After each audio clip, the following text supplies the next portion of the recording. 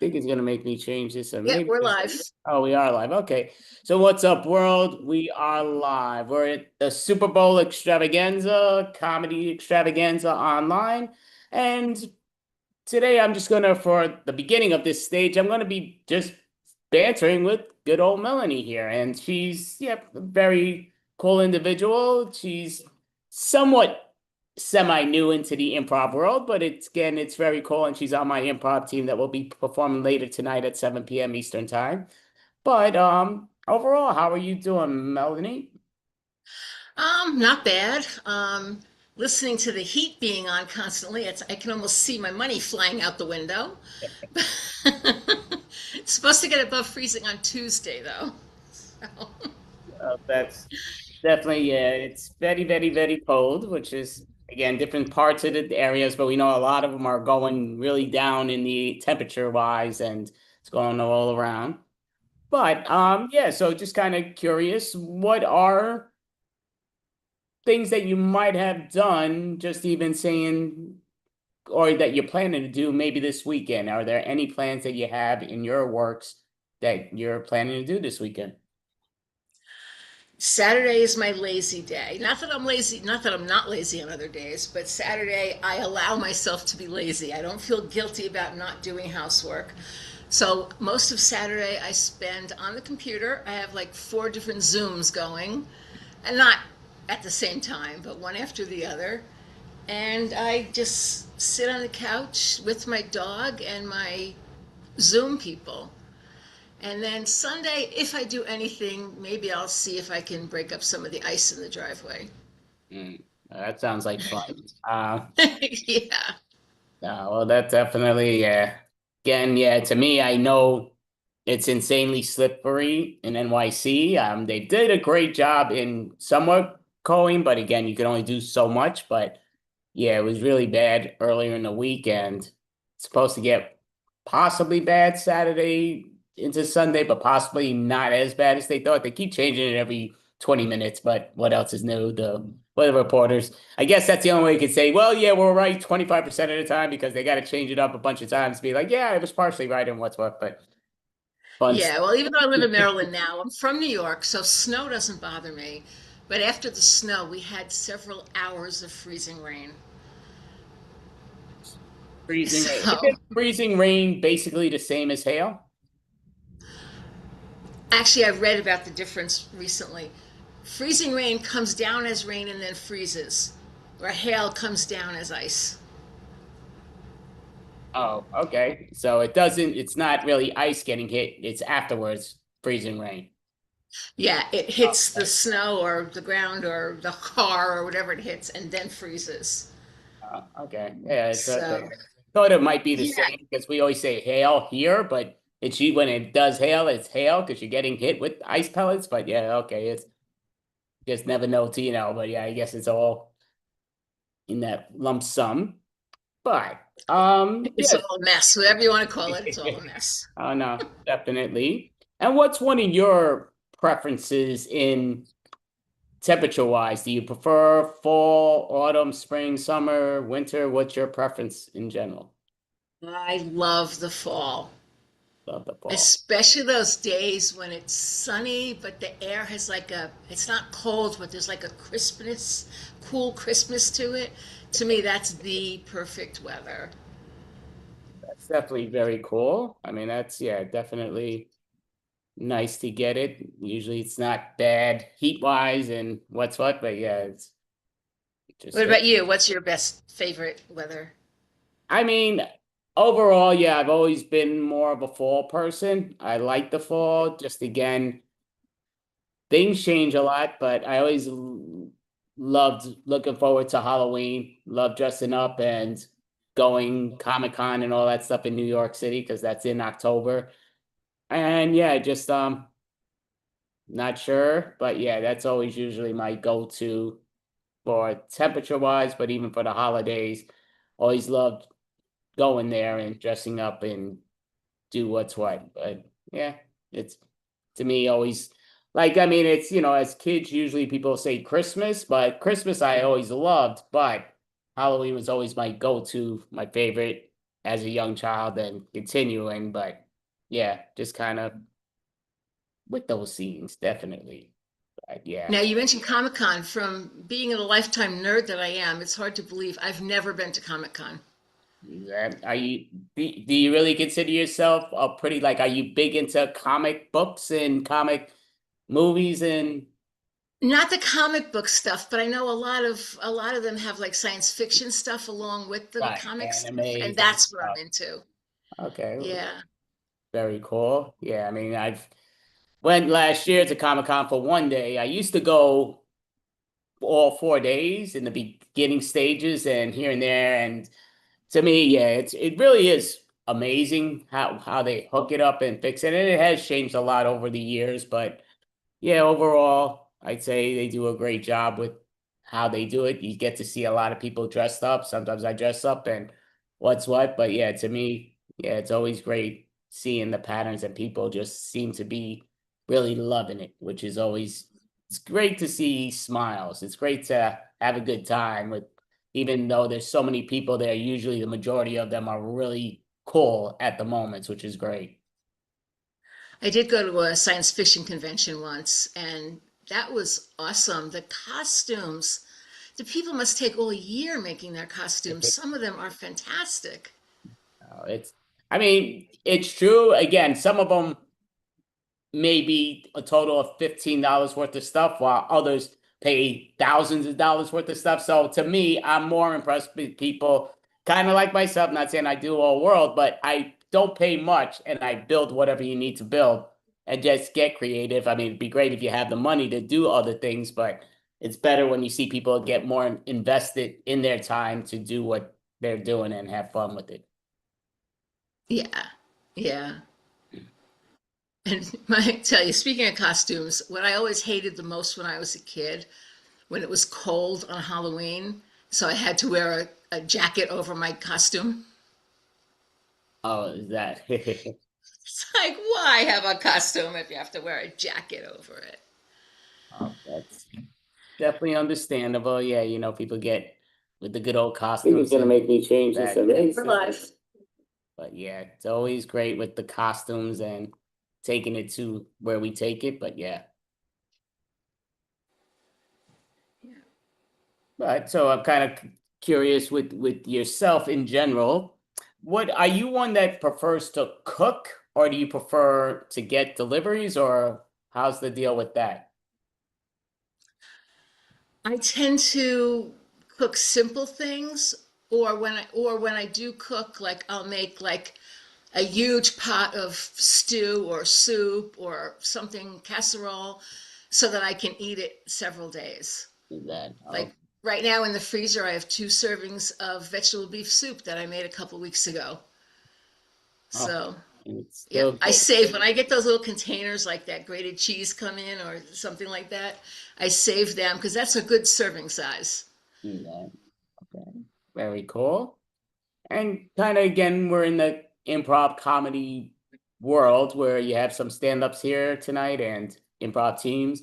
I'm just kind of wondering what type of comedy did you love growing up? Like what comedy comedians got you more into laughing and that you enjoyed watching a lot? Oh, it's hard to pick just one. The first one that comes to mind is Robin Williams. And I loved him not just for his comedy, but for his serious roles too. He was not only a great comedian, he was also a great actor. Yep. No, Um, it was sad when he died. I don't, celebrity deaths don't usually get to me. His did. I mean, yeah, he was obviously a humongous influence to the world, which was very nice, and you just never know until everybody has their little phantom problems and what's what. But yeah, it's yeah, he was legendary, hysterical, great improviser, comedian in that format that he would take a lot of his own words and put them into scripts and just did such a sensational job. But Yeah. I also, when I was very young, I also liked Joan Rivers. that was yeah, Now, Joan Rivers young to people me. here, the young people here have no idea who I'm talking about, probably.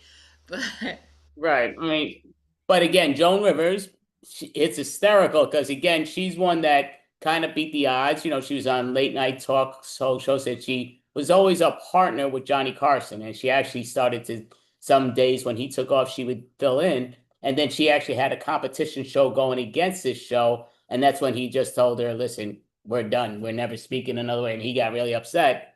But it's hysterical just because with Joan Rivers she was known to be a horrendous improviser. Like she went to the groundlings and she tried to do it, and they all the top performers were saying how bad she was because she denied everybody. It's just like a big no-no in improv. And that supposedly, she didn't do it long, but she was horrendous. But again, she didn't do it for her improv ability. She did it for her stand-up ability that brought her in there. But Mhm. improv and stand up both have their a lot the same but a lot different. And yeah, so it's hysterical though when you hear it. It's like when they say who are some of the worst improvisers of all time that are legendary. Joan Rivers is one of them legendary older individuals that was just terrible at the groundlings. Well, that's interesting. I hadn't heard that about her. But one of the reasons I liked her as a girl was there weren't a lot of female comics in her day. Right. I mean, yes and no. I mean, I kind of agree with what you say, but I always tell people, like I've done these in podcasts and all, and over the years, I've always said like three slapstick comedian females and three slapstick comedian males that I always went to that I love. But I always said in the female versions, I always opened up, and I know there was a lot more than what I say, but when I say the three that I remember as a kid, and even, as a kid, they weren't even around, some of them, but well, the one wasn't, but Lucille Ball. She opened up that door, and that's something as a child I love seeing it in repeats. But to me, she was just a legendary slapstick comedian, and she knew how to beat the odds in every way, shape, and form. Another one that I love, female, that's still around today, I think she's 94, 95, and I got to see her perform at the Beacon Theater at, I think, 85 or 86 years old, and she was outstanding, but was Carol Burnett, and she's still outstanding and does what she does. And I always say that, now I'm gonna forget what the heck, not Tina Fey, who I love, but I love her improv comedy style and Amy Poehler. But holy crap, it's amazing. I just forgot. The girl's been on Curb Your Enthusiasm. Oh man, I always talk about her, and now I'm just blanking out with names. But she's great. She's the one that The Simpsons actually started on her. Tracy Ullman. Tracy Ullman started her show, and I think she's just a brilliant, brilliant. Like so many people won't realize how great of an actress and performer she was because she was hysterical. She could play any part also, but I think those are three legendary women that are outstanding in their comedy bits. Yeah, I agree. Uh, Yeah, Carol Burnett her show was great, and she was more into the skit comedies rather than she did some stand up too, but her show was more known for the skits. Yeah, I know. Yeah, she loved to go to the audience. It was outstanding. And what I'll say when she performed at the Beacon Theater, I give her an insane amount of credit. You're talking about again, I think she was 84 or 85 years old. And halfway through her show, she was standing the whole time and she just is talking to the audience back and forth. She goes, it's amazing. She says, you guys are all coming out here to see me, and I really appreciate it. But she's like, I'm 84, 85, what is she said back in the time, but she was like, you would think they'd give me a chair. I'm standing out here all the time. And then they come out running out with a bunch of chairs, which was hysterical. But then she sits down for a few minutes, gets up again, sits down, but it is ridiculous. How do you not have a chair for so and so? But yeah, she was so brilliant. And it was funny how she reads off with the audience back and forth. And yeah, she again still is amazing, but yeah, she's still one that's still in around and doing a great job when she gets to perform. Well, one ironic thing, I went to see years ago. There was a comedian named Yakov Smirnov, and very few people remember him. He was sort of well known for a brief time, but anyway, the comic who opened for him was Jerry Seinfeld. Mm. So, I mean, since then, Yakov Smirnov nobody hears of anymore, and of Yeah, course, Jerry Seinfeld is everywhere.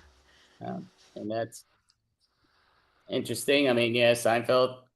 did his very famous show and legendary show, and it's always was based on the long form style of the Harold, which is what Seinfeld was based on in that parentheses. But yeah, it was great because again, he's another one that did improv, but he did comedy and he did the two in a brilliant manner. But yeah, Yeah, a buddy of mine says no matter what's going on in life, there's probably a Seinfeld show about it. very And popular. so often something's going on, somebody's telling me something. I'm like, yeah, on Seinfeld they did that.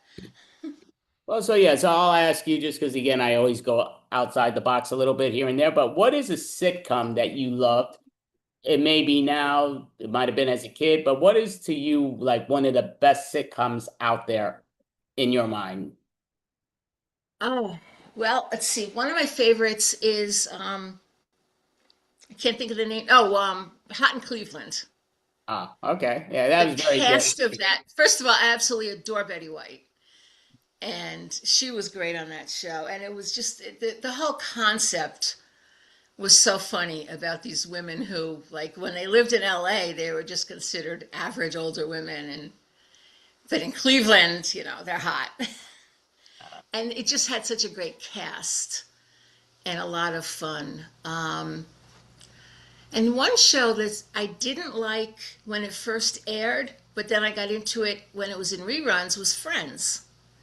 Oh, Yeah, I don't know why I didn't like it at first, but I enjoy it, watching the reruns. And of course, you mentioned Lucille Ball. I Love Lucy is a classic. Yep, that was definitely great. I mean, to me, like again, Friends, I always say I take it outside the box. I think it was a very good show with some great episodes. But again, some people say, well, if you're limited to 25 great shows, again, there's been millions. To me, it's like that. But if there is 25 great shows, it's probably in that bracket of like top 20, 25, 22, 23. I think Friends had many great episodes, but I thought they had some too many not great episodes in my mind. But I thought some very funny stuff. And but to me, my favorite sitcom of all time, anybody that knows me, and even outside the world, because I say it all the time online, was Everybody Loves Raymond. I think that was insanely funny and entertaining. And they just, like a few months back, had the 30-year anniversary of it, which really officially was only 29 years, but they put it as 30 years. But later this year, at the end of the year, will be its 30-year anniversary, but they celebrated already. But it was nice to see a lot of the old cast and them speaking about it. Just, again, a lot of legends have passed, but it was just a really nice tribute that they did in the style. Thought they could have done a little, it was an hour and a half long. I think they could have made it 2 hours long and done a little bit extra, but again, I love that show, so they could have talked forever. I think they are a brilliant cast together. I loved my favorite character on that show was Raymond's father. Peter Doyle, again, Young Yeah. Frankenstein was brilliant. To me, yeah, you're talking about you couldn't go wrong on that show. They had so many great guest appearances and what's what, but I never saw a bad episode. Like even there, I always tell people, even the last episode was just as brilliant as the first 9 years. It was just so brilliant. They didn't search like Seinfeld, great show. And it's another one that had some not great episodes, but overall was a great show. But even their finale was horrendous because they tried to be too funny and it was horrendous. And even Curb Your Enthusiasm then mocked it and had it and did that stuff. But it's to me, yeah, with you're saying Everybody Loves Raymond, I would say that Ray's brother Robert was to me probably the best character on the show just because I think he's like when you're saying great characters of all time, he's definitely in one of those great characters. Peter Doyle was brilliant, but again, it's just a brilliant cast that you have so many. It's like, oh, how do you pick and choose? But I just figure him always, oh, it's always about Raymond, just hysterical, his movements, and yeah, he's was great. But and yeah, he still is, I would say, but yeah, very fun. Yeah, there were so many great sitcoms, though. I mean, I loved Cheers, and then the spin-off Frasier. Frasier. Yeah, no, Frasier. I give Frasier a lot of credit. Just again, you're talking about it was the one I would have thought like, why are you doing a spinoff? Like this is the one character you should not do, but he made it insanely successful. And he actually just came back like the last 3 years. I think he did 2 seasons. And I'm not sure if they're gonna renew the third season of back to Frasier being today with his kids and all this stuff. And if they had some of the old people that were on the shows in the past of Cheers, and I thought, yeah, with Frasier. And yeah, I liked it. Again, to me, for them bringing it back to today's format, I still think they did a really good job of, Frasier with his son and what's what. It's the originals you can't beat, but I thought they still did a really good job. Like some of them, they come back and you're like, wow, you should have stayed away. But no, I still thought they did a very good job with Frasier coming back for those two I haven't seasons. seen it. I think it's on a network that I don't have. So, but I've seen the ads for it. It looked good. Yeah, no, I give them a lot of credit. And you also had talking about Everybody Loves Raymond, the one that plays the wife. Oh, now I'm forgetting her name, Deborah. Wow, I forgot her name now. But Deborah's her name in the TV show. But she Yeah. actually was guest appearance on Frasier a couple episodes, and it was hysterical because to me, I didn't realize it was her, but I mean, she's just so great and like, I mean, such a great actress. Like my brother always said it also. He was like, she is by far and away the best sitcom mother of all time. Just her whole attitude, personality, and it was hysterical. But yeah, she just brought a great, great, great style to the table of Everybody's Raymond. But yeah, she rose to it, and yeah. Yeah, there's a lot more realism in that show because I was thinking about like some of the older shows, like the Brady Bunch, so unrealistic. Like this blended family and everybody loves everybody. I mean, it usually takes a little while for that love to develop. And the Brady Bunch seemed to just, okay, we're married, everybody love everybody now. It's yeah, the Brady Bunch. I mean, as a kid, I loved the show, and as an adult, try to watch it. I'm like, what the heck was wrong with me? Like, like it. Sometimes things in the old times, you watch it now, it changes in your mind, but I'm just like, it really was super corny. Though I love the movie, The Brady Bunch, which came out like in 1998, but Shelley Long was playing, Mrs. Brady, and they did a great hysterical thing of being in 1998 of them being the oh doity doity, and I thought that it was very funny, and yeah. Yeah. So And I am very glad you're doing this today because, like we were talking about the weather before, two-thirds of the country is under ice and snow. So people need to laugh. So doing this show is great. Give me 1 second. Somebody's just buzzing my door. I don't think I'm expecting it. It might be one of the delivery people, but wait 1 second. Just buzzing in. Okay, now I wish I had prepared something for if I was alone for a couple of minutes. Yeah, just hit the buzzer. It's all good. Even there. That happens here every so often, but sometimes I have my medication that comes. I'm like, oh, wrong day or what's what. And sometimes they just will ring the wrong buzzer, but a lot of times I'll ask, but when it's a long buzzer, it's like, okay, it's meant for me. It's not one of those mistakes probably, but sometimes people buzz every apartment just to get in, but didn't Oh succeed. yeah. Yeah, it used to happen a lot in the building I used to live in. Just annoying. It was especially annoying when it woke me up. But Yeah, I know. Like that definitely could be a nuisance with the whole thing. But yeah, it just goes down to it was funny because yesterday I was watching a little of Whose Line Is It Anyway? Obviously all repeats now, but again, it's all improv shows, and that's why, the most popular improv in the world is short form, and that's because of Whose Line Is It Anyway? Like New York City, long form's more popular than short form. And again, they have short form too, but again, it's just more popular. And a lot of areas have long form more popular, but worldwide it is short form, and that's because of Whose Line Is It Anyway? And they bring that really fun so entertainment. you're saying more it's more like by the performers or by the audiences? Well, it's the audiences that love it because of the performers doing such a great job. And again, you're talking about that was on for 2 decades, even though it split up and left and came back. Drew Carey originally was in it, then Aisha Tyler was the next host that was doing it, and she did a great job with that. But Wayne Brady, again, just a musical genius, could pull anything out of left field, and he's got a voice.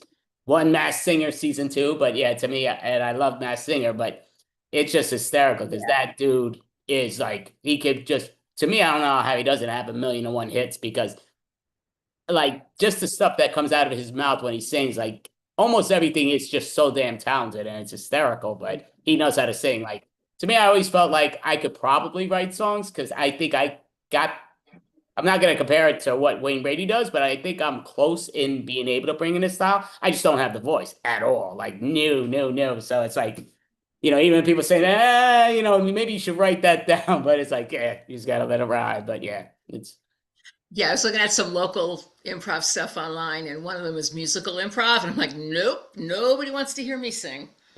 well, I'd be honest though, like I've done musical improv twice in levels, and I did musical improv where we used to go down every week and do a lot of stuff, and it was really good back in the days, but improv when they were telling me musical, I'm like, not a chance.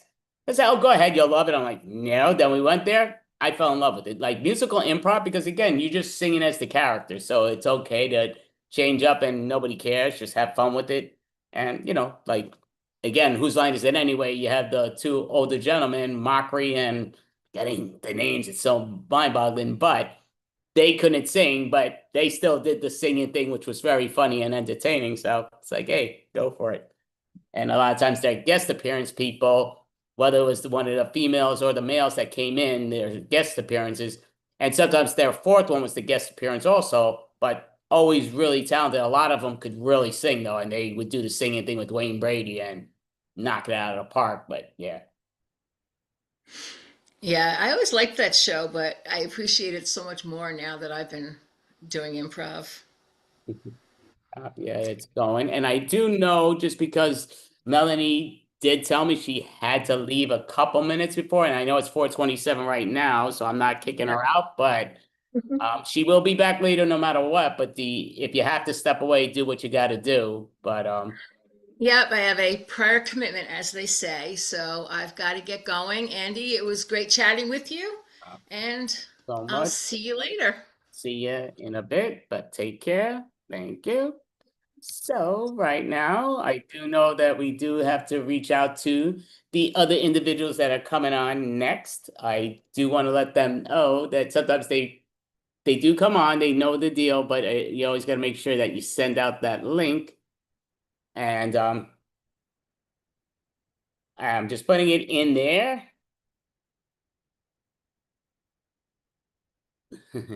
And I'm writing all the stuff that I put down there.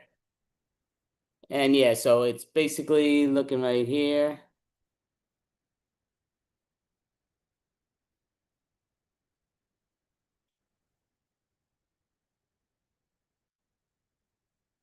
Hit that.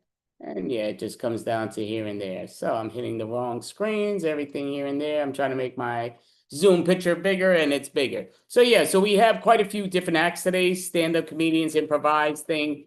And the act did change a little bit just because again, sometimes people can't make it. Things happen with the weather and all that good stuff that does change it. Lots of these people are like, how could the weather change it? But again, that some connections don't work as well because of the cold or blizzards that happens outside the box of different spots.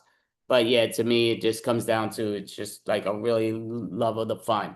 So in general, I'm like looking over here at my schedule just to mention out some of the schedules. So we do have Extreme Improv that is coming up next. That's run by David Riley Pizanski. They do an hour show of improv, short form style improvs, and it's really fun, very entertaining. And they should be up on about another minute. And they'll be coming in, and I'll probably join their thing. Then you have Joshua Previn. He's an individual is the fourth smartest man on the planet, and he basically does a really entertaining thing, and he'll be on at 5:32 scheduled. Then we're going the messages. Just want to make sure they're not asking me for the Zoom thing because I don't want that to be why they're not here yet. But um, oh yeah, they posted. Okay, perfect. So yeah, looks like they're trying to get in, which is good. That's always a good thing. So then, yeah, we later on we have another act that did originally was scheduled for 5:46, but he got pushed back, so he's gonna be scheduled at 10:20 p.m., which will be fine. But it's yeah, he's scheduled at 10:20 p.m. It might be at 10 p.m. depending on if the other act that may or may not appear. We'll find out when that happens, but it's all good with all that stuff. So I'm like hitting all the wrong buttons or the right buttons, but that's all good. So yeah, and then after that, they do have at 5:41. So it's either going to be myself or at 5:46, it's either myself or at 6:08, you have three prop that's coming on. What's up, David Riley, Pazanski? And then yep, after the three prop, you have Anthony Renda, who does a great stand-up comedian that he always is usually in his car. Sometimes he's at work as he's performs, but it's always great. Then the improv professionals come on, bunch of short form and long form improv that goes, playing the different games depending on how it goes. Then Timeless comes on at 9 p.m. Eastern Time. Then Cyber Jam, Katunia Jam combined with their arts, only some of them each can make it, so they put themselves together and they perform at 9:30 p.m. Eastern Time. Then the great April Brucker performs at 10 p.m. Eastern Time. And then we have Aaron Despiva and Orb coming up to perform, and they do a great job. So they're scheduled either at 10 o'clock or 10:20, depending on April Brucker's schedule, because she's like a last minute thing to find out if what's going on. But so for now, I guess I will introduce the great David Riley Pazanski. So you can pop on up, David, and I'll make him also a co-host so he get the power. And we got there. So what's up, David Riley? Oh, are you on mute? Did I? Can you hear me? Can you yes, hear me? yes. Okay. There we go. Sorry, I was on mute there. Andy, it's just you and me here. How are you? I'm doing all right. I didn't know it was just me and you, but Nor did I. Nor did I. I think, from what I understand, Norm will be joining us, Orion will be joining us. I'm just going to ping them a message right now. So I'll just say, because I just shared the link again, because it may have got slightly buried. definitely. Jump on if you are Here comes Norm. joining. Perfect. There we go. Yeah.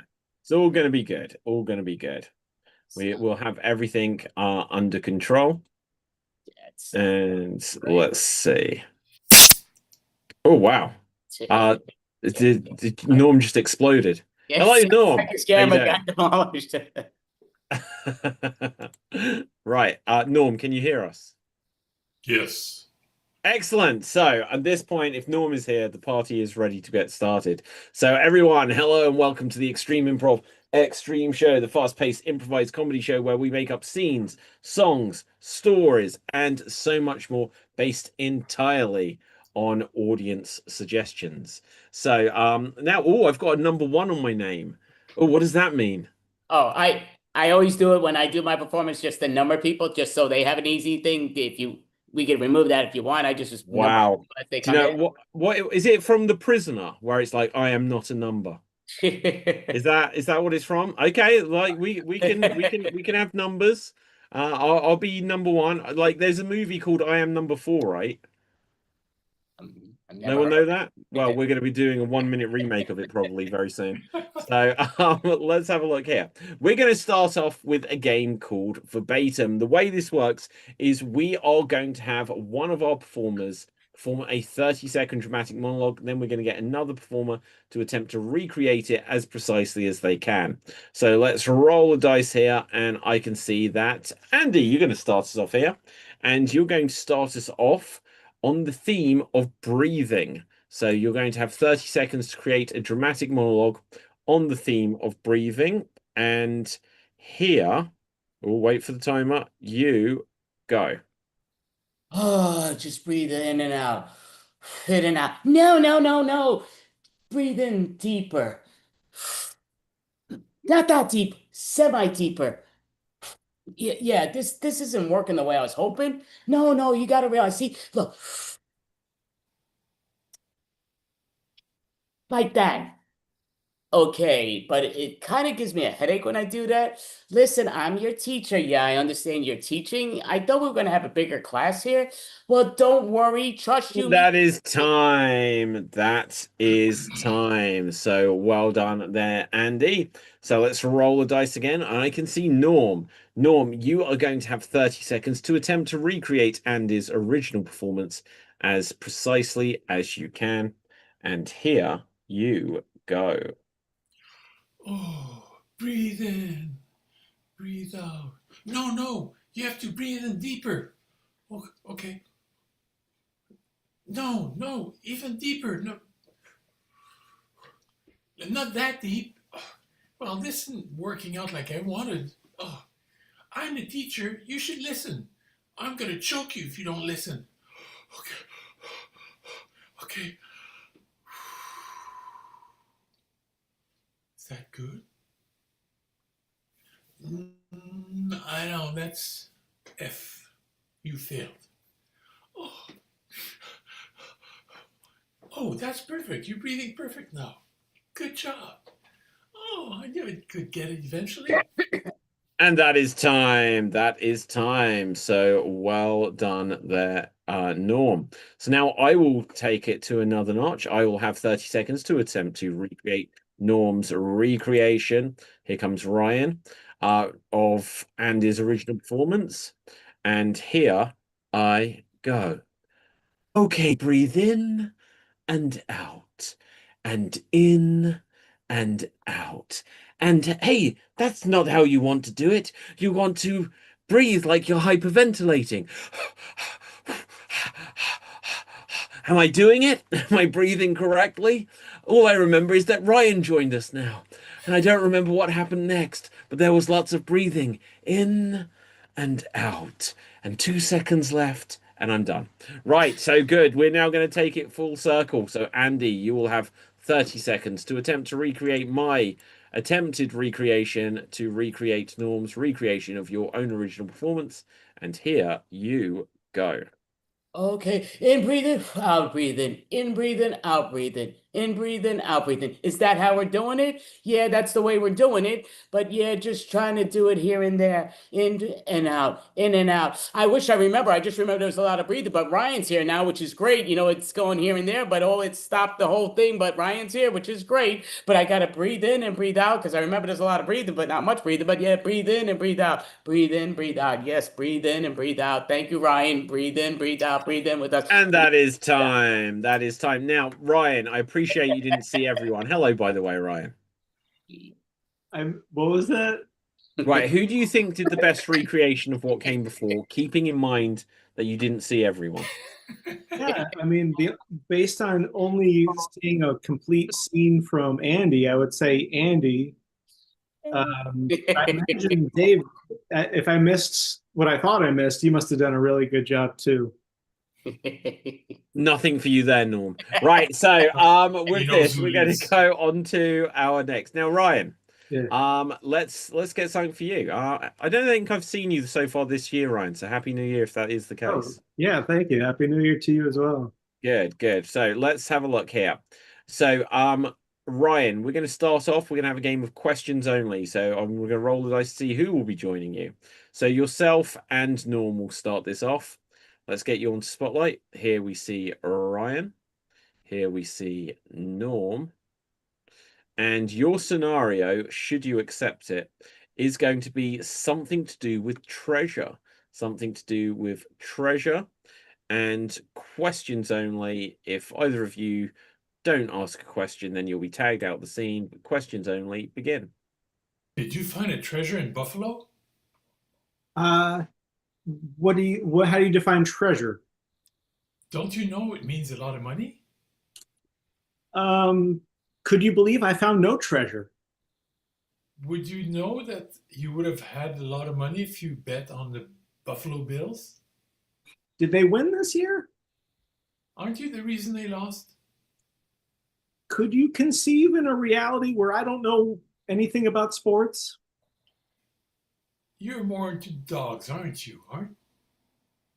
Did you know the reason I went to Buffalo's? Because I was looking to see where they roam. And do they? I don't think they do. Are they buffalo or bison? I guess if I talk like this, David thinks I asked a question. Oh, it's true. I did. Right. Okay. I'll tag you out and I'll tag myself in. What's happening? What's up? Didn't I just ask you what's happening? How am I supposed to know? Why are you being so sketchy? Haven't you been to Buffalo? What happens in Buffalo? Don't you know what happens in Buffalo stays in Buffalo? Are you concealing something behind your back? Are you seeing it right now? Is that a shovel? Do you want a shovel? Who have you buried? Do you pile it high? What does that mean? Don't you know what you smell right now? What is that? Isn't it what we just produced after our big meal? What did you produce? Isn't it fertilizer? What have you been eating? Haven't you ever been to Taco Bell? Would you believe I've only ever been once?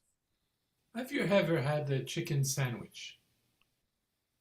What would I? Oh, right. Okay, I'm tagged out, and Andy, you are tagged in.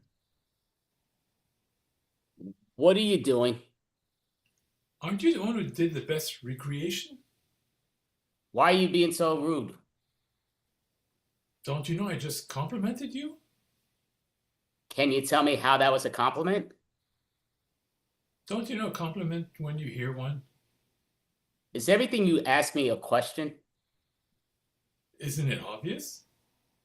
Can you just ask me a non-question? Could you show me how? Will you show it to me in mine? Well, I Don't call her. could not. And that is scene. Well done. Well done. So with this, we're going to go on to our next improv challenge. Let's see what we're going to do. We're going to do some 1 minute remakes. Each of us will get a minute to recreate something. So I'm going to let us have a little bit of choice in this. I'll use suggestion generator to just grab something. Let's roll the dice to see who's going to go first. Oh, it's going to be me. Could someone suggest a movie for me, please? Bug's Life. Bug's Life. Okay. And here I go. Okay, wait for me, everyone. I'm going to show you this great new invention. Flick, we don't have time for you. I've got to get this right. And my mama over there, she's the queen ant. What are you doing there? Nothing, Mom. Everything's going great. Working, working, working. But look, guys, this can make things go really fast. Oh, no, you destroyed the crop. You big klutz. What did you do that for? Don't you know that the cockroaches are coming soon? Hey, what's going on here? Hey, everyone, I'm the comedy cockroach. Right, so where is our food? Oh, well, it was here, but Flick, it was me. I lost it. Oh, silence, Bug. Now, if you don't give us double by this time next week, we're gonna squish you. What are we gonna do? What are we gonna do?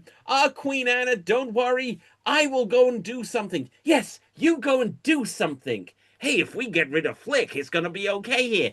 Hey, Flick, it's really nice to see you. Hey, little girl, I'm gonna go and get some warrior bugs. Hey, look at this. I'm the flea. I run the circus here. Hey, oh, I am so happy and hungry. I am so hungry. We're twins. Right, so you're gonna be perfect. You gotta come here. We're gonna put on a show that will show those creatures something they'd never believe. Oh, a show. We should go there. Oh, I've run out of time. And there we go. Now, what I was going to say before it landed on me is that you can choose either to have a random movie or a random TV show. So let's see who we're going to land on here. Ryan, would you like a movie or a TV show?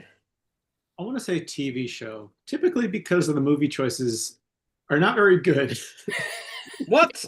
Right. Okay. So for the TV show, could you give us a 1 minute remake of Sons of Anarchy? Sons of Anarchy. And here you go. Ching, ching, ching, ching. One day I'm going to ride a real motorcycle. Cut to 12 years later. I want to get in that gang you're in. Beat it, kid. You're no good for our gang. We are taking on the other gangs. We're not a gang, we're a club. And if you say gang, we'll correct you because Club is the politically correct word that we use to jazz hands and jazz hands. Please let me into your motorcycle club. He said the word. He's in. Let him in. Now you're for initiation. You must do a perfect recreation of Hamilton from beginning to end. Oh, I don't. Okay, if you must. Dear Mr. President, and didn't see that one either. Cut to the end of that. You did a spectacular job, kid. Now take this knife and go murder the boss of that other gang. We do say gang after all.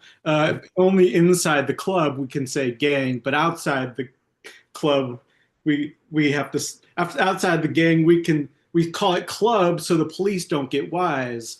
And that is time. That is time. Thank you very much there, Ryan. Let's see. Andy, you're going to go next. Would you like a movie or a TV show?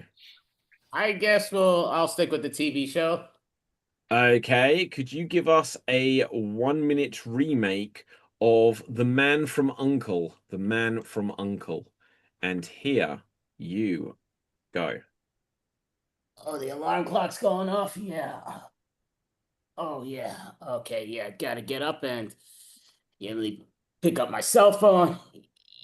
Yeah. I know I'm supposed to be there. Look, yeah, I'm the man from Uncle. It's okay. I'm just gonna be late. Everything's going here and there. Yeah, don't worry. I'm getting in my car now and getting into the truck. I'm gonna drive. Everything's just gonna be a little behind the schedule, but yeah, don't worry. Oh, yeah. Oh, hi, Mrs. Pretty. Yeah, okay. Well, here yeah, go there's. Yeah, oh yeah, take your nooks and crannies, and here's your delivery. Oh yeah, oh thanks for the tip. I appreciate that. Oh, Jerry, what's up, Jerry? Oh, I didn't bring it today for you. It's okay. But no, you gotta understand. No, you gotta bring it. It's important today. Yeah, I understand it's not so important today because I didn't bring it. And you know what? So what if we go back to where you gotta go and we can do this together? Come on, Jerry, you always do this to me, but it's okay. Don't worry. I know what we're gonna do. We're gonna do it all in pizzazz, and it won't take much time. Well, again, I'm 45 minutes away as is, so it is going to And that is time. That is time. Well done, Andy. So, Norm, what would you like, a movie or a TV show? Well, for variety, I'll make it a movie. Oh, But you will okay. know the difference. Yes. Could you give us The Hobbit, The Battle of Five Armies? The Hobbit, The Battle of Five Armies. And here you go. Hey, little Bilbo, come out of there. Oh, not another mission. I hated the last one. Well, you're needed for a big mission. It's always a mission, life or death. I don't want to do it. You're the one with the big feet and can walk a long distance. I know, but I was born that way. You gotta do this mission. Oh, okay. All right. Well, who is gonna fight with me? Well, we got the elves. We gotta fight the orcs and the trolls, and there's those dwarves underground that they're pretty handy with a battle axe. Oh, okay. But aren't they all enemies? Yeah, it's your job to unite them. Oh, jeez. Why can't you give me an easy job like playing Tiddlywinks? That would make a good movie. Okay. And that is time. That is time. Well done. Well done. Okay, so let's see. We're going to go on to our next improv challenge. We're going to make up some jokes. We're going to make up some jokes that will follow the rhythm. Why did the blank cross the road? Why did the blank cross the road? And let's see what we've got. Why did the tennis player cross the road? If you have a joke, give a wave. Norm. Why did the tennis player cross the road? To find his love. Aha, Ryan. Why did the tennis player cross the road? Because he ran out to Gassi. Ah. Why did the tennis player cross the road? Because he had just stolen something, but he'd got caught. Andy. Why did the tennis ball cross the road? Because he didn't want to get all pickleballed out. Aha. Okay, Norm. Why did the tennis player cross the road? Because he thought he would have a net advantage on the other side. Aha. Okay. Why did the tennis player cross the road? Because he'd just come out of the bachelorette party and he was not a hen, man. Ryan. Why did the tennis ball cross the road? Because he didn't want to scuff the old man's walker. Aha. Okay, anyone else? Norm. Why did the tennis player cross the road? Because he wanted to join that new spa, the Spalding. Aha. Okay, anyone else for tennis player? Anyone else for tennis player? Andy. Why did the tennis ball cross the road? Because he was green with envy. Okay. Why did the tennis player cross the road? Because there was rumor that in this dark night it was so clear you could see Venus and it was serene. Ah. Okay, anyone else? Let's get another one. Why did the mail person cross the road? The mailman, post office worker, however you want to interpret this. Right, okay. So why did the post Norm, explain what this is going to be. Why did the mailman cross the road? Because all the people on this side were going postal. Haha. Andy. Why did the mailman cross the road? Because he was getting mailed. Aha. Why did the mailman cross the road? Because he saw a female woman he really fancied. Okay, anyone else? Ryan. Why did the mailman cross the road? Because he saw a brush fire and he needed to stamp it out. Aha. Okay. Why did the mailman cross the road? Because he heard that likewise there was going to be some nice sky like activity. And there was in fact going to be a solar eclipse and it would envelope the entire night sky. Anyone else? Norm. Why did the mailman cross the road? Because he thought he saw an Amazon princess. Okay. Wow, it's not quite ready. Right, anyone else going once, going twice? And let's get another one. Okay, so something about a let's see. Why did the Empress cross the road? Why did the Empress cross the road? Why did the Empress cross the road? Andy. Why did the Empress cross the road? Because she wanted to see everybody follow her. Haha. Okay, Norm. Why did the Empress cross the busy road? Because she wanted to impress her boyfriend. Damn, I was thinking something similar. Right. Why did the Empress cross the road? Oh, no, it's not really good. So, why did the Empress cross the road? Because she wanted to pick up a penguin. Emperor penguin. Now, there's a chocolate bar we have in the UK called a penguin. Wasn't quite formulated, but anyway. The joke that is, not the joke. Press. Haha. Press. Haha. Okay. Why did the Empress cross the road? Because she wanted to queen them. Queendom, she doesn't even know them. Sorry, I didn't have one. I just wanted to say that. Right, okay. So let's go for one more and we're going to go with Vicar. Why did the Vicar cross the road? Why did the Vicar cross the road? Okay. Andy. Why did the vicar cross the road? Because he had no clue who the hell he was or what he was doing. Do you not know what a vicar is? I don't. A vicar? Does it? Wait. Yeah. It's like a preacher. The dirty vicar. Oh, is it a preacher? Yeah. I never heard that in my life. Right. Okay. Wow, that's interesting. Okay. Lived vicariously. A vicar, a preacher, a pastor, however, they're all basically the same thing. Right. Okay. So why did the vicar cross the road? Well, I must confess, I don't know. Right. Norm. Why did the vicar cross the road? Because he drank too much vicar. Ryan. Why did the vicar cross the road? Because he saw some vapor rub. Vicar? I didn't even know her. Why did the vicar cross the road? Because he honestly wanted to. He really did. Church. Andy. Why did the vicar cross the road? It was because everybody was blaming him and he had none. Why did the vicar cross the road? Because he saw the dignitary Mon. Well, Sir Mon. Right. Anyone else? Um, no. Why did the vicar cross the road? Because on this side there was a pew. Right. Anyone else? Ryan. Why did the vicar cross the road? Because he saw a thief who was in the middle of a conundrum, and he didn't know if he should help the thief or stop the thief. So he thought, should I nab or tackle? Haha. Tabernacle. Okay. Why did the vicar cross the road? Because someone else asked, who wants to cross the road? And he said, I do. Norm. Why did the vicar cross the road? Because there was somebody across the road that was giving out a new type of mint, and he wanted to test the mint. Haha. Okay. Anyone else? Why did the vicar cross the road? Because he needed a new doorbell and he wanted to buy bell. Andy. Okay, I apologize, but why did the vicar cross the road? Because he saw the little chicken and he wanted to play with this cock.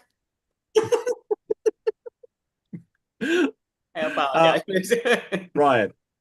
Why did the vicar cross the road? Because he saw the choir director and he thought, oh, that's just him.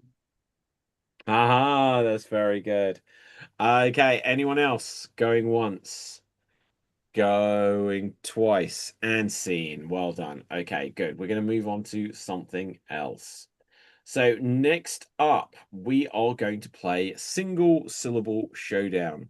There'll be 2 performers in the scene at any one time, and everything the performers say will have to be single syllable words. So, for example, they can say hi, but they cannot say hello. They can say Dave, but they cannot say Dave-id. They can say Norm, but they cannot say Normid. Okay, so you get the idea. Right, let's see who's going to start us off. It's going to be myself and it's going to be Ryan. Let's get us on the spotlight. So here we see myself. Here we see Ryan. Let's get a random suggestion of where we are, what we are doing. And we're in a sandbox. We're in a sandbox. And here we go. That's great. You want a scoop of sand? Yes, I do. Here. Oh, my eyes. I did not mean to do that. Why would you do this to me? I thought you loved sand. I do love sand, but I loved sight more. Sand or sight? Oh, Is it a choice? Why can I not have both sand and sight? how about? We'll tag you out. Right, okay. And Andy, you are in. Hi, Who goes there? I'm your friend. I'm blind. So I'm still your friend. Wait, why are you not shocked that I'm now blind? Did you set me up? I was not here. So, that's how it is it? You were not here for me, your friend. You did not ask. I did not think I need to. You don't think tons at all. Whoa. Wet stuff for my eyes, please. Here's some wet.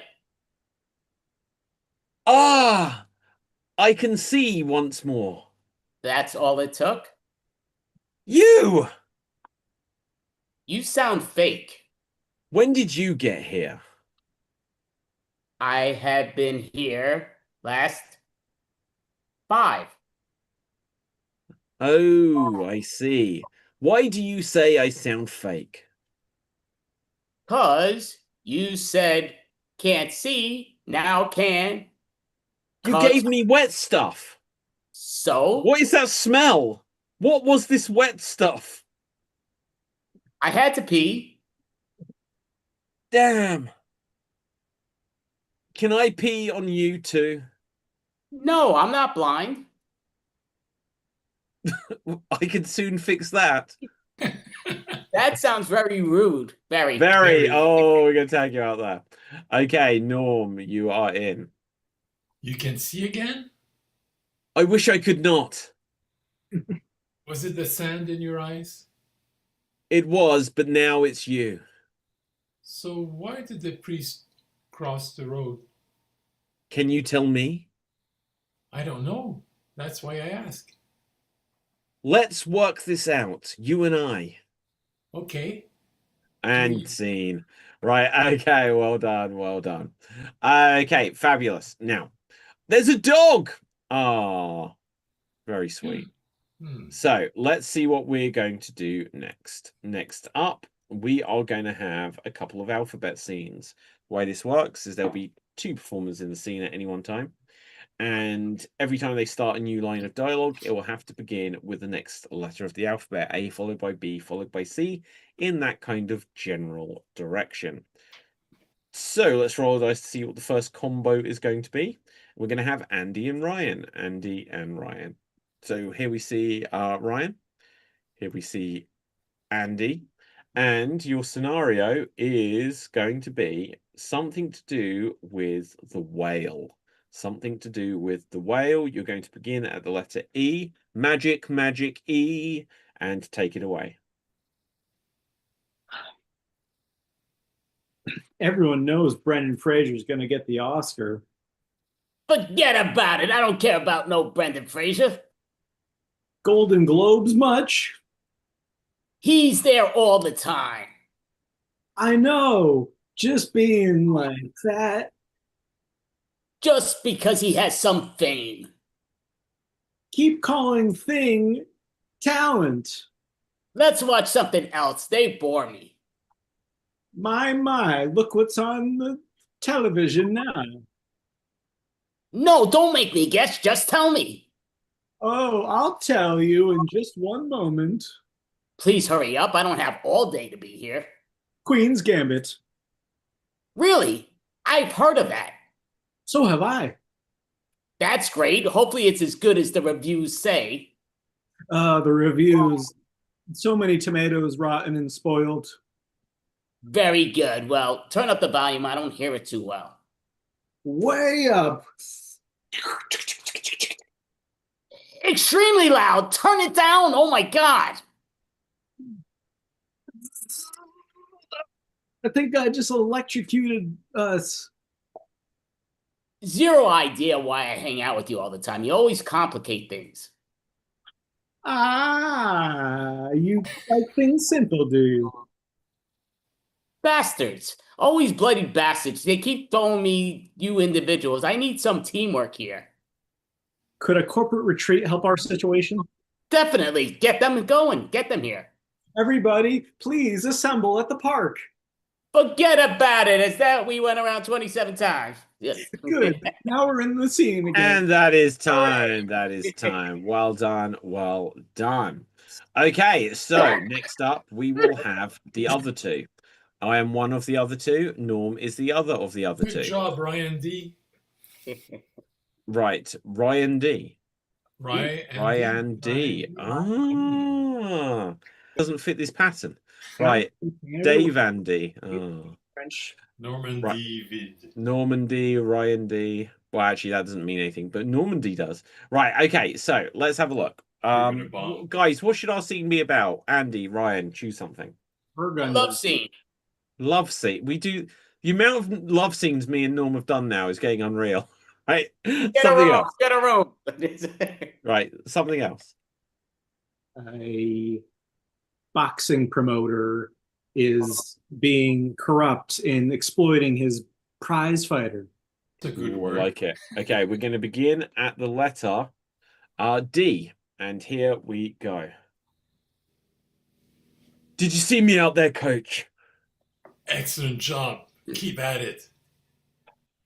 Fight's coming up in a minute. Round 2. Good. And now you know the uppercut and next round. Hey, you think I need to uppercut? But that's my weak spot. I do. Just a moment, coach. You're not on the take, are you? Know this. I want you to knock him out. Listen, if I go to knock him out with an uppercut, he'll definitely hit me. Many times he will. No way.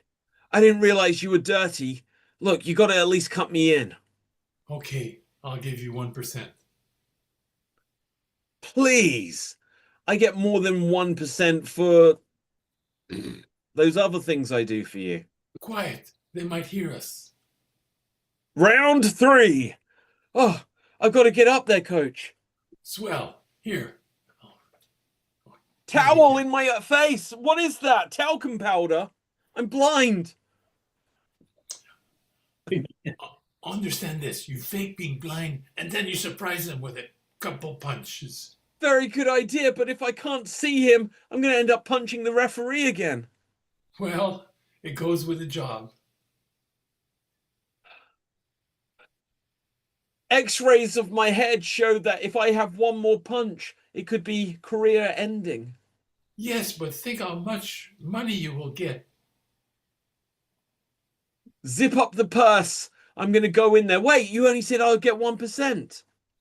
All right, I'll double your chair. Blind! Don't forget that I'm blind. Quick, give me some wet stuff. Can I throw you sand instead? Douse me with it. And Excellent. scene. Okay, excellent. Good. Oh, wow. I haven't boxed in many years. But I never put stuff away. Now we know why. Right. Okay, now let's have a look. We're going to go on to our next improv challenge.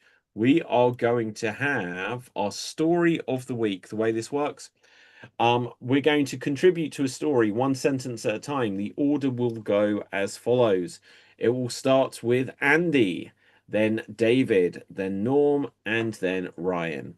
And we'll keep going around, so you only need to remember the person that speaks before you. So Andy, David, Norm, Ryan, back to Andy. And let's see what this scene is going to be about. It's going to be something to do with public speaking. Something to do with public speaking. Andy, give us our opening sentence. One day, as I prepared for my public speaking day, I realized that perhaps I wasn't very good with words. So I researched in many books about speech writing.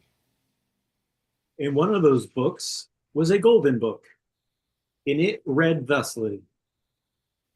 so I decided to just go there and speak away. Greetings, everyone. My name is Normandy. And if I don't succeed, I'm going to bomb. And by bomb, I don't mean anything terrorism related, but I may fail to perform. And the reason is I ate a lot of beans, so you know it comes out of my other end. But enough jokes. Now it's time to get down to business. To be or not to be? That was the question. It no longer is the question. The question is the answer before the question. That's how you know what the answer actually is. As these words were leaving my mouth, I suddenly realized that my concussion wasn't resolved yet. So they called 911 and carried me away. And I said, wait a minute, I thought I was in the middle of writing my book, and you're telling me I'm hallucinating.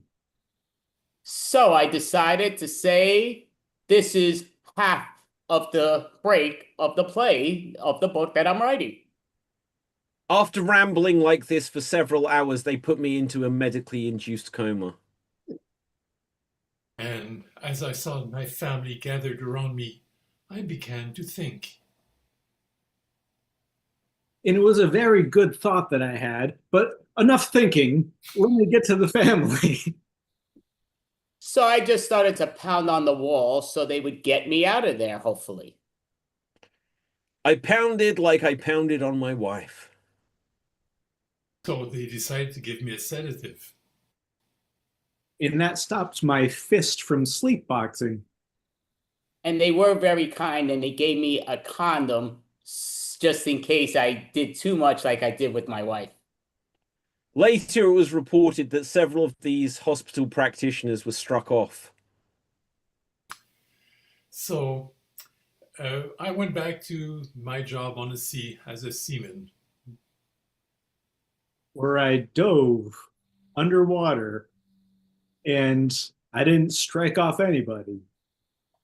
So I figured that's just one safe way to get wet. I really enjoyed the wet stuff. It's useful to get sand out of your eyes. It's also useful to get sand in your eyes if you're blinded from boxing dust. That's why I love to stay away from beaches. Suddenly, I realized that this would be the basis of a perfect public speech. Beach about rambling on. And that concludes my TED Talk. Please arrest me. And scene. Well done, well done. Nailed it, got it in one. Okay, so with this, we're going to go on to our next challenge. We are going to play a game of Pun Panic. The way this works is each of us will get a minute to perform a stream of consciousness monologue where we will have to include as many puns as we can on a set theme. So let's see. Excuse me, who's going to go first? Now, the categories, when it's your turn, that you can choose from: fictional characters, real people, professions, movies, books, locations, fears, animals, or objects. And once one of us has used one of the categories, then that category is gone for everyone. And if you get a word that you don't think you can work with, you have the opportunity to trade it for a random word. So let's see who's going to go first. And it'll be Ryan. Do you know which category you would like? Occupations. Ooh. Okay, so you have got test pilot. Do you want to do as many test pilot puns as you can, or do you want to trade it for a random word? Now you can interpret it fairly loosely. Sure, I'll do it. And your time begins now.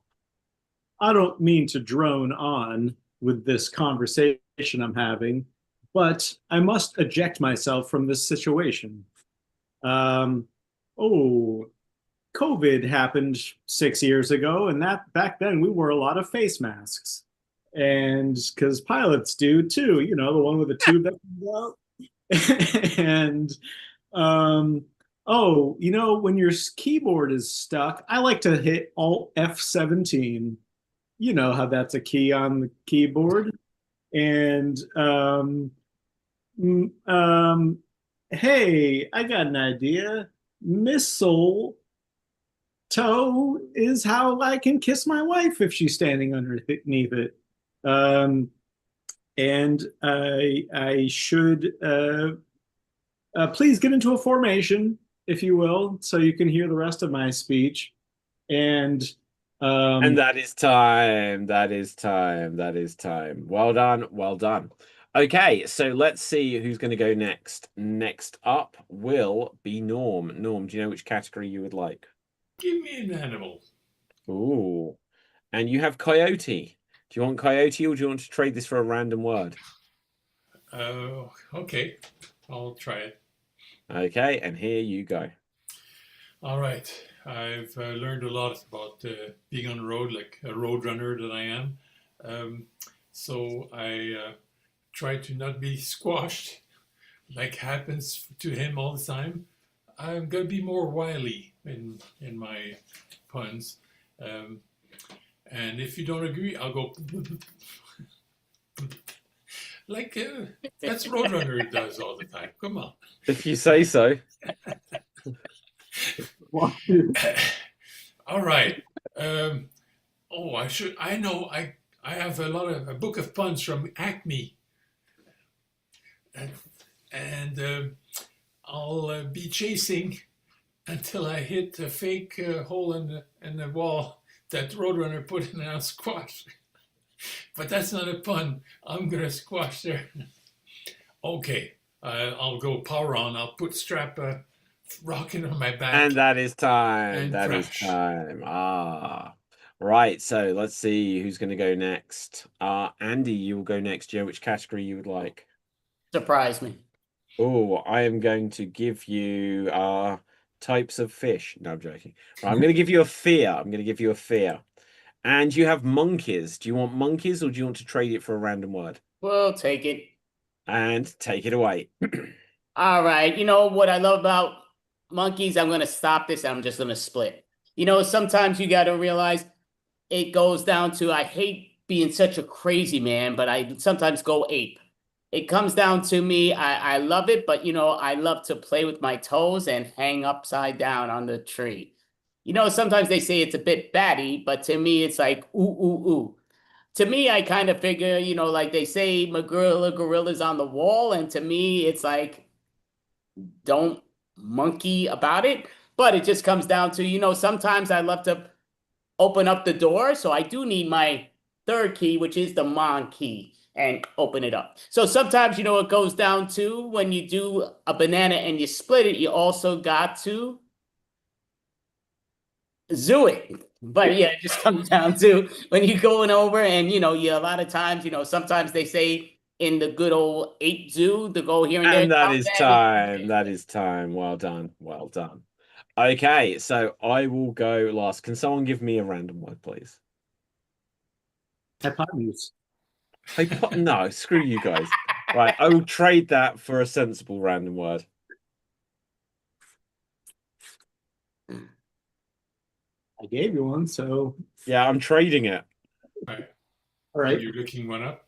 3D. 3D. 3D. Okay, 3D. Jesus.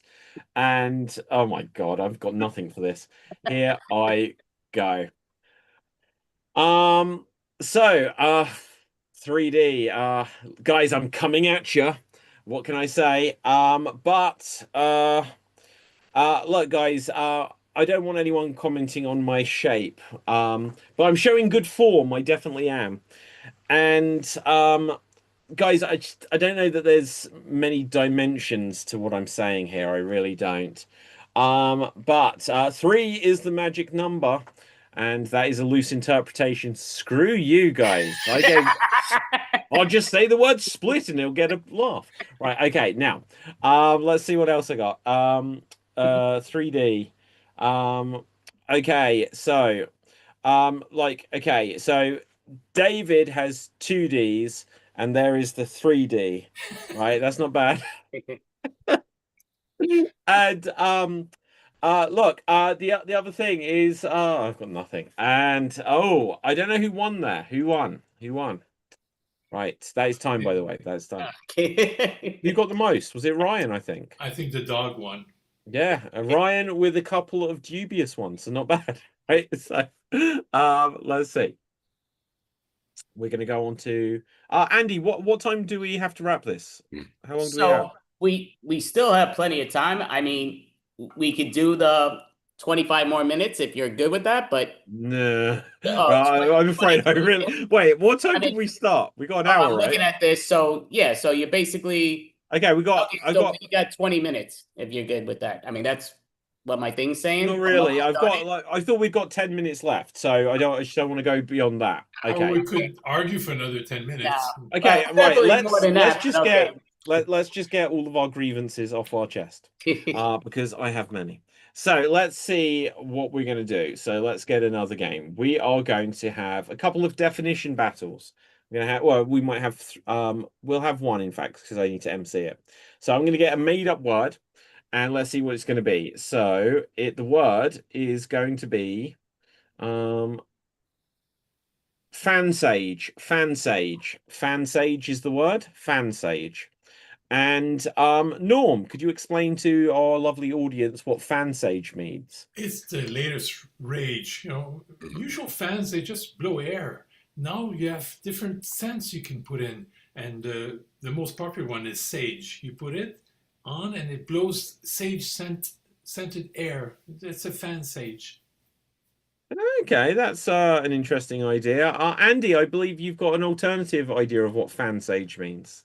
Yeah, fans age are usually collectibles of on all fans. You know, it's the age of the fan. So some fans ages are 100 years old and some are 20 years old. Some are 20 minutes old. I mean, it's the age of the fan. So, but the antiques are obviously 30 years or older, and they're beautiful and they're locked up. But that's what makes it a fan's age, because again, it's the age of the fan that makes it more antique style. So the older the fan, the better it is. I feel like I have learned something today. But Ryan, I'll be honest. You didn't look impressed. I think they may have got this wrong from your expression. Could you tell us what you say fan sage actually means?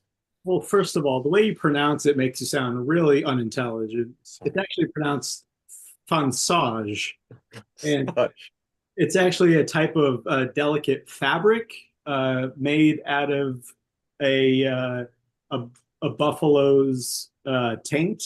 That's why it's called fansage, because it has to be delicately massaged, so all the tough elements of it become much more delicate. And because buffalo tends to be very hard and sturdy and stern, it has to be processed in such a way to make it a delicate cloth that a lady can sneeze into or can throw in the air when she's been taken by surprise, or can be released when she faints out of shock and horror at how you pronounce fansage. Well, Nice there we famous go. Buffalo. Well, do you know what? Like, I think you're all right. But I think I'm gonna give it to Ryan for getting that pronunciation of fansage there. Oh, I went My to favorite part of that, I'm just gonna say, the thing that tickled me most is you said it was made from a taint, right? yeah. Right. And then you said, what type of taint? What animal's taint did you say it was? Buffalo. A buff. Yeah, you're like, and so it's made from a buffalo's taint. So that's why it's a fansage. It's like that explains it then. Oh, I love it. Okay, good. So let's see what we're going to do next. We are going to. Okay, so what we're going to do is we're going to do an extreme monologue to decide who will be tonight's Extreme Improv Extremes champion, and then we'll do some jokes until we get to half past. Right. So let's see. We're going to have one character, and let's see who it's going to be. So we have got George H.W. Bush. So George Bush Sr. is our character. And the scenario is you only want to speak in rhyme. I love it. So George H.W. Bush, he only wants to speak in rhyme. This is an extreme monologue, so you're not allowed to repeat any words. You're not allowed to hesitate. If you break any of these rules, then someone else can call out freeze. So let's see who's going to start us off here. And it's going to be Norm. Norm, you are George H.W. Bush, and you only want to speak in rhyme, and your time begins now.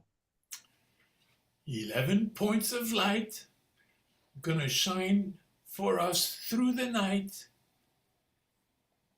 and we will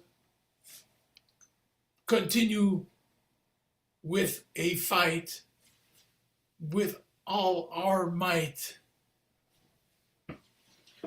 That's just right. Ryan raised his hand. Oh, freeze, freeze. What's the challenge? with Oh, I thought that as well. Okay, so 31 seconds are gone. 59 seconds remain. Ryan, take it away. gonna do it not very hot. Cook this pot. Son born yesterday. President every day. Terrorism eliminated. Mostly created. Al Qaeda before. ISIS adore. Jihad no. Freeze, freeze. It just I don't want to get us cancelled. Right. Okay. So I'm gonna on good taste here, but I'm gonna go wrong. So anyone who wants to throw in can do. And here I go. George W. W.F. Bush. Bush. Freeze. Go on, Ryan. You're back. I just wanted to stop us before you went too radical with it, and continue. Squeeze a hiney in public. Senior moment. Rub it. And that is time. Well done. Well done. So, Ryan, that means you will be tonight's Extreme Improv Extremed champion.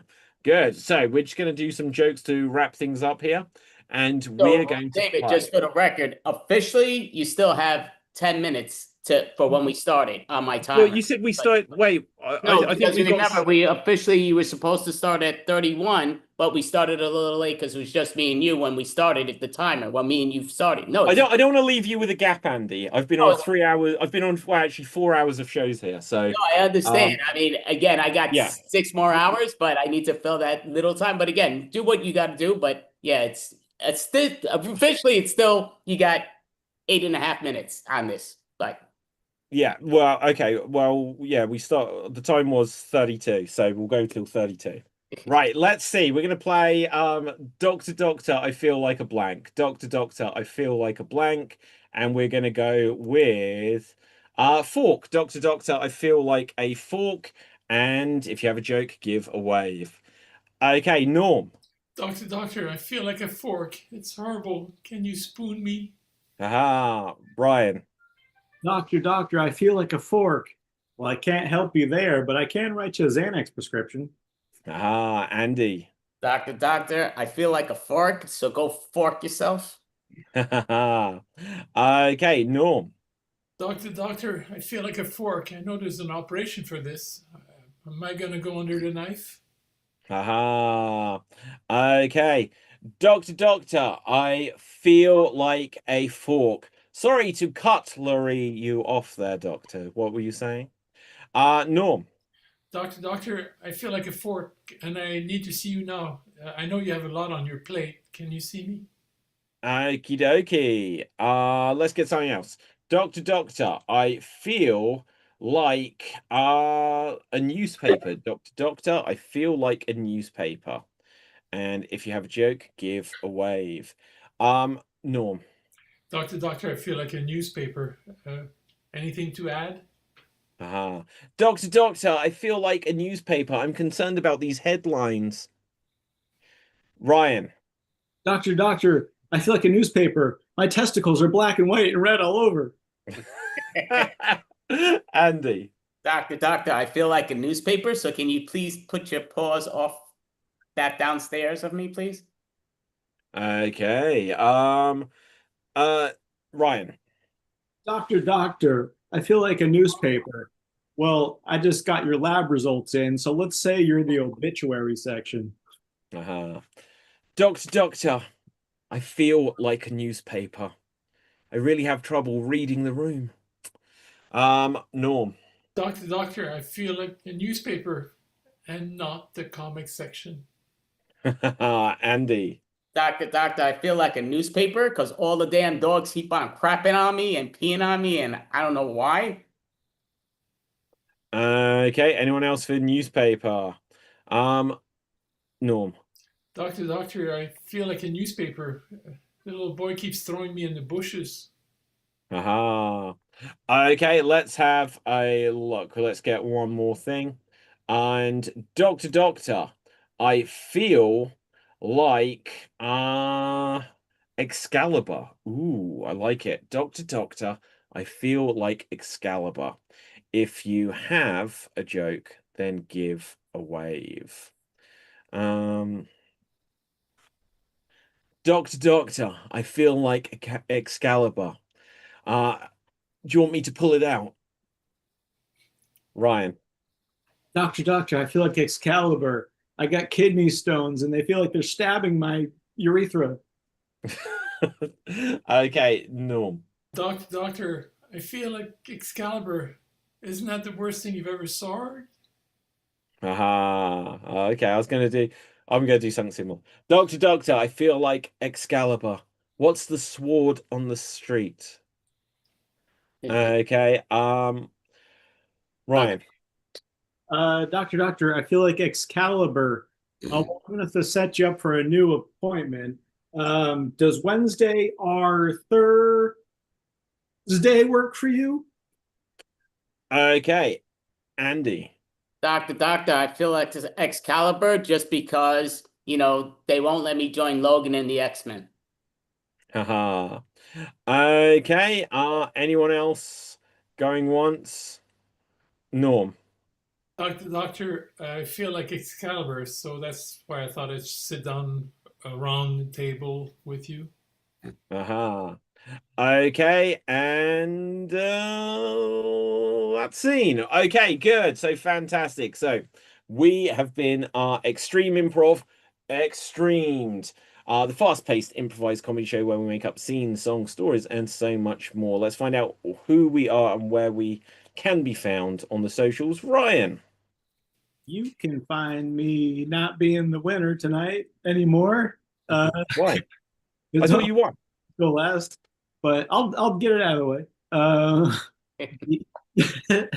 Nothing really much to promote. Glad to be here again after a long hiatus. And you can see a game I built with Claude by going to mullet.pro/game. And it's like a existential workplace simulator.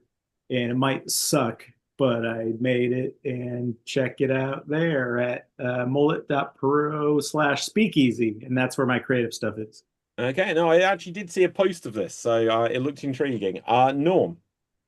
You can see me on Extreme, or you can see me tonight in about an hour and a half at 6:56, I believe, if we're on schedule.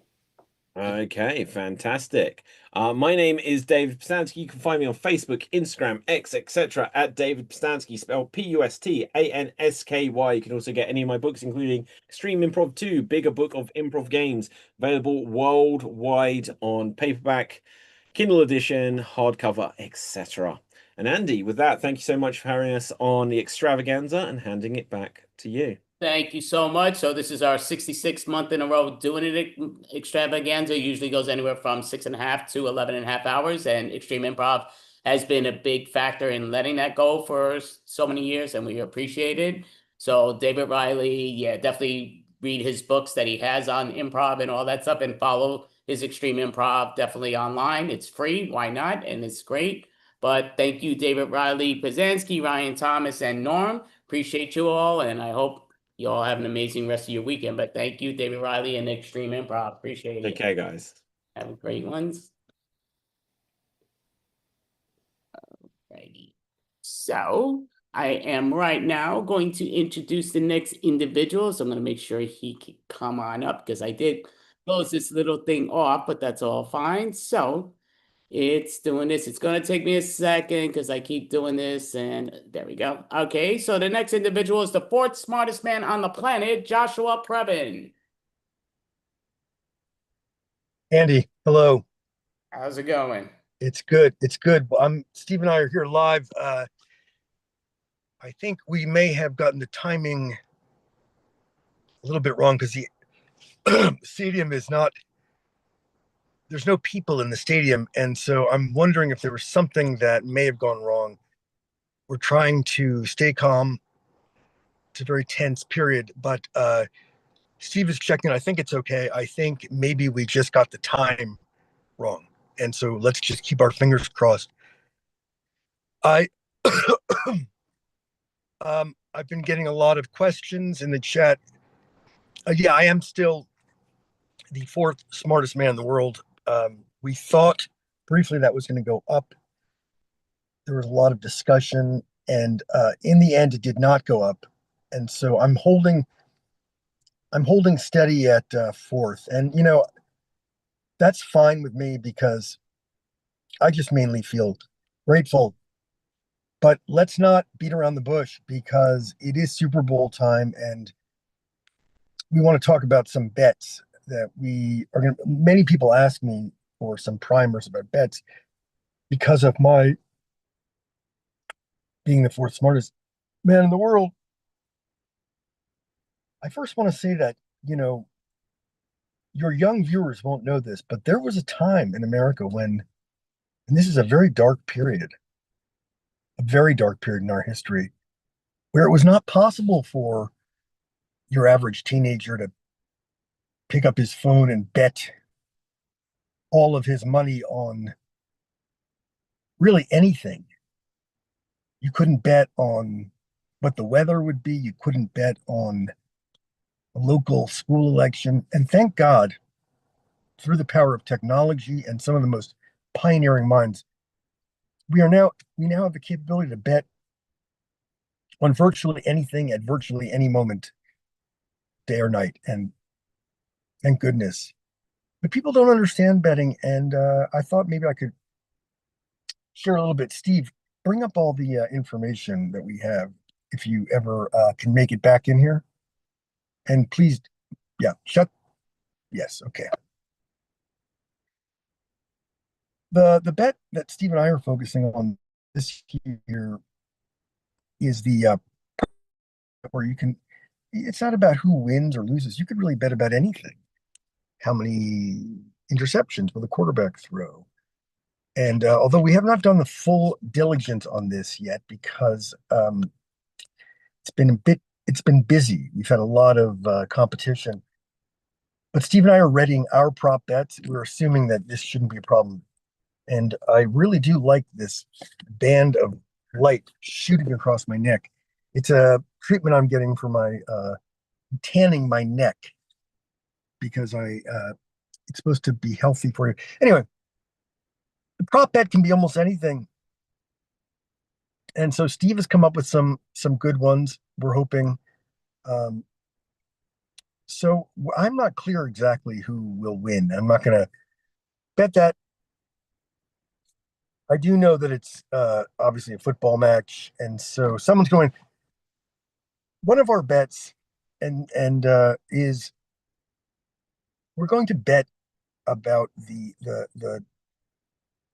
name of the Super Bowl, because people don't know what number it is, and they have a Roman numeral at the top, and my bet is that there we go. That's better. We're betting that no one can read that Roman numeral. Right now, it looks like an LX, and I don't know what number that is. And we're betting that no one else does either. We're also betting on some. We have some long shots, and in this case, we don't expect. But if we do bet, we hope we'll win. One of them is we thought it might be possible, not likely, but that's why we get the odds. That maybe there will be a pass some point in the second quarter where a bat or a bird, maybe a pelican, will be flying through the stadium at that moment, catch the ball in its mouth, and Steve, is that really? That doesn't make any sense. We really need to. Can we rework that one? Okay, good. I do also have a proposition bet that we're wondering if Marjorie Taylor Greene might make an appearance, either as an offensive lines person, or we're not sure. We're not clear about that. We do think that the football, there's a small chance it might pop, and we are putting a fair amount of money on that eventuality. We do think it's been a long time since the ball has popped, and it seems like it's due. There's a lot of big players there, and we did have Steve. Can you bring up? Yeah, okay, good. One of our bets is also one of our bets is that the quarterback on either team will not just get sacked, but will get sacked so vigorously that he ends up coming out of the pile as a little human person who's exactly the same proportions, but only 6 feet tall. And that would be because of the extreme pressure being exerted by all of these crazy players at the same time. And so that's what again, these are not, it's the aggregate that where we're going to make the money. Steve, you should phone these in before the game starts. It probably is starting soon. I think I see someone filing in the back there, assuming we're in the right stadium. We have, but I want to, we do have a couple other proposition bets. And one of them is that, as you've probably read about in most of the major media outlets, people have started betting on the rank of smartest men in the world. And, obviously as fourth, we notice that there's been an upsurge of bets saying it's likely that I will move up to third. And first of all, I want to thank everyone for the confidence. And I will tell you, we are doing everything we can to make that happen. And this is we're hats off to number three. He is a stand-up guy. He's one of my oldest and best friends. I can't say enough nice things about this guy. He has both, he has two legs, two arms. I mean, this guy he's really in a lot of ways. I mean, he has hair on his head, and he's got a nose, two eyes, and a mouth. And this guy is really, this is the real McCoy. Glad that the sunlight is starting to burn on my neck. And if anything bursts into flames, please do call 911. And they can probably locate me on my cell phone because it's a blinding light, which is, Steve and I are in our car parked in front of the stadium. Wait, I think there are actually a couple. No. So it's a big match. There's a lot of excitement, but we do need to keep our eyes focused on the most important thing, which is betting, but also on health. And that's why the NFL, in consultation with me and Steve, we're still ironing out the details, are looking for ways to make the sport safer because it is America's pastime. But we don't want concussions. That's not what America is about. Some of the ideas we've been pitching a lot of ideas to them. They have not called back yet, but I think it may be a cellular connection thing. There's been a lot of bad weather on the East Coast. But most of our ideas do revolve around making the helmet very oily and also the rest, everything, and especially the ball, very slippery, because if you slip off the head, then it won't create as much force. It will also make the game more interesting. There'll be a lot more fumbles, a lot more, there'll be fewer receptions. But one of the other things we will hopefully be able to implement, if not for this Super Bowl, certainly for next Super Bowls, we're going to have airbags. We've deployed airbags on the helmets, also on the ball, and on everybody's clothing. So if, God forbid, someone should tackle another person when they're not expecting it, the airbag will deploy. And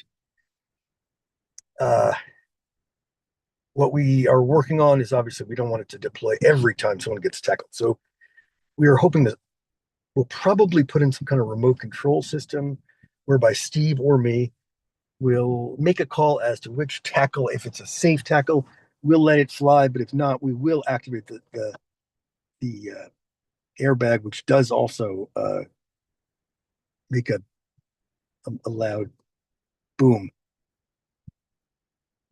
Steve, I would like to review that one before we send it in because I had a few thoughts about it. We also will be if this goes through, you'll notice that the NFL players will be a lot smaller than we see them now. One of the biggest risks is that they're quite big. Many of them are quite big and powerful. You'll be seeing a lot more little kids playing.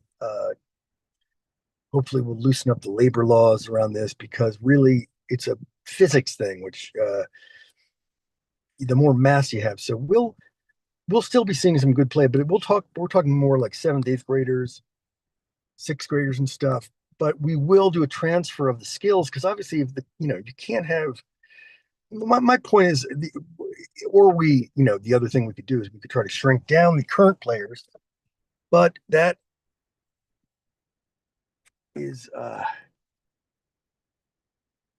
it could be problematic for other reasons. Our final idea is to, if we can hopefully pull this off, we're going to try to have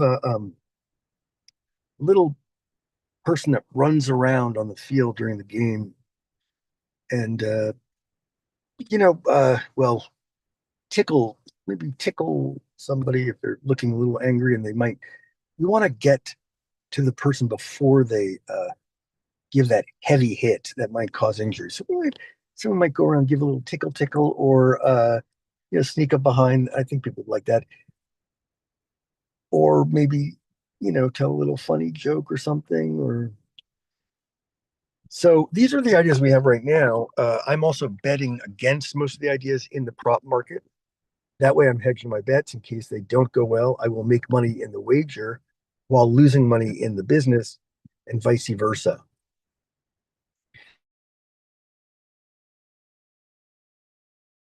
In my neck, and it has gone so deeply into my genes, and my grandchildren will be born with an exact replica of this white hot spot on my neck. Obviously, the Super Bowl is a time that a lot of people watch advertisements, and it's really become almost like the focus itself. And the thing that it's interesting about advertisements that I've noticed in my study over the years is that they all have one thing in common, which is they are all 100% full of shit. It's all just a lot of bullshit. Steve, is that correct? Is that what I'm supposed to say? That it's all a lot of bullshit? Because I think some of those ads are really mean well, and they really are trying to make a difference. I don't know. Steve and I are trying to get our ad. If you guys can phone in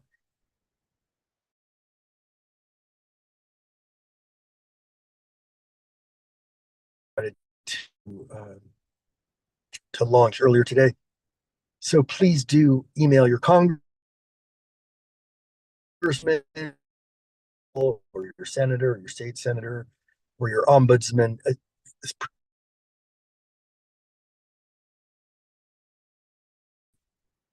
very important. They are kind of they're an do everything. They do it all.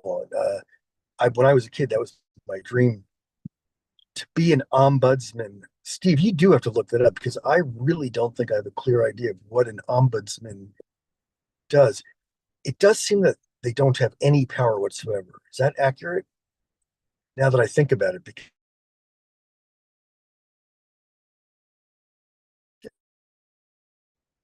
I feel like they're sort of try to be everything to everyone, kind of like a diplomat, maybe. Um, the ads are fun. It's a great use of resources. It's really nice to see some of the wealthiest actors in the world get a little bit more wealthy. That's nice. It's a nice thing. And we have menus, not menus, we have recipes that Steve and I are posting on all of our channels and on our websites and our listservs and stuff like that. You'll get them in all of our newsletters. Recipes for things to eat during Super Bowl. People often eat unhealthy things.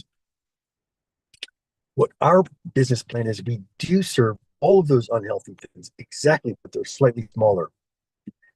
So it's a nice thing because you do exactly what you're going to do, but you just get a little bit less. This is early stage, so this might not go live for this Super Bowl, but you'll start to see small Big Macs. Everything will be, I mean, it's the same thing. It is the exact same thing. But we take it and we shrink it down by about 20%. And by doing that, we actually get then a cut, 20% of the profit. And you'll be seeing this with all of the AI and all of the Steve, are we doing AI? We are? Okay. We're trying to get an IA. Is it an IA or an AI, Steve? I don't know. artificial intelligence is a threat to those of us competing to be in the top 10 smartest men in the world. And, I don't know what to say. It's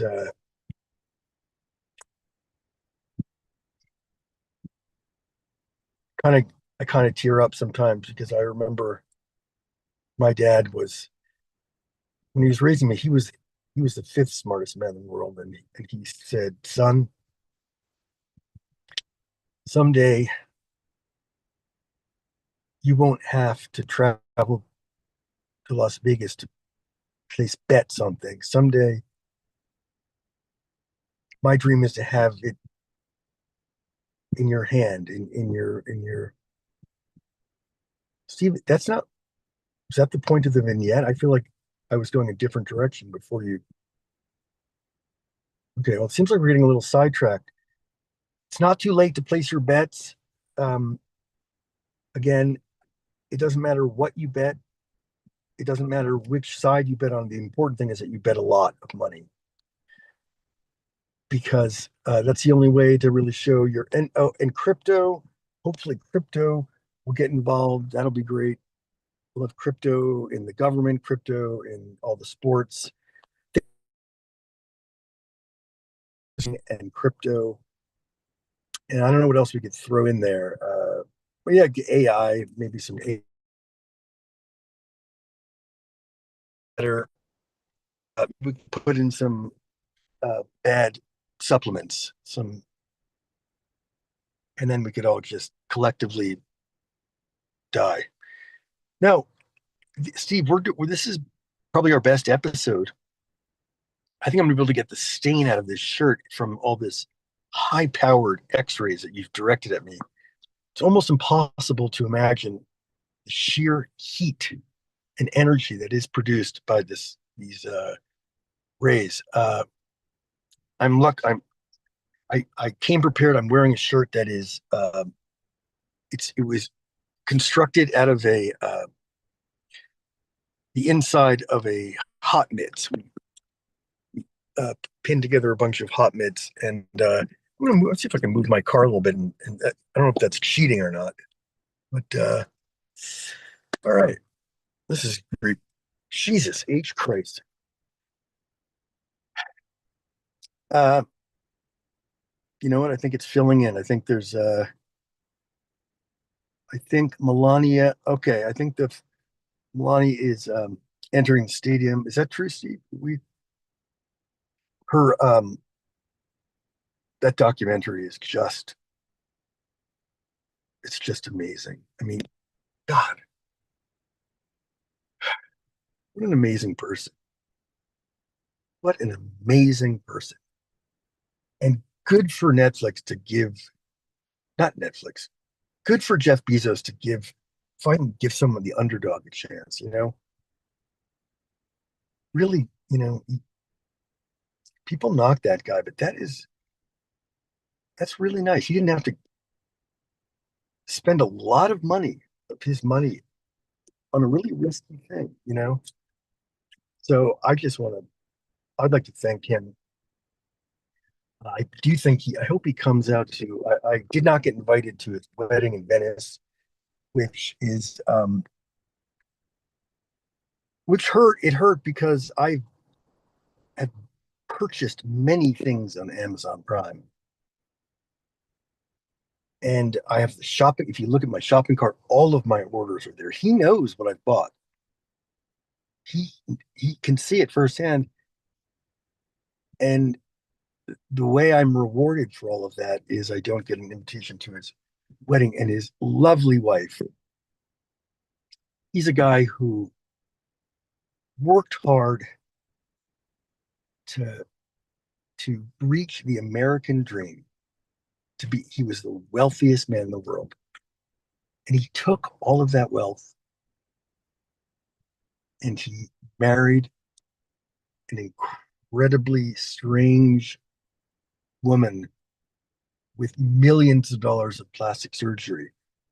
And I just don't think he has a sad moment anymore. I just think when he looks over at the fake breasts in the cold skin, he feels like, it was worth it. I worked hard, but I got this, and I can get on that huge yacht that I have with her, and we can rent out Venice and invite famous people who will come because we're lavishing them with expensive things for 48 hours in Venice. Anyway, it's the American dream. We can all hope to get there. But, Steve, I tell Steve all the time, I say, Steve, it has, there hasn't always been an American dream.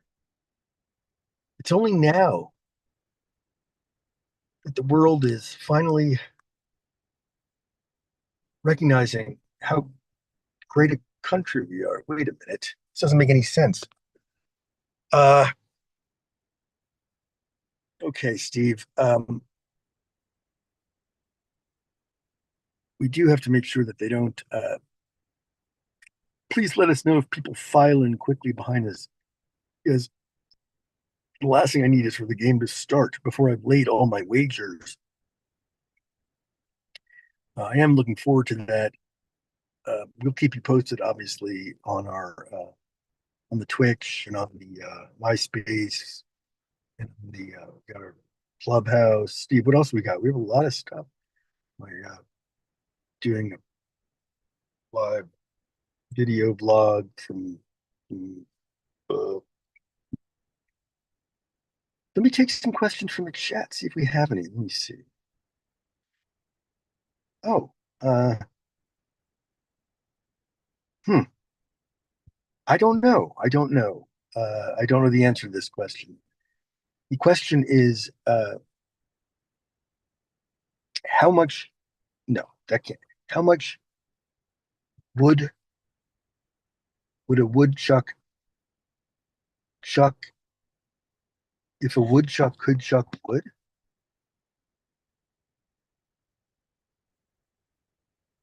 I'm not sure about that one. That's a really good question.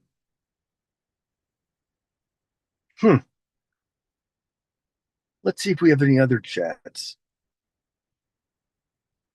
Oh, yeah, this is one I get quite a lot.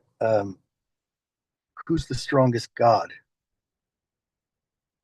And I never know what to say because honestly, some of the Hindu gods are not fucking around. Vishnu is majorly, and there's multiple of them, so you don't want to.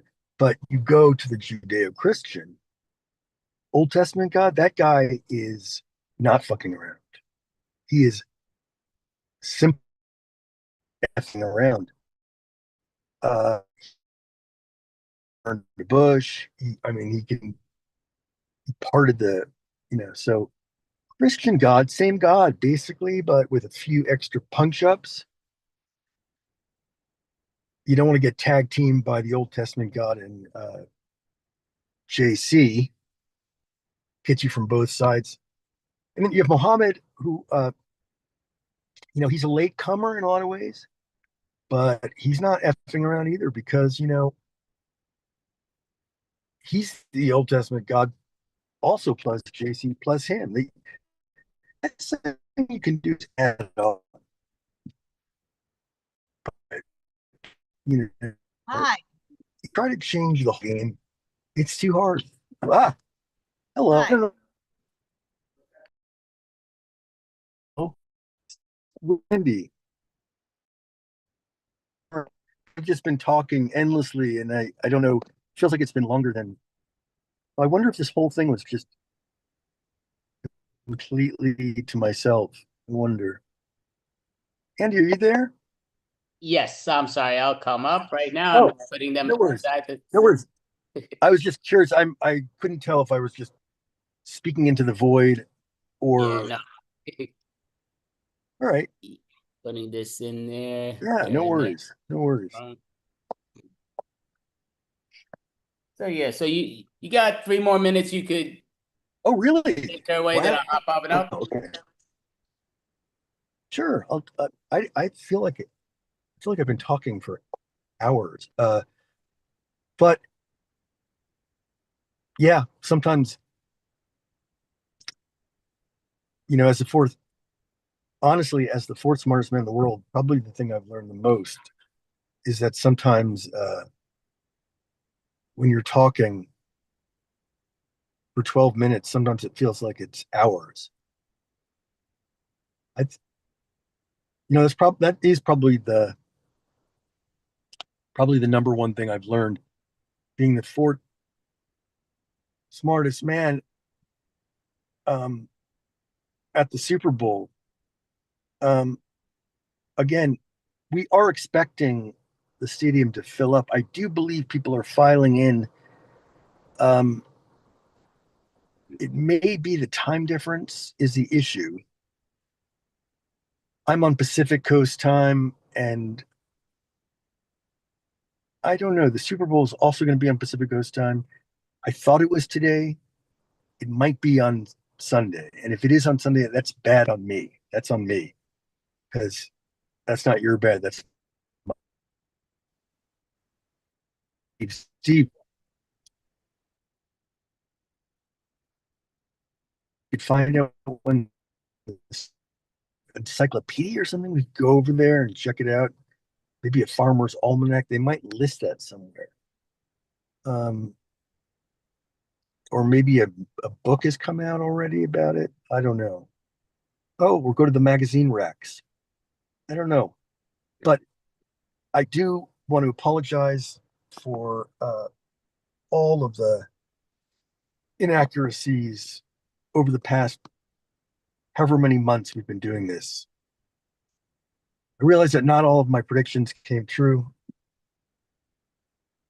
And I realize that Steve and I never did get elected. We never did get on the ballot for president. But it doesn't mean we didn't try. And just because I'm the fourth smartest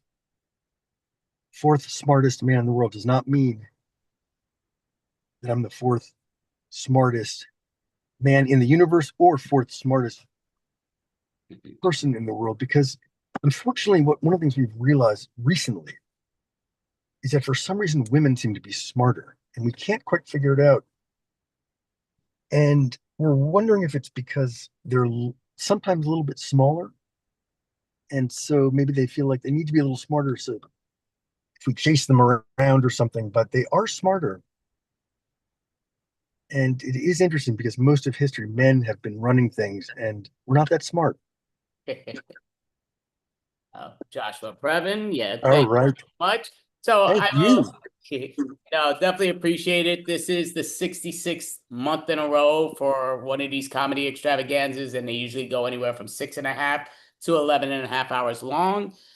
And yeah, I'm not sure exactly, just a lot of things are not going great, but we just got to take it to what it is. And I appreciate Joshua. He actually filled up more time than is normal, which I appreciate. He was on for 30 minutes straight, which we appreciate. He went as a pro and he Me? did it. Yeah. So I definitely Oh, appreciate wow. Okay. it. And it was, yeah, it was I just, knew it was a long time. yeah, I know. Yeah, it was definitely longer than scheduled. I was like, I'll let him cut it off, but you weren't cutting it off. I'm like, good, good, good. Just because I would have filled it in.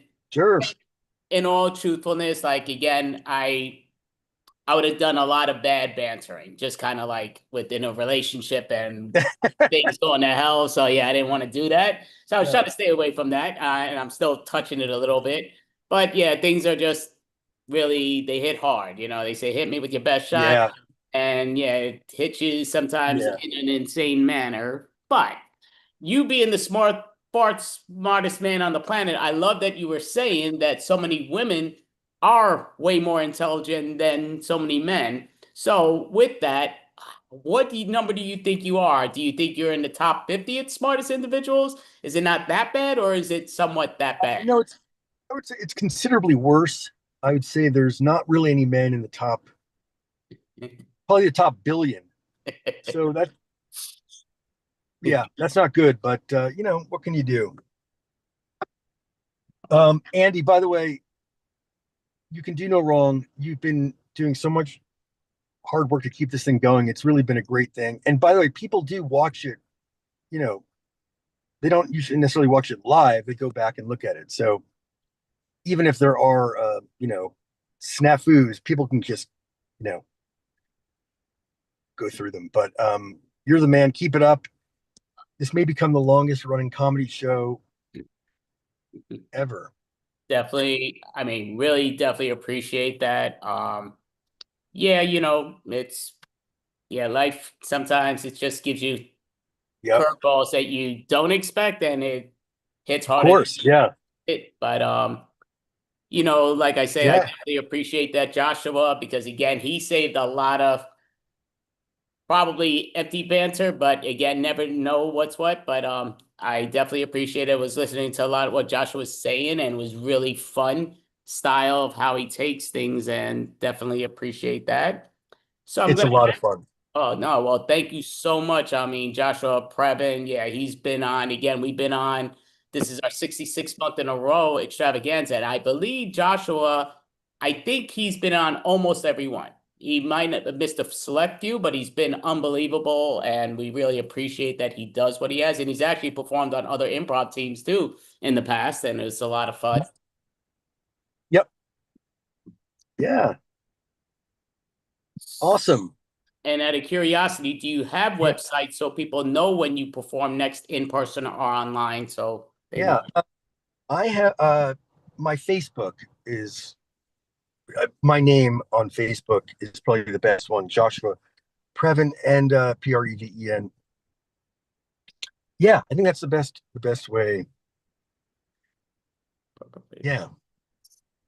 Sounds great. Now I do see we don't like to ask where people are located, but it does seem like your connection is not very smooth. Is it the weather you think that's messing it up a bit? Like it keeps pausing for a second and then going? I mean, we're Oh, hearing, but really? it's pausing a lot. Yeah, so I'm just kind of wondering if Oh, fuck. Are you serious? I wish I'd known that. I'm right near. Oh no, has it been doing it the whole time? uh, like a little bit, just like little pauses here and there. I mean, we're hearing you, but it's Oh, just like little pausing here and there. I'm so sorry. I checked the connection. I'm on Wi-Fi and I did a speed test right before and it was fine. Oh, I'm so sorry. I didn't well, that sucks, but sorry about that. Oh no, yeah, no, definitely not your fault. You did a great job. We definitely appreciate you. And yeah, so I would say, yeah, definitely follow Joshua Previn's link on Facebook. And yeah, follow him. He's a great individual, a great entertainer. And thank you so much, Joshua Previn. Thank you. You did a great job tonight. And All right. have Take care. See you later. have an amazing one. Appreciate it. So I could do some ridicules, but I'm not. I'm just kind of here and there, gonna save my energy, at least try to. But we are going to bring back the individuals that are in their breakout.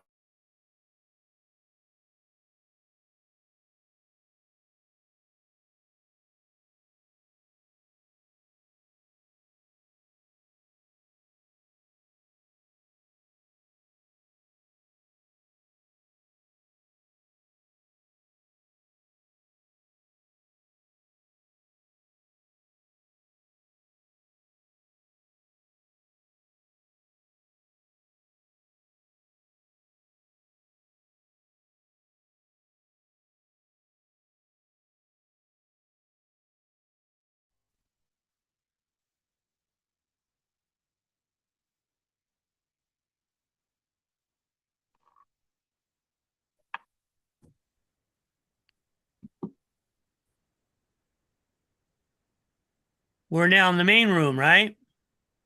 We are. And, unfortunately, a lot of times when I'm in Zoom, people disable my video because they don't like my background. And, I think it looks cute, but apparently Andy A does not like my background. So he No, sorry. This is, just with the whole thing here and there. I don't know why he keeps doing this, but we're live right now, right? Yeah, no, we've been live. No, it's not counting on your time. So what I would do that I do apologize, like I usually put down the video so it goes there.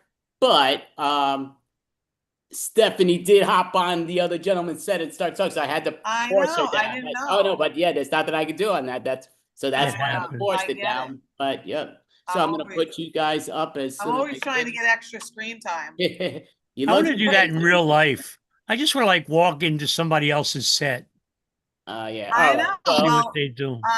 there it is. I well, mean, I all right. tried. Well, we have 3 props, so I'm gonna let you guys break a leg, and thank you. Thank you. Technology. Oh my.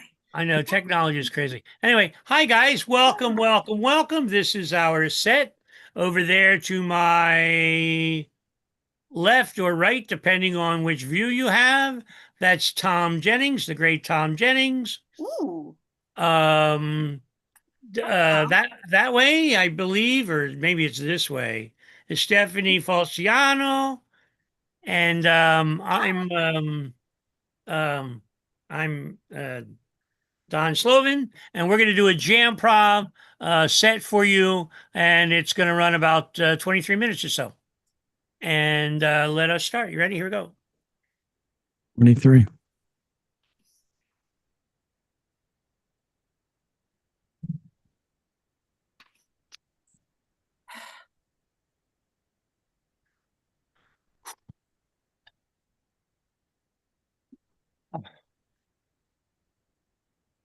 Oh.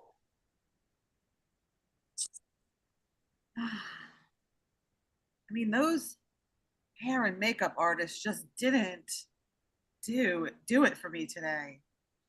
I mean, you guys, Yeah. you guys feeling it, right? Yeah. Yeah. Yeah. I always like to get my makeup much, I like to get made up before I go into the extravaganza, but we gave the makeup artist a day off, so here we go.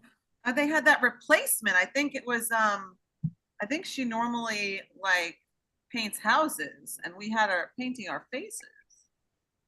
Yeah, I feel like I've been a painted house. I mean, I don't mean to be critical. Yeah, you do.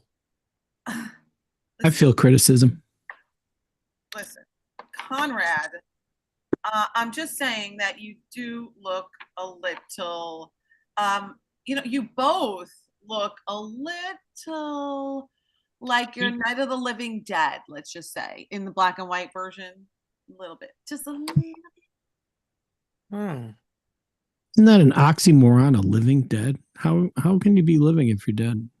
I've often wondered that. Yeah. I mean, have you never felt like the living dead? I mean, The Night of the Living Dead. Well, I've been living, but I've never been dead. So I don't know how it feels to be dead, but I know how it feels to be living. When I used to drink, I was definitely the end of the night. I definitely felt like the night of the, dead, living. Exactly my point. or death rebirth. Did you guys ever experience a death rebirth experience? I don't believe in that, but if I did, yes, the answer is yes. I experienced a deaf rebirth. Like I was deaf and then I was born with hearing. That's different. I think that's more like just tuning people out, Conrad, which is what you do really well. That's non-hearing. That's selective hearing. Selective non-hearing. I'm going to pretend that you didn't say that. See? Yeah. Conrad, once again. You're getting the color back to your face, though. Joe, still Night of the Living Dead. Still looking a little like. You know what, Joanne, you could be in a movie like The Night of the Living Dead. Only one problem. I don't think you're scary enough. I am definitely scary enough. Huh. You've never seen her before she's had her first cup of coffee. Oh, well, yeah, that's what I get for like working with a couple. That's right. By the time you guys get to the theater, it's like, you've already, done all your mind melding and stuff. And I'm just the the third one out. Aww. I mean, that is so sad. I feel really bad, but I know that Conrad probably didn't really hear a word you just said. That's true. Not a word. That's why Do they you get along guys so like well. do you guys need to like go to a counselor or something like that? Because I'm noticing some friction there. Friction. I only read non-friction. Let's cut to 6 months later.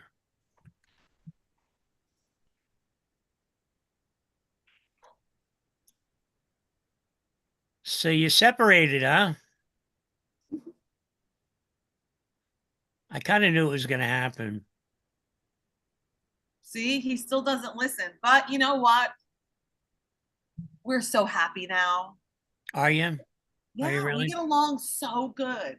See, I understand that as a female part of the relationship means Right. that when I explain my feelings and needs and wants and issues and the garbage not being taken out and the see he hears only I love you, dear.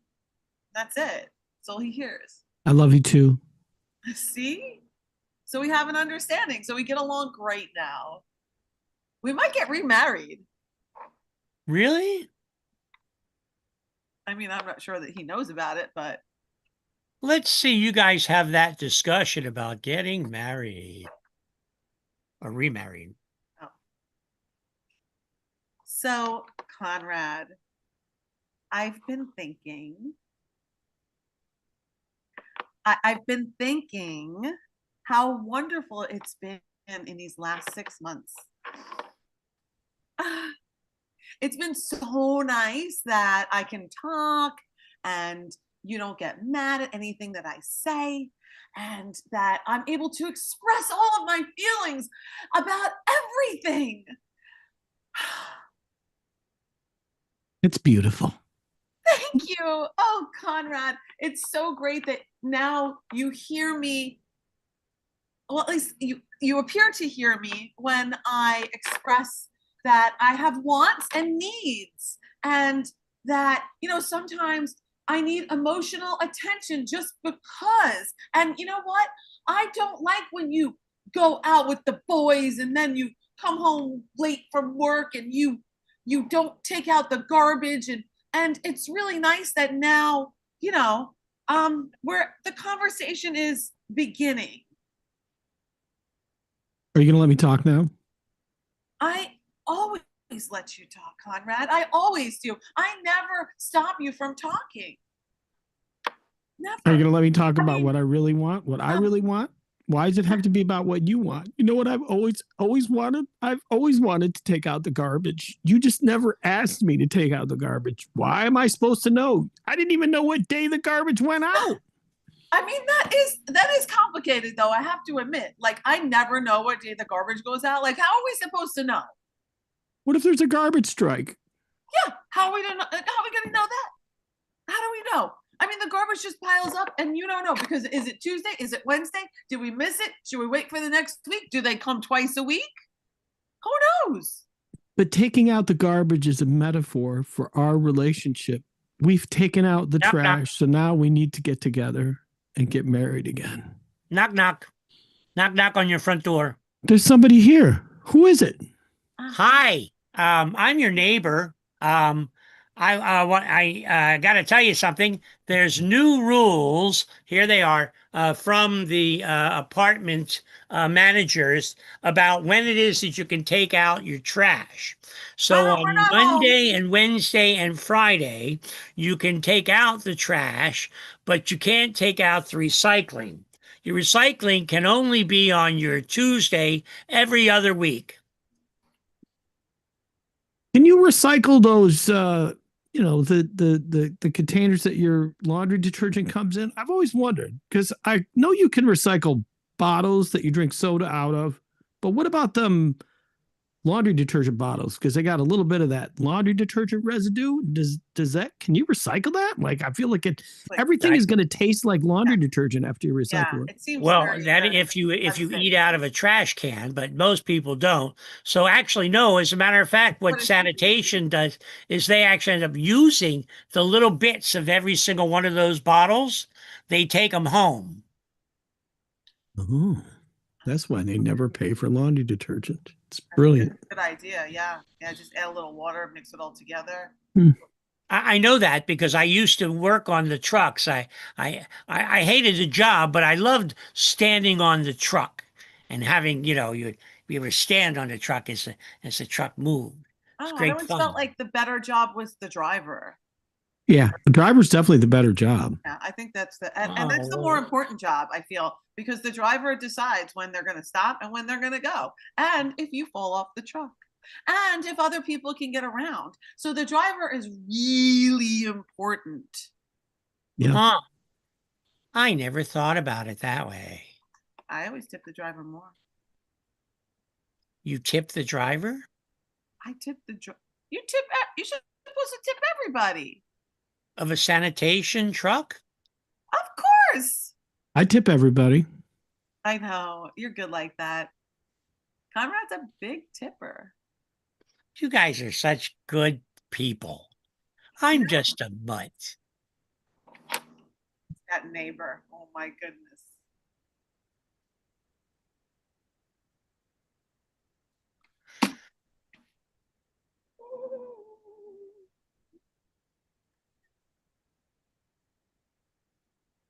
How many hours until quitting time? I hate working at the soap factory. Factories are so monotonous. Monotonous. Does that mean like when you're married to one person? Why do you keep doing that? It's not. That's not what it means. Monotonous. It means the same thing. That's kind of like being married to the same person. Or is that like when you're married to more than one? What do they call that? Mononucleosis. Mononucleosis. A friend of mine had that in high school. Sounds like a lot of work. Yeah, no, that's when you take a nucleus and you put it together with a monogram. Interesting. And create an amoeba. Or two. Well, two would be stereonucleosis. It'd be pretty hard to have one nuclei. I wonder if they ever had quad nucleosis. Definitely did. Definitely. It's like surround. Oh, anybody remember surround sound? Years ago? It was everywhere. I mean, quadraphonic? They still have surround sound. We have they do at the office. It's those machines going. Yeah, that's surrounding sound, right? Yeah.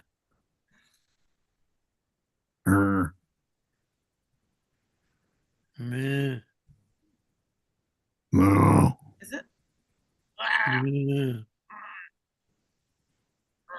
Well, this is getting monotonous.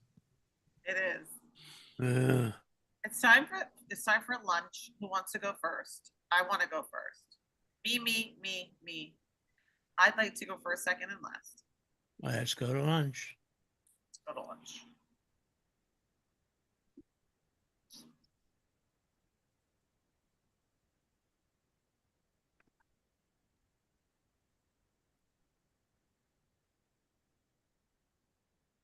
I think a half an hour for lunch is just about enough time.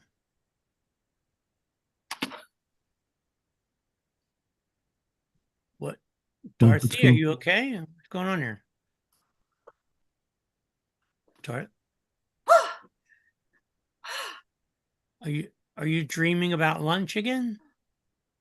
I wasn't dreaming. I was just resting my eyelids because they had that little piece of dirt in them from all the machines. Dirty machines. Are you dreaming about both of us? I was, of course, I was dreaming about both of you. We were. Yeah. Yeah, what are you dreaming? Yeah. I mean, we were holding hands, skipping through the tulips. All three of us skipping hands, going through the tulips. Yes, going through the tulips.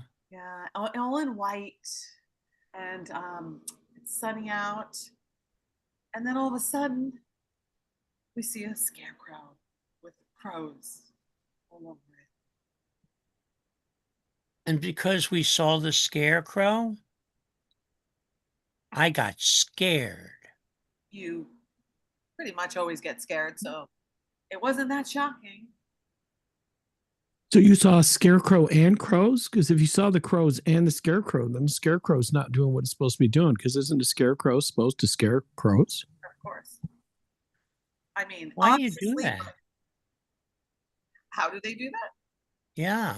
I mean, not very well. I mean, usually the scarecrow that's supposed to scare the crows is usually the resting place for the crows to rest on the scarecrow. So they should call it a welcome crow, not a scarecrow. I mean, just think of the Wizard of Oz. Was that scarecrow scary? No. It depends on what age you were when you saw it. But if you were a crow, would you be scared by it? That's the real question. I have no idea. I've never been a crow. No. But I've been a little kid watching The Wizard of Oz. You were scared. Yeah, well, The Wizard of Oz is very scary. It's very scary. That the witches scene, or the monkeys and the witches, I don't even want to talk about it. It's so scary. They say if you play Pink Floyd Dark Side of the Moon to The Wizard of Oz, it lines up perfectly. But I'm wondering if you used the Black Crows, would it be scarier? Like, would the scarecrow be scary during certain Black Crows songs instead of Pink Floyd songs? You know what? This could be a horror movie all in itself. It sounds like a horror movie in the making. So, which was also my scary dream. It turned into a horror movie, but that's for another day. No, it's for this day. So you had yeah, of course. So you had a dream about scaring people? Because you're not very scary. I didn't scare anyone. You got scared of the crows, and the crow attacked you in my dream. If you want me to continue, because your white, beautiful, flowing shirt and pants were all red, and you were dead just like that. I'm sorry, you made me say it. I tried to avoid the issue. Did I have puffy sleeves? You did. You look like one of those, Shakespearean characters. And Conrad looked like a knight in shining armor on a white horse without the horse. That's because you guys are a couple. I keep my armor very shiny. It was beautiful. It's never dull armor. I am always on shiny armor. I shine my armor all the time. I wake up, armor, shine. It was. I've never seen a knight with dirty armor. No. And scene.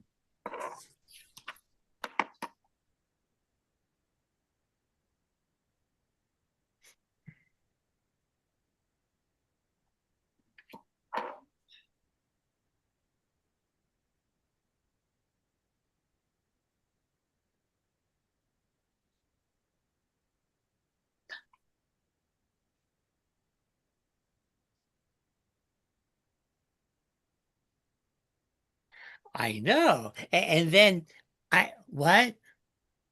Oh, you are so cute. Well, no, I don't really want anybody else to know. Well, okay, but it would be our secret between you and me. What? Oh, okay, I'll give you a little kiss. Did you feel it through the phone? No? Okay, here, I'll give you a larger kiss. How about then? Did you feel it then? Oh, wait, someone's coming into the room. I'll talk to you later.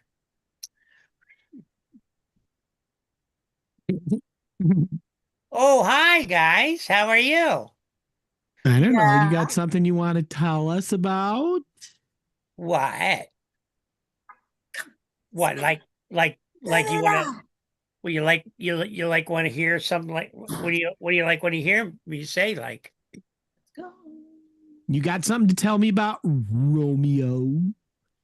Romeo. Romeo?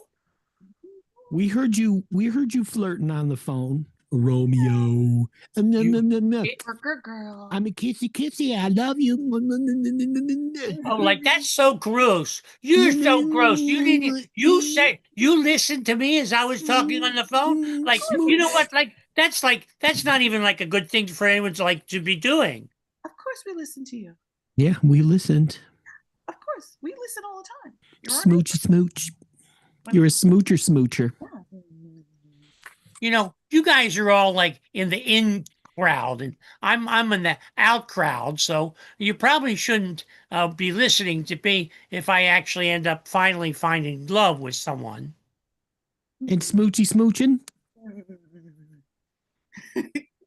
We listen all the time. We put the cup by the door. You put the cup by the door? The cup is We've by the door. even tried to put the mirror under the door. Both of you do this? Boy, you really are two of a kind. I've actually had a complex listening device put into all of your phones and rooms. Oh, you weren't supposed to tell him that one. I was going to keep that one quiet.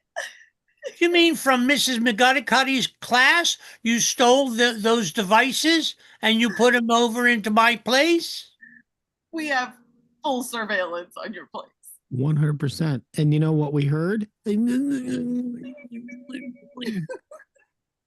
ever watch the movie 19 Cameras? No. We got 29 cameras. 29 cameras. 29 cameras? 27 microphones. That will admit to. Wow. Like, that was like really not fair, you know? Not fair. It was fair. Yeah. Yeah. How are we supposed to know what's going on if we don't listen in? Yeah. Not fair. Well, What, maybe not you fair. could maybe wait for someone to say something. Oh, you know what you say? You say, You stop that. Everything's all wet and kissed on. You need to get some sanitary wipes to get rid of all the saliva because you're kissy. Can I ask you something? No. You guys are so much more experienced than I am. Mm-hmm. Like if a girl is like putting like her head on my shoulders, what should I do?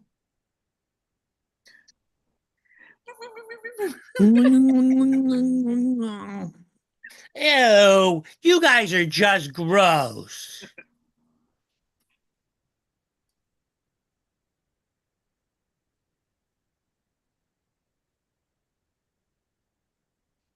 Hello, everybody, and welcome. We are here tonight, talk show. This is, of course, Relationship Advice with Dr. Steve. We got a beautiful couple here today, and it looks like right now we've got Joan and Jimmy. Jimmy hasn't quite come in yet, Joan. But, you know, this is the Relationship Advice show. And Joan, we'd like to start with you. What are some of the major concerns that you have with regard to the relationship, maybe communication issues, you know, things along those lines? Well, you saw he was already late all the time. We're on his time, in different time zones, completely. The world revolves around him. If you look at my third book, you know, the one that's called Oh Yeah, you'll see actually on chapter 14 that one should many times just ignore your partner, because that way you'll have a better communication with them when you stop ignoring them. Well, that doesn't sound like a very good book. Most relationship advice advises couples to communicate openly, to share some of the secrets that may not be comfortable, but need to be shared. For example, if you're the kind of person that picks at your cuticles on a regular basis, but not when your spouse is around, this will create issues of trust between the two of you. Do you have a situation like this either one of you is willing to talk about with regard to either cuticles or something else that is maybe something you're doing when the other one is not around? Well, I don't really want to expose my wife, but she does. How dare you? She is a cuticle picker? She is a cuticle picker, but she is cute at her cuticle picking. She's a cute cuticle picker? Uh-huh.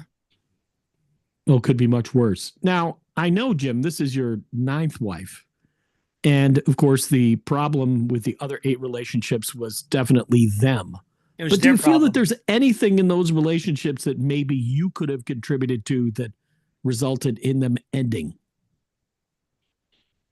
Yeah. I think he was talking to me, honey. Yeah. Okay, you talk. Excuse me. No, you talk. 9 relationships. Hold on a second. Look, I just got a bulletin. We have the paternity results. Oh, I'm sorry. That is the wrong show. End scene. End scene.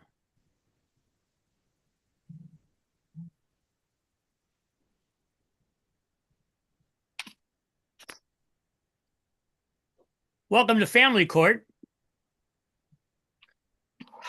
So today we have the case of Jose.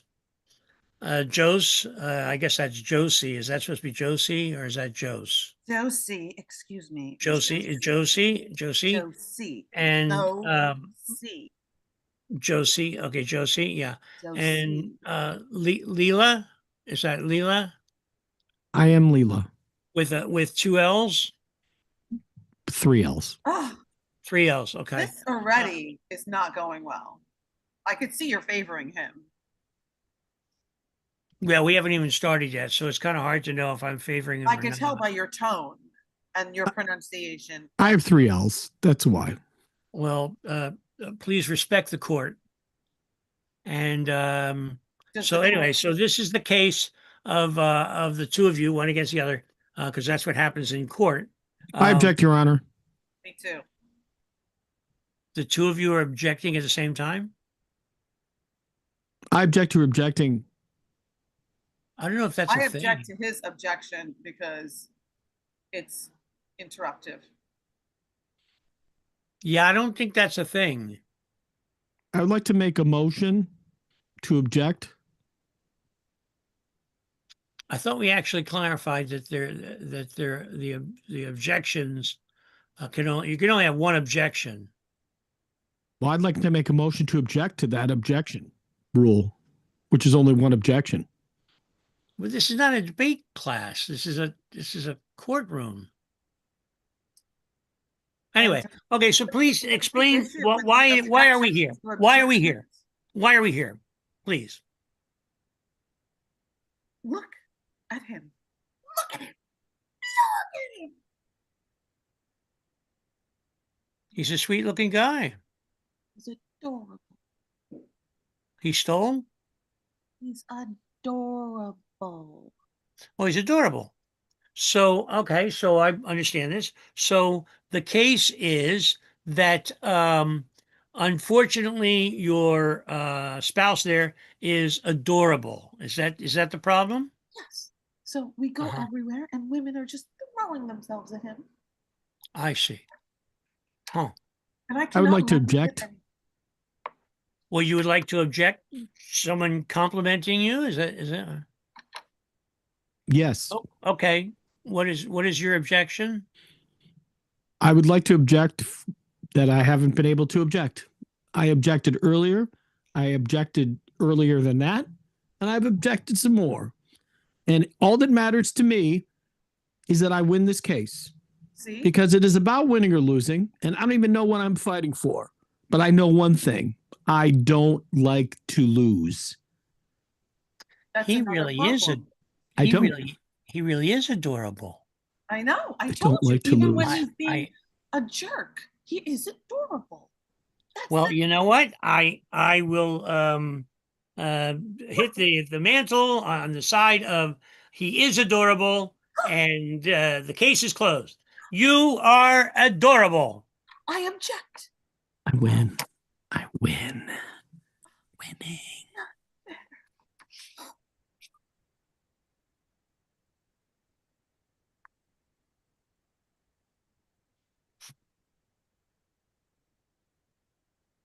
What?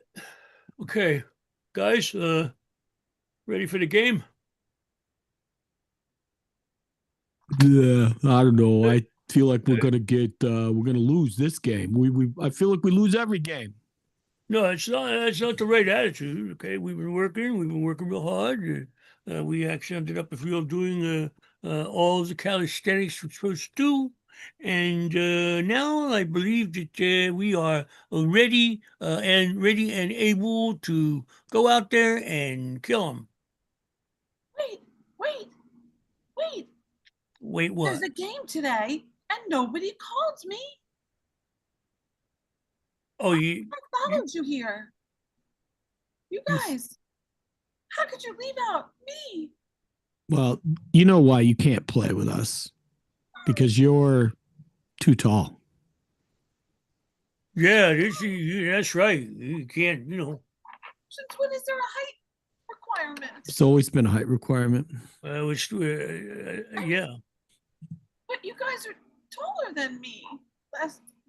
Yeah, well, that was before the rule was created. Now that the rule is created, we can't have any tall people. And you don't need facial hair either. You got to have facial hair and you got to be tall enough. Okay, but I mean, if it was one thing, it would be, but both things together, you just, Yeah. I've never been too tall for anything in my life. I'm kind of feeling very special. You know what you ought to do? You ought to go over to the other team there. They are all tall over there. That's what you ought to do is go over there. Go over there. They're all tall. I'm going.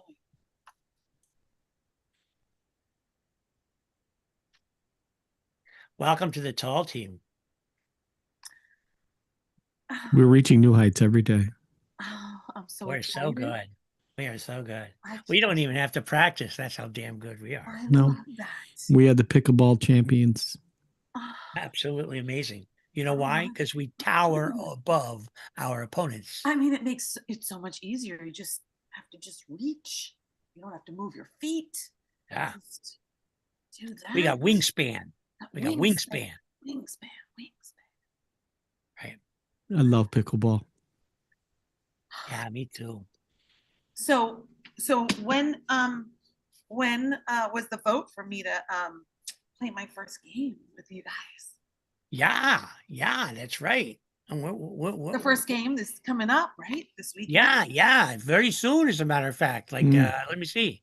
In about 3 minutes, we got to go out there and beat our opponents. Oh, I'm so excited. So the small peoples. I know. Well, they're not small people. It's just their last name. All of their last names are small. The small family. We love the small family. Right. Yeah. Yeah, because we beat them. Yeah. Yeah. I know you're going to be great. Yeah. That's a lot of wind coming there. Wow, that's a lot of wind. I love the Smalls. Mr. and Mrs. Small. They come from a small town as well. Smallville. Because it's named Small. Is the name Small, the small town? It is a small town. Yes, it certainly is. Mm-hmm. I mean, they're very cute. Pat them on. They're adorable. They are. They are. They have big hearts for small people from a small town. They do. I don't know if I agree with that totally though, because they did kick me off the team. But who is looking back? But we're gonna. We want you here. We're happy to have you. Thank you. So let's do our usual warm up before we go out. Cool.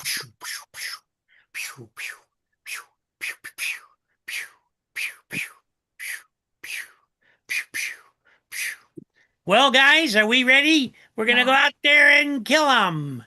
You ready? Let's all count it out. 5, 4, 3, 2, 1. 6, 7. Yay! And that's our show.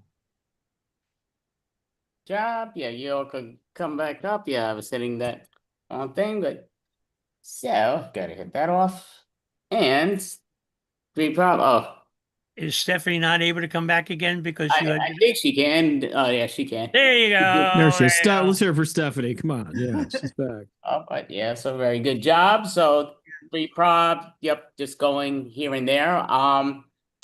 So this is our 66th month in a row, and you know, Don Slovan has brought in quite a few different acts in there, which we really appreciate. Yep, I will ask, do you guys usually get together a lot? Is this a brand new thing for you all together, or So we, Stephanie, how long has it been that I've known you for several years now. I haven't seen you in probably at least almost 2 years, but is it been that long already? 2 years? it's been a pretty long time. So Through Scotty Watson's class. yeah, but we used to play at least twice a week for a couple of years. Yeah. Scotty Watson is a fantastic teacher. Yeah. And yes, definitely. yeah. And for the artistic new direction theater, but yeah, and theater, which yeah, he does a brilliant job and he's outstanding. Yeah, that's how I know. That's how we know each other. Yeah. And then Tom, I actually know through Todd Rundgren's stuff. Hello, it's me. Well, definitely very cool. Yeah, I mean, Don Slovan, I've gone to quite a few over the years in his stuff in person, and like I performed with them, I've taught with them in the amphitheater, online and in person. He's awesome, and yeah, he's a great improv teacher. I'd always say if you see him, just definitely join his things because he's outstanding. You guys all did a great job. Do you have a website so people know when you perform next, or if? Oh no, okay, that was a quick. When are we performing next? Are we invited to come for next month? If there is one, most definite. You are. Tom, you into it? I mean, 66 months in a row, man. If you don't make it next month, I feel like we're the one that cursed you. I mean, I'm a Bills fan. I'm used to cursing people. No, that's sort of the case. I mean, it's just that's if it just gets wiped out. But at this point, we're still going. So we're talking as if it's planning to go. Was hoping to do it. Well, I'll tell you what. Been a long, but if we can get invited, Stephanie, you want to do it next month?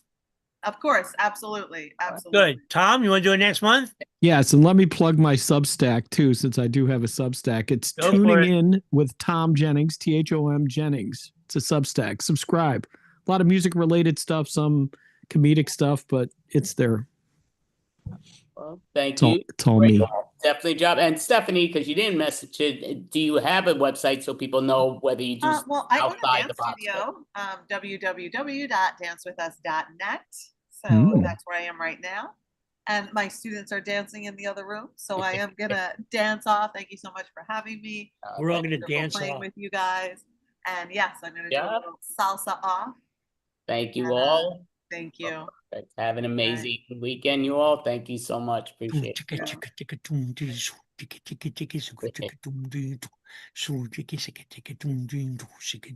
So I will mention, and I am bringing in Melanie. I'm going to have to fix this a little bit, but I am introducing Anthony Renda. So Anthony Renda, yeah, you're back up. Anthony Renda. Perfect. So.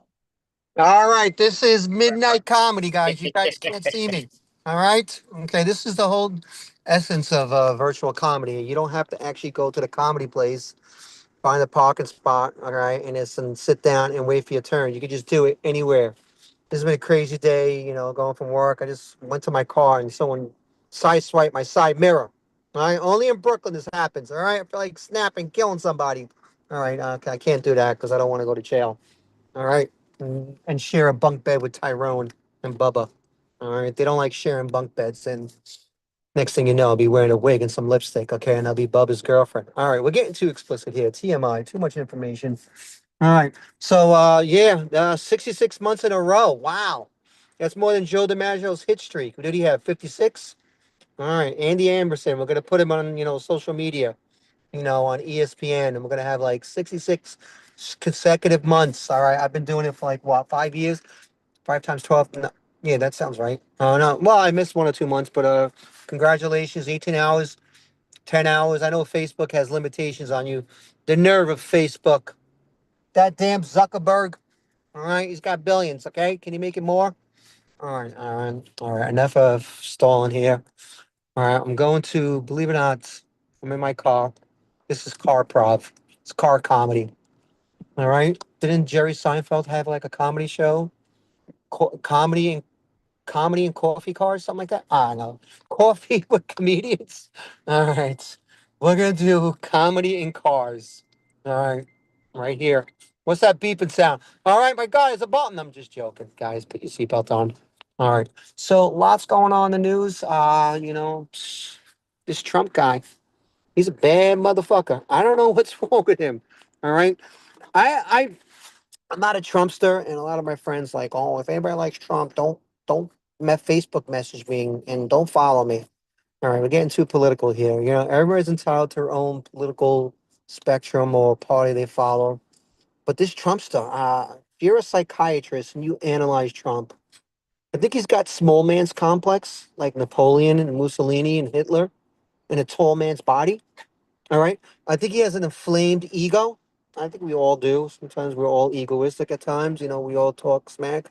But his is like the size of Nebraska, California, and Iowa put together. All right. What else does he have? His non-realism. All right. I think he has, every psychosis when it comes to the psychological spectrum here. I think he might be autistic too. All right. But as comedians, we love Trump because he always gives us bits in comedy. Because we always say to himself, okay, what stupid thing he's going to say today? What dumb thing he's going to do in politics? All right. Didn't he say he congratulated Cardi B for being a Trump star? He's like, Cardi B, my big fan. You're wonderful. You're unbelievable. All right. Then he dissed her about making how much money she makes. She's not as rich as Adele. She's not as rich as Adele. Like, he doesn't know. I think he should write a book. How to say the most inappropriate things at all times, okay? Be a New York Times bestseller. I'll buy it. I don't know about you. All right, but this I'm not gonna talk about ISIS because I'm more of an ice cream fan. Just everyone's talking about ISIS. I know Italian ices are good, but I like ice cream. Okay, that was all right. There was a little chuckle there. Someone laughed. All right, let's get down to the nitty gritty. All right. I've been watching this show. I followed it for several seasons. It's called My Strange Addiction. The new season just came out, and it's kind of interesting. Every time I watch this show, I said, "This is what I think." Okay, I'm not that fucked up. I'm not that messed up.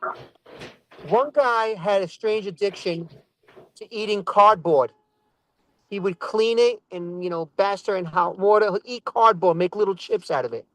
It's called cardboard chip. One girl had, she ate glue. Here's one. Was on 2 weeks ago. The girl would not eat solid food. She blended everything like quiche, avocado toast, and she drank it out of a straw through her nose. Yeah. Okay. Just imagine going on a date with her. And she revealed it to her husband, her boyfriend, and he wanted to break up with her within seconds. Just imagine going on a date and a girl eating, yeah, I'll have a burger, some sweet potato fries. Can you blend it? Put it in a straw? That's what she did. All right. This one really got to me. It's a husband and wife. They've been married for like 4 or 5 years. The husband has to ejaculate, and the wife uses his semen as skin cream, and he has to do it twice a day. So she puts it all over her face as skin lotion. All right. And you see it, and he does it. He's like, okay, honey, morning time, he puts in a cup, and nighttime, he puts in a cup. I'm like, all right, I'll put my clothes in the dryer. Sorry about that. Are they dry yet? All right. All right, thanks. Appreciate it, man. All right. Little heckling here, virtual comedy here. All right. But I don't know about you. Then when they go out to dinner, she goes, "Honey, you can't have that. That's bad for your semen. Too much sugar and salt." She monitors what he eats. Like, yes, that vegetables and high protein. All right, things are going crazy here. All right, I'm just glad that I was not born with Instagram, because if I was born this generation, I'll be crazy. I'm already crazy as it is, but moderately. All right. I just watch Instagram and social media just to keep updated what's going on in the world and with comedy and stuff like that. I don't know if you guys heard the mother from Home Alone passed away. Marion O'Hara, whatever her name, Carolyn O'Hara.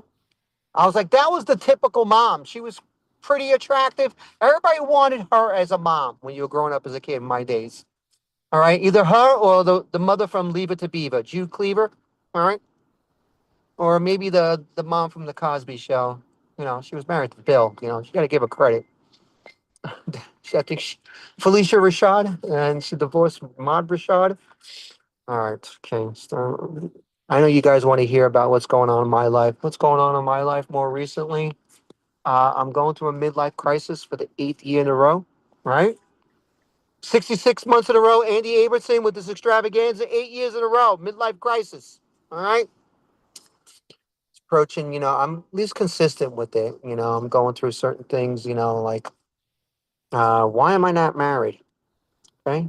And I said to myself, because I'm a smart man. That's why I'm not married. And, you know, everyone says, yeah, you know, marriage is good. But I'm on 2 baseball teams, 35 and over. So we have guys at different ages in their 30s, 40s, and 50s. And some have been divorced 3 times, 4 times. All right. And they're paying so much child support. Some of the kids won't even see their own father. I'm like, oh, man, that's a relief. Thank God I'm not married.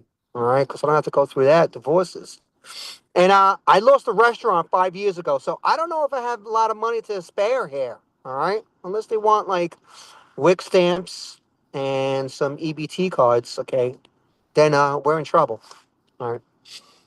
Speaking of that, so I'm thinking about marriage and kids. You know, do I want kids? Do I don't want kids? And I never thought about, you know, when I was younger, but now as I'm older, like, yeah, what am I gonna do? All right, kids are great, but then you realize they look like mini versions of ET, like ET phone home, right? They're like heads like in a swivel. They kind of look like that air bubble, that air balloon you see in car washes that's going side to side. All right. Maybe I don't want a kid at an early age because you got to change the diapers, feed it. All right. Maybe an older kid, you know. Maybe a kid from Dominican Republic that could throw 90 miles per hour. You know, I'll adopt him. I'll make 25 million off his contract. You know, maybe more. You know, what is Juan Soto getting paid? Like 55 million, 50, 52? All right. All right. So that's my midlife crisis. You know, what else?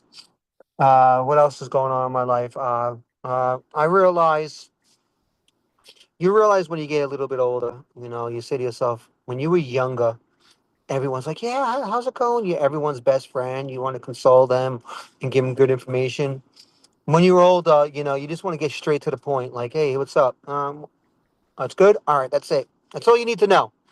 All right, extra details and facts. Okay, all right. Unless you're sitting down watching the ball game, or you know, sharing a meal. You know, it's like you don't got time to waste. You know, we got things to do. All right. Or just get peace of mind. All right. What else? One thing I've been saying is, you know, what's affecting my life when I'm not performing. I used to always say, "Oh, it's caused my ADHD." All right. And every time I tell people, you know, I was never diagnosed, I self diagnosed myself, ADHD. They're like, oh, yeah, I think I got it too. All right. As soon as I say it, they have it. It's like freeze tag, or you touch somebody to get germs. All right. I tell them, I don't know if you have ADHD. You seem calm. You might have ADD. All right. Everyone gets distracted. They lose focus. They don't know what they're doing when it comes to work. All right. The H part is the hyper part. You know, you're warp speed. Your mind's going all over. You feel like you're on cocaine without taking cocaine. You're like, everyone's like, man, is that Anthony all right? He's like, is he on cocaine or meth? No, he's just that's normally him. All right. So I'm trying to realize, I'm anti-meds, but I'm hanging out with young comics and they're like on 16 different meds. They're like, yeah, I'm on Zoloft, Paxil, some, Stratera. I'm like, man, like in my age, if you had something, you had to toughen up. You had to figure it out and find your own answers. All right. I'm anti-meds. Like the only meds I take is extra strength Tylenol and Advil and Motrin. All right. So am I taking the route of meds? I'm so stubborn. I might take a half a pill here and there. All right. We're getting too explicit here. So ADHD, everyone says, oh, it's all in your mind. Like my brother and my sister, because they're traditional Italian, like, you're sick and tired. That's you making excuses. No, it's maybe they're right. Maybe I am making excuses. All right. All right.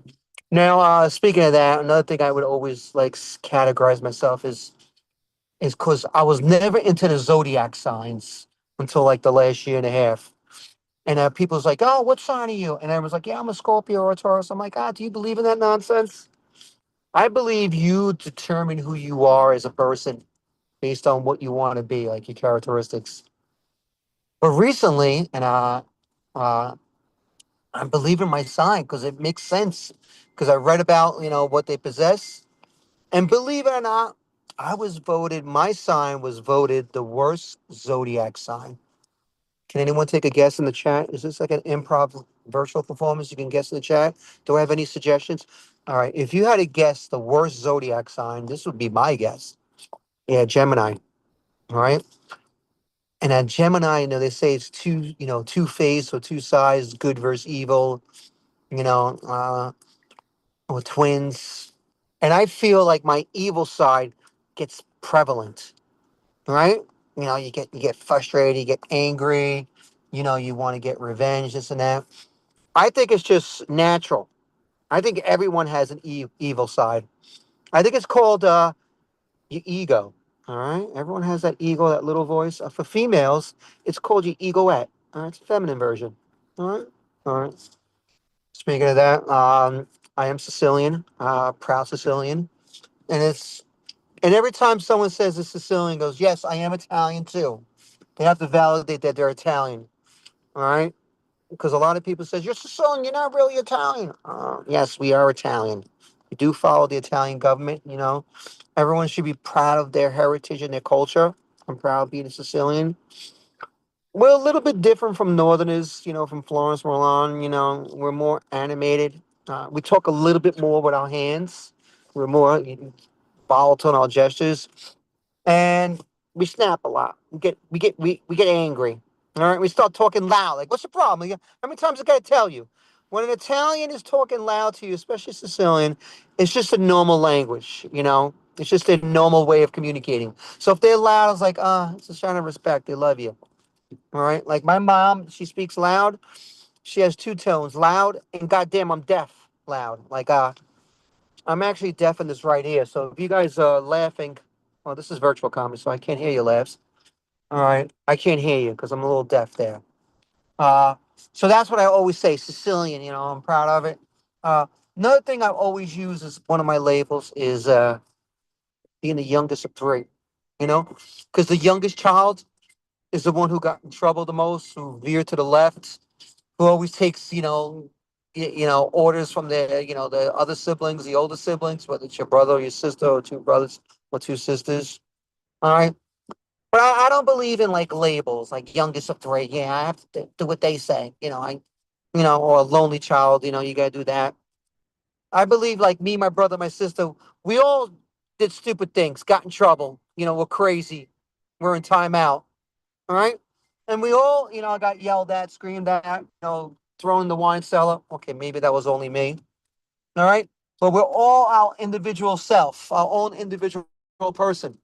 We all have our own identity, characteristics, jobs, occupations. But I still got to take orders from my brother, my sister. Uh, Congratulations, Andy, 66 months. It's January. It's always great doing this the last weekend in January and February. And of the month. February's next. Keep going. 67, here we come. Uh, Hopefully, this is a good, practice for my comedy show tonight. Once I'm on stage, I didn't know what I was doing because I had to work. A client came in late. But thank you. Thank you so much, Anthony Renda. So, question: where are you performing tonight? It's called the Whiskey Rocks. It's in West Babylon. All right. I'm going from Brooklyn, so it's about an hour and 20 minutes away. Oh, It's wow. like a bar in West Babylon. I should have said no. I didn't realize it was Suffolk. I thought it was Nassau. I was like, okay, I know this guy. What the hell? I said yes. It should be fun, but That's definitely cool. So if you're out there, yeah, definitely watch. Anthony Renda does a great job. Yeah, so we've been doing this 66 months straight, and appreciate Anthony Renda's been in just about every one of them, which we really appreciate. Usually in his car or at work, which is awesome, but definite. And yeah, do you have a website so people know how to find you when you perform in person or online? yeah, you can go to Instagram, Renda Comedy, which is my last name. I have a couple of TikTok videos from open mics. They're really bad. Like I said, I'm not a big social media person. I would hire a social media guy, but their rates are so high, and I'm still recovering from my restaurant for 5 years ago. I'm getting out of debt, so hopefully I'm getting my back to teaching, subbing. So there'll be more videos to come. But Renda.comedy at Instagram and TikTok, Anthony Renda, you'll find some videos. Well, thank you so much. I mean, again, he's been in just about every one, so we're probably going to have one next month. That's in the works, but if not, it would be done. But we definitely appreciate you making it last 66 months straight, and you're outstanding. Thank you for having me. You better have it next month. I always look forward to it. Thank you so much, Anthony. All right. Good luck with the show. Appreciate it. Thank you so much. And let me hit the other button. What did I do? I don't think you all could come on. Let's try to get you on. So we're the improv professionals. If you come on, pop on up. Hopefully you can. It says video is disabled. Yeah, that's what I figured. I figured that. Okay, I gotta figure this stupid thing. I purposely was keeping it on the side and it disappeared. Fun stuff. All right. Okay, there we go. So this should get us back. Okay, I think you all could come back, right? Nope, that's the wrong thing. Participants, there we go. All right. So you all can start your videos, and we're the improv professionals. Sorry about that. Okay, so we're the improv professionals. We have Melanie, we have Christine, we have Norman. I'm Andy. What's up, world? We're some of our improv team, the improv professionals. Sometimes people can make it, sometimes they can't.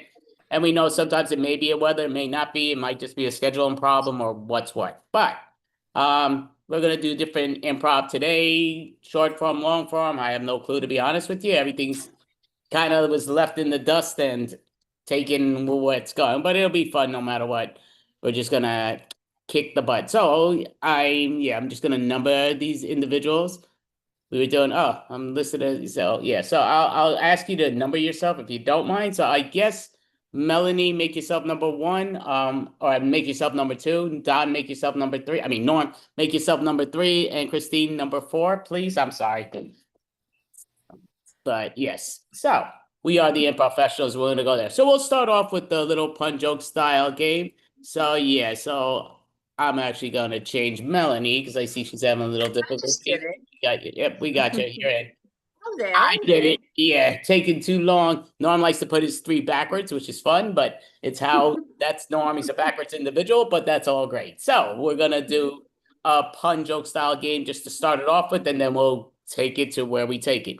So I got many suggestions out here that I'll just pull out cards and then we'll start with that. So we'll do, you know what? I guess we'll say we'll make up one. So we'll say for our New Year's resolution, I gave up blank. Screw it. So I'll say what the blank is, and we're going to go around for the New Year's resolution. I gave up blank. So don't know what I'm going to end up pulling out. Bunch of cards here in different genres and what's what, but barber. So for the New Year's resolution, I gave up going to the barber. No duh. For my New Year's resolution, I gave up going to the barber. I'm going to let my hair grow, and I'm going to be the crazy old woman with the long gray hair. My New Year's resolution, I gave up going to the barber. It's been really hairy so far.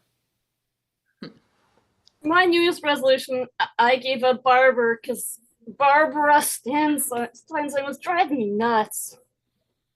For my New Year's resolution, I gave up the barber because you know what? Where all my hair is the underneath, and yeah, that's X-rated. Wrong place to go for the barbershop. All right, give a hand. So now Melanie's gonna start, and we're gonna give her a new genre thing, and her genre style is, oh, you know what? We'll grab something else, whatever this makes. I'm grabbing a location. So Geyser's your word. Geyser, go for it. For my New Year's resolution, I gave up being a geyser. It was too explosive. For my New Year's resolution, I gave up the geyser, but I'm still old and faithful. For my New Year's resolution, I gave up the geyser because my silly crock pot is just continuing to make messes in the kitchen. For my New Year's resolution, I gave up geysering because I said, you know what? I'll start practicing saying it and not spraying it. For my New Year's resolution, I gave up guys gave up on me. Great job. Gonna put that to the side. So Norm, we're gonna pull out another thing and a different thing. So this is obviously something completely different, which is fine. And he is, for his New Year's resolution, I wish I could pull out the one. A bunch of them come. Oh, okay. Okay, interesting. He is giving up Tracy Ullman impersonations. Go for it. Giving up Tracy Ullman impersonation. For my New Year's resolution, I gave up Tracy Ullman impersonations because obviously I was not doing a good job. For my New Year's resolution, I gave up Tracy Ullman and decided to go for Tracy Allwomen. For my New Year's resolution, I gave up doing the Tracy Ullman impersonation because I love her so much, but I just don't do good enough job. For my New Year's resolution, I gave up doing the Tracy Ullman impersonation because I thought I was supposed to trace Ullman. My New Year's resolution, I gave up Tracy Ullman impersonation because now I'll be all women impersonations. All right, he's copying Christine. All right, we'll give a hand. That was your conscious. Sure, it happens a lot. So Christine we're going to give her one of these emotions, and for her New Year's resolution, she is giving up being very happy. Giving up being very happy. I did that years ago. It's great. For my New Year's resolution, I'm giving up being very happy, and I'm gonna be the other 7 drawers, very sleepy. For my New Year's resolution, I'm giving up being very happy just because I'm a real adult. For my New Year's resolution, I gave up being happy because I'd rather be happy. For my New Year's resolution, I gave up being happy because I'm going to drink beer and be hoppy. For my New Year's resolution, I gave up being happy because I figured there needs to be a lot more people who are depressed so that psychiatrists have work to do. All right, so we'll give a hand there and put that there. So we're going to do one of the many, many, many games, and we're going to be pulling out different characters. So with the different characters, it's going to be a guessing game, but they won't be deciding until it's afterwards. So this is the dating game we're going to do. So the dating game. So basically with the dating game, I guess I'll be the character or whatever. Obviously they won't know, but they're going to look away when they're doing the thing. So we're going to do this. Each one's going to get the opportunity to do this. Don't know how that's going to work, but okay, there it goes. I grabbed a bunch of this out here. So again, there's like 150 of these now written, but we seem to always pick the same ones. But again, 150 suggestions. It's pretty amazing. But it seems at least to go, I guess with the practices and all too, that might also add to it. But so we're going to do the dating game. So we're going to have it where each individual, when they're doing it, we're not looking at what they're doing. Well, it's the one that's guessing. So right now, just because of the numbers, we're gonna have it where Christine. Yeah, I see. Just her name got cut off. I'm like, wait, did she change it? But yeah, so Christine. It says Stein, but yeah, he's like, no, it didn't get changed, but I see Stein under the past the number. But yeah, so Christine, she's gonna be guessing. So we're gonna have it where she's gonna look away, like sideways, so we can see her head not looking, and then we're gonna show the numbers. So I'm gonna be contestant 1, and I'll also be the announcer, but just going here and there, and I'm grabbing out of these columns, and hopefully we know who these people are. And this is my character. So I'm this. Okay. This is for Melanie. Melanie is. Okay, I'm clicking everything out. Oh, tired of it. Things stick like crazy, but she is. Okay. And for Norm, let's grab the. Okay, so he is. So you may look around, and yep, you may look around. That's you, Christine. And yeah, welcome to the dating game. We have 3 people behind the curtain here that you can't see, and we're very interested. So what is, introduce yourself, let the audience know who you are here at the dating game. Well, I am me. And I am somebody who's just delighted to come and meet a brand new person.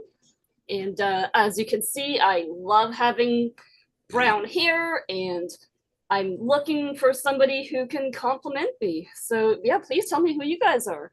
Okay, well, again, that's not how the game goes, but that's all good. So I'm going to have, this is the dating game. They're all behind the curtain. You don't see who they are, but we're going to ask you a question, and then I'll give it back to them. So what is your first question you would like to ask to find out more about the individuals that you may be dating? Well, I am really partial to the people I can hang out with. So are you animated? Well, being contestant 1, I am animated at times, and at times I am not. You know, sometimes, you know, again, if the good old Toys R Us, I've been in many times, and everything else here, but I've also been in movies. You know, there are many, many, many, but I am, it's in my name, but in a weird style, because, or should I, mum's my world, but yeah, I'm in that style, but I'm looking great and a little kooky, if you know what I mean. So expert number 2, same question. I forgot the damn question now. Are you animated or human? Are you animated or sorry? No one has ever described me as being animated. I am quite human, and I love humans. Okay. Okay, contestant 3, same question. Are you animated? Are you what? Contestant 3. Well, I'm very animated. I can move. I'm a pretty fly girl. I can sing, I can dance, I do it all. I still got it after all these years. All right, well, you know, listen, you know, again, I'm the first contestant behind the curtain, but I got to do my job also do this. So I'm just going to ask you right off the bat, what is your second question you would like to ask lovely me? Not me, but you are me. So yeah, me, you, but yes. I'd like to know if you are generally a good character or a bad character. I want to know rebel or not, you know. Perfect. Well, contestant 2, that's you know who. Are you a good character or a bad character? I think I'm wonderful, but I have been arrested. I have been in trouble.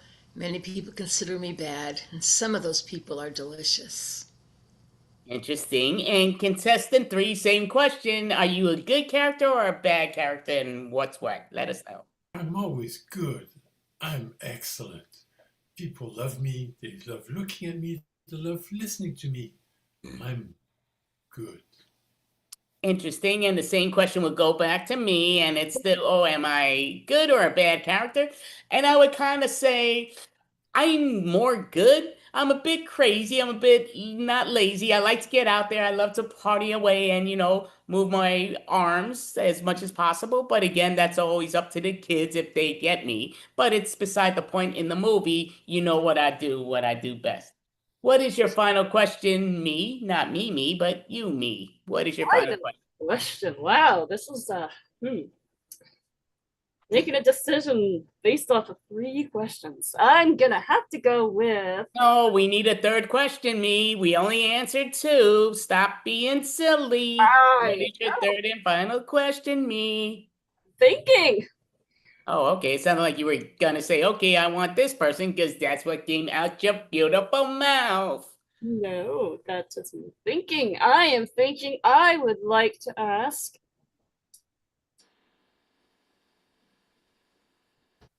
If you could be on TV or in movies, what's your preference? Okay. Number 3, if you want to be on TV or movies, what would be your preference? Well, I've been in both, but I'm more known for movies. I'm very popular. Yeah, yes. And if you pick me, I'll say marry me, and we'll have it made in Manhattan. Interesting. And the same question goes to me. It's would I prefer movies or TV? And I kind of been on both also. More previews for the shows when we're not talking about my toyness. But when I'm in the movies, I've only been in 1, but I was a spectacular in the movie because I am glamorous, but so are the other me's, sort of. Not me as in you, me, but me in the other me's that are different. But yes, I am gorgeous. My butt is not as juicy as the one that's number 3, but I'm cute. It's what it is. So, and now number 2, same question to you. Would you prefer movies or TV when you perform? I don't perform and I don't bother with that small screen. There has already been a movie made about me. It's one of the most successful movies. I found it delicious and I love to watch it while sipping on a fine Chianti. Okay, cool. So, me, that's you behind the curtain. Do you want contestant 1, 2, or 3? Don't tell us who you think they are. Just tell us what number 1, 2, or 3 you would like to invite on your date with you.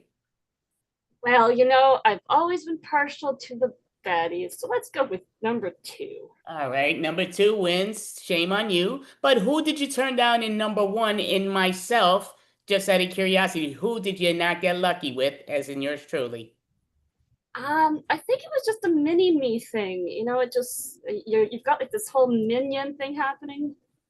That is so rude, so ridiculous. Again, I'm beautiful. I am gorgeous. Like I said, number 3's got a better booty than I do. So I don't know many guys that talk about booties, but she got a juicy booty. My booty not as nice, but it's nice for being where I'm at. Anyway, I'm a little crazy, but give you one more opportunity. Who am I? I think you're a minion.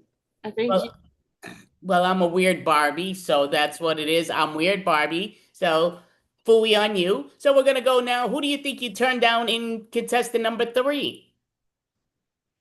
I think it's just a character from a TV show that I might not be familiar with. So I kind of like to have people who I know a little better. So maybe you're something like out of The Simpsons, or you're just a little too good for me. Lisa, right. Well, we're gonna say you get a little more thing. Again, I gave you enough clues about the butt because again, you didn't compliment my butt, but that one's got a real good butt.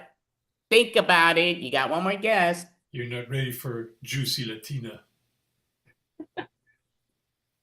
I'm definitely not. You don't know the Bronx girls. Okay, well, you turned down J-Lo, Jennifer Lopez. So say no to Jennifer Lopez. And who do you think you did get in the date with contestant number 2? Well, it was those things you were saying about, eating humans, and like I think maybe you're Dracula because you've got that whole dark aura happening. We're gonna give you one more guess. Not such a horror creature as a creepy creature, I would say. But even though it's horror, but not into those vampire styles. It would either be that or Hannibal Lecter. There you go. So you got Hannibal Lecter. You two could go out. All right, and One out that's of that 3, date and on I that. got the best date ever. Let's go. All right. So she gets 2 or 3 in the second guess, which is fine. So I'm putting these separately. Okay, with that card, just to keep these somewhat together. And so we're gonna do it again. So this time I'm gonna be doing the guessing. I'm gonna pull this out. I have no clue what's what. These are stuff, again, a lot I'll know, a lot I won't know. And again, it depends on how good they are. So realize that right now, contestant 1 is Melanie, contestant 2 is Norm, and contestant 3 is Christine. So in that order, but so you'll stick with your character the best that you can. And we'll see where it takes us. So I'm mixing these up and not looking at them at all. Just got to make sure I'm looking at the right way. Okay, so then when I put it down, it's the other way. All right, so this is for Melanie. Tell me when you see it, or if you see it. Hold it down a little further. Or away from the Yeah. camera, or Away. Maybe towards your head. Sometimes that works with the background. oh, there you go. Oh. Yeah. Okay. Yeah. Okay, got it. Got it? Okay, so I'm putting that down. So now this is for contestant number 2. Mixing it up again, grabbing something right there, and of course they are sticky. So this is for contestant 2. You know who you are. Just tell me if you see it. Upside down. Upside down. Upside down. Okay, got it. Got it. Perfect. Okay, I'm putting that down. I don't even know how I put these things. Okay, I'm just feeling, I think that's it. Okay, and this is for contestant 3. I just don't want to look at them, but I think I'm putting them the right way. And this is contestant 3. So you are, tell me when you see it. No, we don't see it. Hold it. Try different, maybe down, maybe. Oh, you know what? I'm seeing that's the striped side. It might be. Yeah. Yeah, it's backwards. Turn it around. Backwards. I'm nobody. No. Not Backwards. upside We down, need to see the backwards. flip Turn, side. You gotta flip it. the Oh, card. this way? Yeah, now it's back. Upside down. Yeah, but no, Oh, I we can know see what it. it is. Upside down? Oh, Yeah. you okay, so I'm putting that down. So I can look this way. Okay, so yeah, I can't see them because they're all the other way. That's a great way to get a pain in the neck, but guess better pain in the neck than pain in the butt. All right, but welcome. I'm out here at the dating game. So excited. We have 3 amazing celebrities behind our thing, and I'm going to be guessing. So I'm so thrilled and happy that I'm on this show. Andy, I'm ready for a date, and I'm looking for that special individual. So we're going to go with contestant 1. I'm asking the same question, but the question is, where would you like to go on your first date and why? Well, you know, I live in New York City, so I'd like to go someplace different. Maybe Hollywood. I'd really like to go to Hollywood. Okay, contestant 2, same question. Where would you like to go on the first date if I was to pick you, and why? Well, I would think out of the box, but just being outside. I mean, I don't ask to be out in infinity or beyond. Just somewhere outside of the house. Interesting. Contestant 3, same question. If I was to choose you on a date, where would you like to go on the date and why? Oh my goodness. Anywhere but Springfield. My brother's driving me insane. Okay, I do know I should be writing these things down because I'm going to forget so many of these things, but that's all great. So my second question is to contestant 2, and my thing is, what is the favorite thing you like to eat and why? Eat and drink, should I say, and why? Contestant 2. I just like to eat anything around a fire. You know, I go out after a stroll on my horse and just eat outside, some hot dogs, whatever, around the fire. Yeah, it's good time. Well, a rootin' tootin' good time. Okay, I think, yeah, you kind of throw me in a curveball there, but I'm going to ask now contestant 3, same question, and it is, what the hell did I just ask? It's What do you like to eat? Oh yeah, what do you like to eat and drink, and why is it? Well, it's gonna have to be my mama's cooking because I'm a good girl. Unlike my brother who likes to not have a cow. Okay, interesting. And contestant 1, same question. What do you like to eat and drink, and why? Oh, well, there are lots of things I like to eat and drink, but I really, really like chocolates. Like I worked in a chocolate factory one time and I ate so many chocolates because they were coming down the conveyor belt, and my friend Ethel ate a bunch of them too. Alrighty. Okay. So I'm gonna ask one more question before we go and see who I'm picking and choosing in this date. Contestant 3, I'll ask you first, and the question is going to ask, why do you live where you live? What is the reasoning behind it? Well, because that's where they put us. All of us here have been here forever, and my dad works in some kind of like, I don't know, nuclear factory or something. I don't know, something like that. Alrighty. So gonna ask contestant 1 same question. Oh yeah, where you live? Why do you live there? Why is it? Well, I live here because this is where my husband works. He's a musician, you know. He's got a nightclub. So we have to live here in the city to be near his club.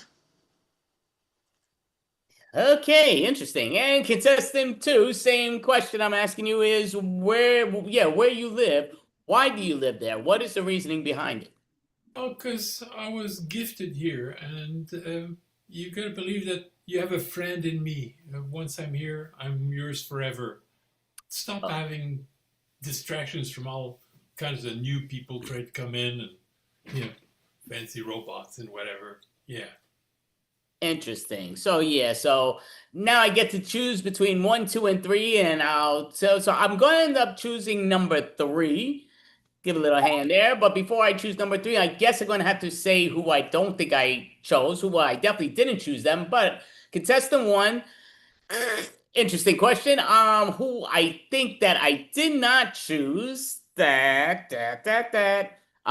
is holy mackerel. I'm guessing Tina Fey. Oh, jeez, you got some You got some explaining explaining to do. Okay, so I get another guess. I gave 2 guesses each, so I'm going to get my second guess. So I'm going to say you are Lucille Ball. Yes. Oh, okay. I turned down. Okay, so I got that in the second one. I've turned down Lucille Ball. So kind of, yeah, it's been a long, long, long time. Forgot that Love New Lucy. Yorker thing. But now we're gonna go to contestant 2, who I turned down. And I do believe I knew a moment ago. Yeah, I think I turned down Woody from Toy Story. You didn't choose me, so you're not getting a Woody. Okay. I would never want one, but thank you. Appreciate that. And so who I did choose in my third and final one, who I pretty positive I know who it is. So I just gotta remember the name. And yes, okay. So yeah, you are Lisa Simpson from The Simpsons. All right. Yes. Perfect. Yay. So We'll yeah, be just so gotta happy together. serenade it back around, turn it back around, and turn it back around because they were down, well, up. So yeah, I dig that. They actually 3 for 3, even though 1, 2 guesses, but we did that, and that's very nice. So we're gonna do it again. Where did I put these other? Oh, there we go. So we're gonna get it where now Melanie is going to be guessing. Dun, dun, dun. So right now for Melanie guessing, contestant 1 is Norm, contestant 2 is Christine, and I'm contestant 3. So we are going to, now this is easier for me at least to see when where I'm putting the cards, and you'll be able to see it easier because I can see what I'm looking. But Melanie, yeah, just look it away for the moment, please. All right, so this is Norm, and okay, so these things are so damn sticky, but you are, tell me when you see it. Okay, got it. Perfect. So that's number 1. So number 2 is, how do these things stick like glue almost? I know they're somewhat new. Okay. That one I'm taking away just because we did that in the last one, I bet, but I think we, okay, screw it. I know. Open up. This is contestant 2. And the third one, I'm just grabbing it, whether we did it recently or not, because I have no clue, but okay, that's the third and final one. And okay, so this is me.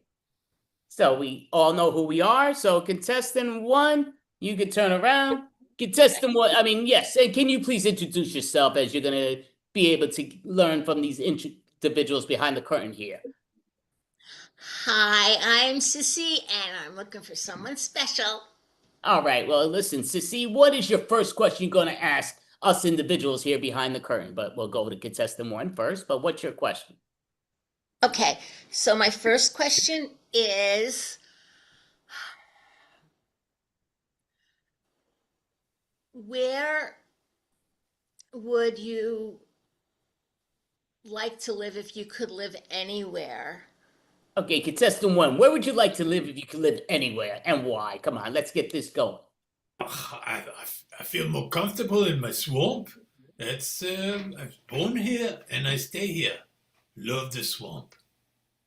All right, that don't make you bad, but hey, that's you. I'm gonna ask contestant two same question. The lovely lady behind there, the curtain, she wants to know what was the damn question? Oh yeah, Where would you want to live if you could yeah, live where would you anywhere? want to live if you could live anywhere? Where and why?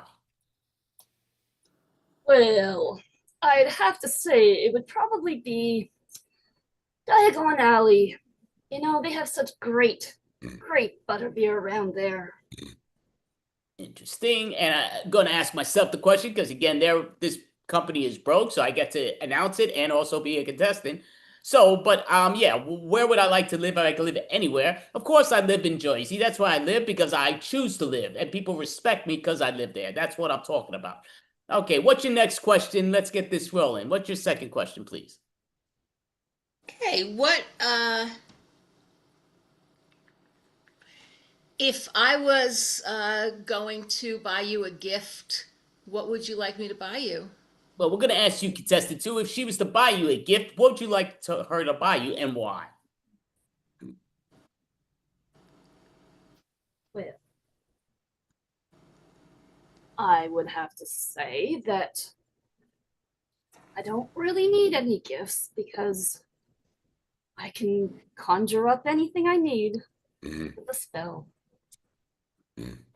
Interesting. So yeah, so I'm going to ask me the question that the young lady behind the curtain's asking. Like, if she was to buy me a gift, what would I want her to buy me? Listen, you don't have to buy me nothing. I'll run the place. I'll run the joint. I get them in the right price when needed to be done. Simple to the point. So I'm good. I'll buy you what needs to be done, and we'll live there. Yeah, I'm talking to you. You ain't because I'm answering you. But yeah, I'm speaking to you here in Jersey.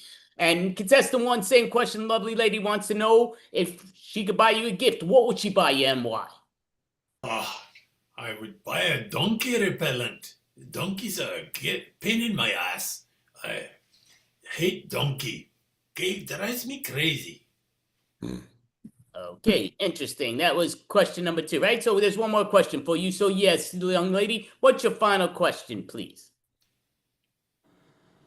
Have you been in a movie or a TV show? Well, I've been in TV because TV is in everybody's house and it's straight to the point, apartment, whatever. Everybody wants the TV. And again, it just comes down to if you need to get clicked or you need somebody to get clicked, it's better at home. You know what I'm saying? And we've done so outdoors, but again, we do it in my presence because that's how I do it here in Jersey where I run. But same question, you contestant one, what the heck was the question? I forgot. Yeah. Have you been in TV or movie? Oh yeah, you're in TV or movies. Come on, let's get this going. Many movies and even sequels. Little cats want to have a sequel for me. Yeah, movies. No, very few TV. Okay, movies. Interesting. Yeah, that's interesting. But we're asking you the same question, contestant three. Are you known for TV or movies and why? Come on, let's get this going. Well, many generations have wanted to come and learn from my great wisdom. So there's been at least 8 movies, possibly more, that I've been in. Just, yes, there's so much wisdom to be shared. All right, perfect. All right, lovely lady. I forgot your name, but it comes down to that don't matter because again, it's about the individual in front of me. That's all that matters at the moment in the time. So who are you choosing, contestant 1, 2, or 3? Don't tell us who you think they are. Just tell us who you're choosing for your first date with them. I will choose contestant number 2. Contestant 2, we'll give a hand there. That's your loss, not mine, because again, if I really was your loss, you wouldn't be around in the next 5 minutes. But that's all good because, again, I'm okay. But contestant one, same question. Who do you think you turned down in the lovely contestant number one, supposedly? Well, I really don't want to live in a swamp, so I turned down Shrek. Oh, there you go. Kiss, you would have had the form that is true, but no. Interesting. So now kind of wondering, who do you think you turned down in me? And how dare you turn me down? But again, you're okay. You won't have to worry about looking behind your back. I got you. Who do you think you turned down in me? I didn't want to get involved with the mob, so I turned down Tony Soprano. All right. Well, yeah, smart lady, smart move, smart there. So now who do you think you did choose in contestant number two? That's the one I'm not 100% sure of. It's definitely someone from Harry Potter. I'm going to guess Dumbledore. All right. So perfect. And we go there. You two could go and you could go to your lovely married ways. And scene. All right. Get a hand. We'll do this one more time, right? I think that's all we need. So Norm is doing the guessing, right? So contestant one is Christine. I'm contestant two, and Melanie contestant three. So it's easy that I get to at least look at this and not figure out where the hell the video is in the screen and also put them in the right order. Wow, they're kind of mixed and match. I thought they were most of them are in one way, but then the others go. So this is going to be Christine. So, okay, I'm going to choose two just because I guess this. You see it? That's the thing they're from when it's underneath parentheses. Okay. Okay. So, I'm grabbing this, and this is. Dun, dun, dun, This is dun. me, or is This that is you? me. Who is This this is one? me. This is It's you, me. okay. And this is contestant three. Alrighty. These are all supposed to be popular characters, so it's not me pulling things out of left field. It's written down, whether I know them or not, but not saying I don't, not saying I do, but you got it? Got it. Alrighty. So, and again, even though I may or may not know them, he may not, but time will tell. So you may turn around and we'll go. So yeah, so come on, let's get going. You get to ask your first question we have. Can you introduce yourself before you start asking everybody questions? Come on, let's get this going. I was lucky. I won the opportunity to be on this show. I'm Joe Blow from Kokomo, and I'm excited to be here and meet you all. Okay, interesting. Okay, and so what's your first question? Come on, make sure it's a polite question, but what's your first question, please? Well, it's important to have a good first impression. So where would you take me out for the first date? So contestant one, where would you take him out on the first date? It's supposedly you're taking him out, but where would you take him out? Well, rats. I think I'd have to take you out to some place where we could have some burgers, where I could have those green things. I really like those green things that go on the burgers. Yeah. All right. Well, where I would take you out on my first date, because that's my question now. It's where would I take you out? And which is fine. I don't mind it, though. You know, I'm married and I'm hopefully stay married, but I don't mind doing a little cheating at the moment just to get the first date going. Because, you know, again, I don't want to be knocked to the moon, but the whole thing comes down to I'm just kind of wondering. Yeah, I would say I would love to bring you to the Great Bus Depot, because again, we sometimes eat our lunch and dinner there, and you would have a great time there as we just chat away. And contestant three, he kind of wants to know, where would you take him to eat and why? Well, I don't know why anybody would want to take me out, because I'm not very pretty. But I would have to say, you know, any restaurant that's near the fashion center. Interesting. So now what's your next question? Come on. Hamana. Get that going, please. What's your next question? All right. So what would be your idea of a best date? What would we do? All right. Well, that's going to be my question. So what would we do on our first date? I love to go bowling. I also am a great pool player. You know, that's what we do. A lot of times, you know, I take my buddy Norton and I would introduce you to him because he loves the sewers, but that's where he works. That's just beside the point. But yeah, you know, it just comes down to I need to make sure that Alice is cool with you being my buddy and not on the bad side. Yes, but the same question to you, contestant three. Where would you take him on a date and why?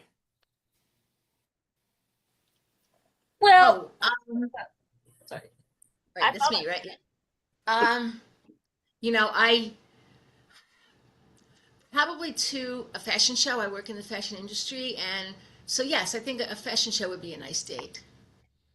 Okay. And same question to you, contestant one. Where would you take the lovely individual, Jojo from Kaplo, I think? But where would you take him out on a date and why?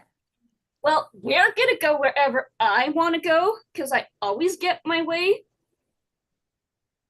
Interesting. And what's your final question there? Let's get this going. Come on, time. Let's see.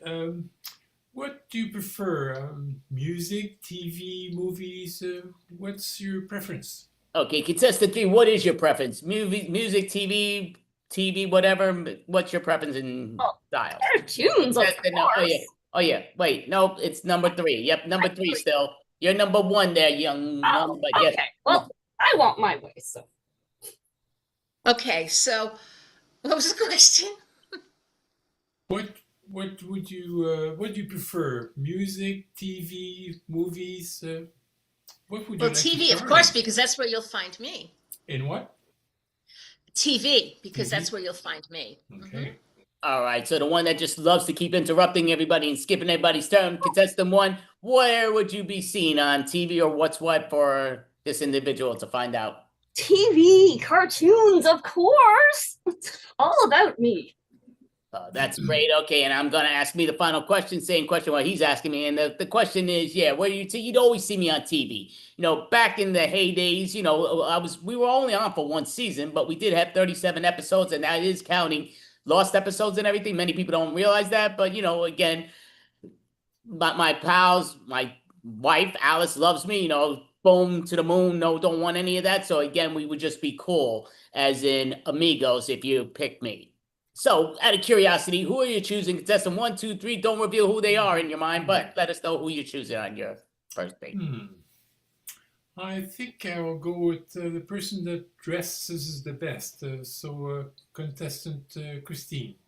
Okay, so contestant 1, we're gonna stick because again, nobody seems to know numbers here. I'm not sure why, but that's okay. So the first person you turn down is me, contestant 2. Which again, you're not my type. Again, I'm married. I love the women. I know Ralph. Ralph yes. Cramden. I don't want you. That's right. Yeah, don't pow to the moon to you. But okay, so who do you think you turned down in contestant 3 here? Good luck on that. But yes. It's more complicated. SpongeBob. All right. I'm going to give you one more hint, even though it's a waste of time. But it is a female version, sort of, I guess. But yes. On TV, you like screens.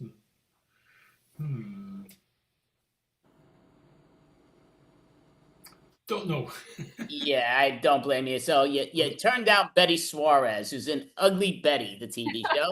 So you turned down Ugly Betty herself, I guess. I don't know, but she's supposedly a very popular character, but nobody seems to know you. But that's okay. So who do you think you turned into? Who you going to date in contestant 1? Who do you think there? Let's see. Initially, I was thinking Devil's Wears Prada, but she's on TV, so somebody like RuPaul. Well, we're gonna give you. Well, I mean, again, no, we're gonna stick to it. I'm going to let you know again. She ain't real. She's cartoon. Oh, okay. But who do you think that you turned down in this cartoon person? Cartoon fashion. Oh, maybe. Cruella de Vil. Yeah, well, you turned down Angelica Pickles from the Rugrats, but there you go. So, no, you picked her, should I say? No, you chose her. So, Rugrats in there. So, we give a hand. That's. Wait, did he turn me down? No, he took you. No, I changed it. I said he turned you down. I said, nope, no, he chose her. Yes, thank you. I want my way. Going. Yes, he's had a date with a toddler. Yeah. Isn't she a child? She is a toddler. Oh, no, she's not a toddler, but she's a kid. Apparently a spoiled brat. So yeah, spoiled brat. But yeah, she's a young girl, toddler. I don't think I'm a spoiled brat. I'm just want my way. I mean, you got her upset. She's in a. And I never saw Ugly Betty, so you didn't have a chance of knowing who I was. I don't know who she is either. So. No clue. But I have to say, this game was great. I got picked like 3 times. If only my real dating life was so good. Alrighty, so perfect. So I got, what the heck do I have on written? Just the bill. But yeah, so we are going to play another improv game. So we are going to do, was doing the other thing originally, but we're going to do.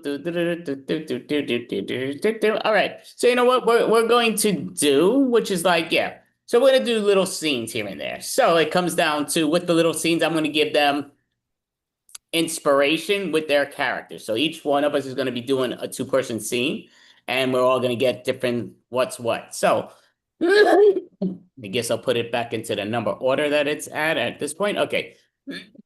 So right now, me and Melanie are gonna have 2 different types of characters. So just looking here, taking here with the emotions. So I'm grabbing out the emotions. I know I'm gonna mix that up with the other thing, but actually, yeah, you know, let me put these back. This is the, just because we don't need that for the moment. Characters. All right. So we got the emotions. All right. So me and Mel, I mean, not Mel. Yeah, me and Melanie. All right. So let me hit this, and this will just tell me my suggestion. Of course, I hit the wrong app. Okay. So this is saying villains, whatever that makes us think of, we're villains. And Melanie is going to be nervous the whole time. Her character is going to stay nervous the whole time, and my character is going to be flirty the whole time. So she is nervous the whole time, I'm flirty the whole time. Gonna put our little screen up here with the timer, as long as it goes quickly. All right, I'm not seeing the app on this screen, so Hey, looking under apps. yeah, well, I don't see apps. That's what I'm looking at. I don't have apps on the bottom here. I'm going to more. Let's see if I go to settings. Nope, that's audio. That's other things. Alrighty, sometimes it pops up on this, sometimes it don't. Let's, what if I hit setting? Nope, same crap. Hit the audio one more time, and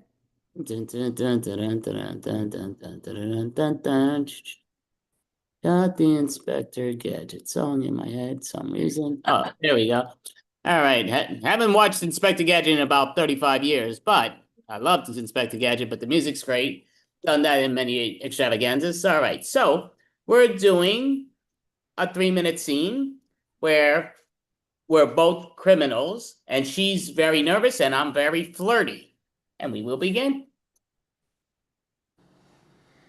I'll be honest, you look beautiful doing that crime. I mean, my goodness, you are so gorgeous. Thank you, but are you sure we covered our tracks? I mean, do I hear a siren? Well, you got to realize, yes, I covered your track so well, and of course I wanted to cover that boom boom because everybody's staring at that beautiful butt of yours because you're so gorgeous. But even when you're getting away, front or back, people are goggling over you. Well, maybe I should change then. If people were looking at me, I should change my clothes. Well, no, you should change nothing because, again, you are just so cute and sexy. Even if the cops were to bust this, I think you could flirt your way out. You've done that with so many parking tickets in the past. I love it. Yeah, but this is big time, man. We could do a lot of years for this. We could do a lot of years, but again, you're talking about, you're just so hot. And you know I'm not going to let them take us, you being as hot as you are. We got to be somewhere close together, and we'll go separate ways, so we need to be together. You're going to be fine. You are fine. No, it's better to go our separate ways because they'll be looking for the 2 of us together. So yeah, well, maybe we could be twins. We could put, like, we're twins, so we could maybe be what those 2 twins in one are. I forgot what the heck they're called, but that's okay because you look great, and I would look great just because you're my twin. So we could be twins and we could walk around.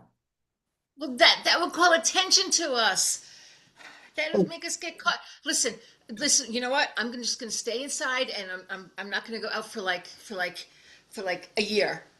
Oh, I love that. Me and you locked away here for a year. I love that. I love being with you for the year. Oh my goodness, that's so exciting. We get everything here delivered, and oh my goodness, you deserve nothing but the best. So I will treat you just right. Yeah. Oh, Man, but we have to fence the stuff we got. We Well, can't do that if we stay inside. Oh my goodness, how are we gonna? well, What are we gonna? well, you got to realize I want to fence the stuff we got, but I never want to fence you off. You know that. I love you. I love the way you look, the way you sound. You are just so perfect. Like I said, the cops will never bust us because you always flirt your way out of the right way, or at least you have that instinct to do so. So hot. I don't know. I don't know. If a cop starts talking to me, I think I'm gonna get so scared. This Oh, is that this is big time, man. This isn't like that small jobs we used to pull. no, I understand it, but again, because people just drool over you looking at you, I love that you don't want to talk to no cops. That means I'm your one and only, and I love it. You are so hot and fine. You are so cute. Well, it gives me an idea. Maybe I should flirt with a cop. Because if I'm dating a cop, then the cops aren't going to arrest me. I love your eyes. See. So, gonna do it again. So right now we're gonna make it where gonna have it where Norm and Christine are doing a spot, and I'm gonna mix these up. And their suggestion is okay. They're in the waiting room. They're in the waiting room, whatever that makes them think of. And Norm's character is acting alarmed the whole time. Norm's character is acting alarmed the whole time. Exactly what I just wrote. I wrote it twice, but all right. So, and we're grabbing this. And Christine is passion. She is passion. He is alarmed. She is passion. They're in a waiting room. You may begin. Oh my God, shouldn't they have called us by now? Well, sometimes it's important to be able to show how well we can wait. I don't know. I mean, it's been a long time. Yes, but can you just imagine how rewarding it will be when we finally get called? Oh, Yeah, but will they call us? I mean, geez, I'm starting to believe it was a scam. you know what? I love thee. And I think it doesn't matter if we have to wait until the end of time.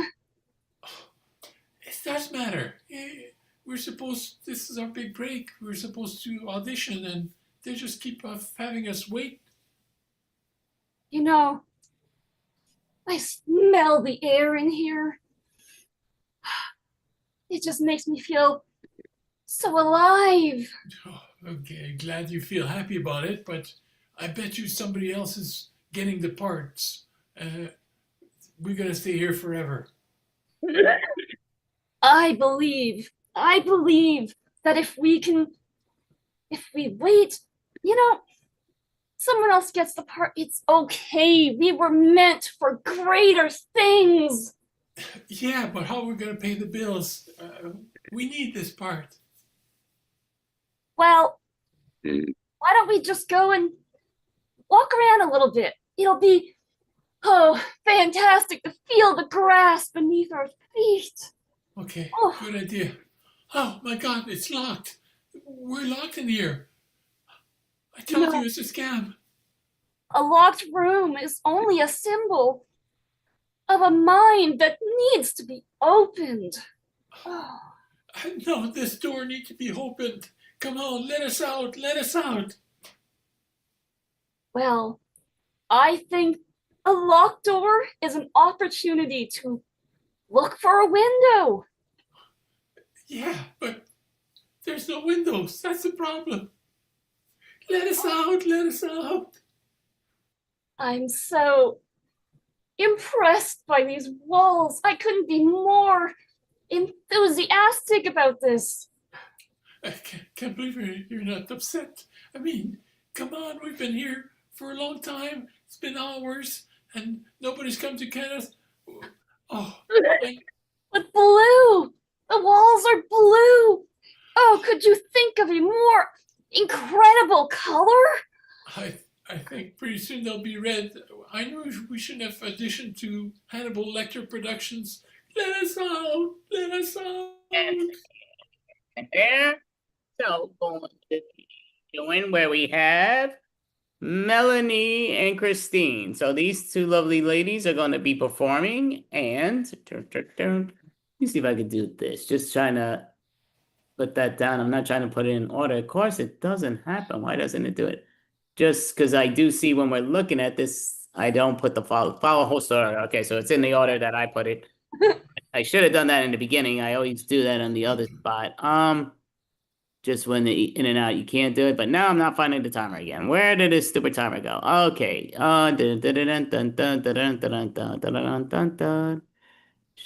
There we go. Apps timer. Okay, why is that timer so big? I want it to shrink. I mean, it's taking up almost the half screen, but okay, there it goes. I don't mind the quarter. It takes it up. So right now, these two lovely ladies, they're at a cafe. They're at a cafe, and Melanie is silly the whole time she is silly. And the whole time, Christine is lust. She's going to feel lust the whole time. So, you know the deal. When you two are ready, you lovely ladies may go and stick to silly and lust. Go for it. At the cafe.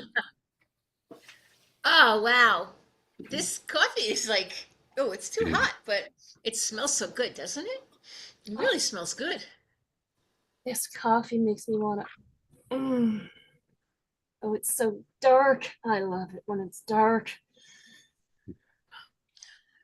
Okay, you're getting a little too into that coffee, you know? Smells like, oh, it smells like, it kind of smells like sex. Waiter, can we have a priest, please? My friend wants to marry her coffee. Oh, come on. You can't tell me you don't want to have what I'm having. Oh, maybe, but not with coffee. Maybe with the waiter. You're awfully cute in that dress. Oh, wait, first the coffee and now me you're hitting on? Oh. Well, I mean, yeah, you're really cute too, but I came in for the coffee. Well, there's enough coffee for both of us, if we lay it across the bed. Oh. I'm thinking maybe you need to take your coffee and get a room. Well, that sounds really delicious. And, I'm thinking that if you join me and you smell this, oh, you're just gonna love it like I do. Well, yeah, it's really good coffee, but I hope the entertainment starts soon. I heard there's a folk singer tonight. Ooh, you know what folk music does to me? The same thing coffee does to you, and same thing that waiter does to me. No, better. I mean, folk music is just, ooh la la, I get tingles. My goodness, I think maybe we should go to a bar where you can find a guy instead of getting cuckoo with the coffee. Oh, I think the more the merrier, so you might be onto something. Ooh. Oh. You're just so crazy. Let's ooh, let's talk to that guy over there, or that guy over there, or Let's talk to everybody. Oh, yummy. And stop the timer. Bum, bum, bum, bum. Got too many papers on my thing as I put them together. I'm trying to do it organized, and now I'm getting less organized, mixing things together. No shocker, but all right. So me and Norm now are going to perform. And with me and Norm, we are at a picnic. Me and Norm are at a picnic. And Norm, on here, Norm is rage. He is rage the whole time. He is just very upset. And I'm overacting the whole time. I'm going to overact. He's in rage. I'm going to overact. So when you are ready, let's go.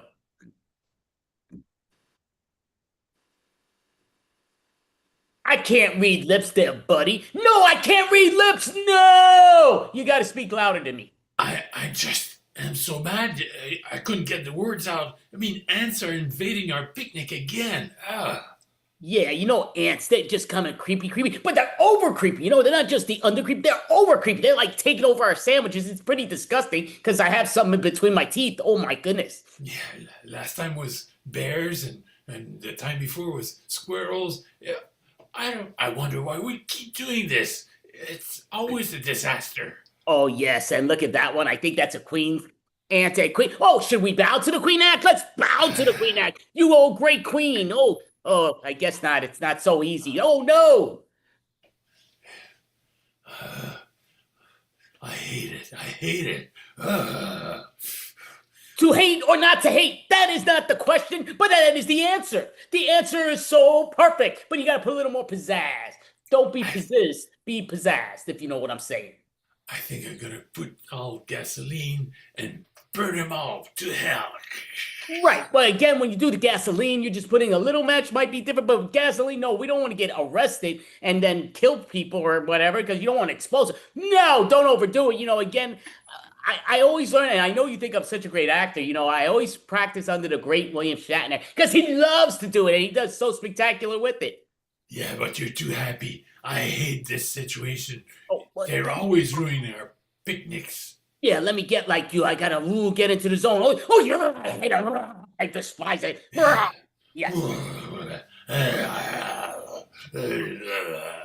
Oh, I see. You're being part caveman, part human. That makes sense. I could be Tarzan. You Jane? Oh, you angry Jane. You weird Jane. But yeah, okay. I'm not sure. Maybe 2026 could work. More like Tasmanian devil. Okay, I see. Yeah, put a little more pizzazz. You got you got to get more into it because the more you do, the less you do. But the less you do, the more you do because you can't. Got to understand and read the lips. Not understand the lips, but read the lips. Be the lips. Yes. From now on, let's order Uber Eats and stay home. No stupid picnics anymore. Oh my goodness, ants. Oh, we could have invited our ants. That would have been cool. Could have invited our ants and not these ants because these ants seem to come no matter what. But we could do the ants with the U and it'd be family related. And then maybe ants could eat ants because they are what they eat. Maybe they are ants themselves. No, because they'll bring their husbands, the uncles, our crazy uncles are going to ruin our picnics and our meals. It's going to be awful again.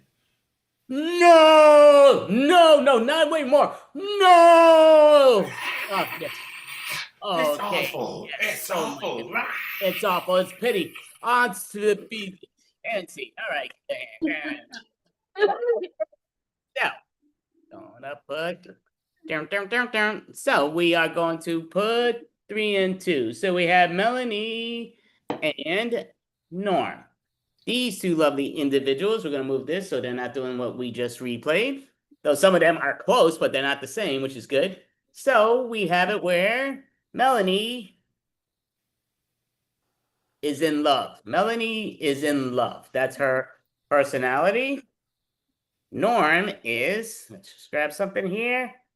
He is psychotic. Norm is psychotic.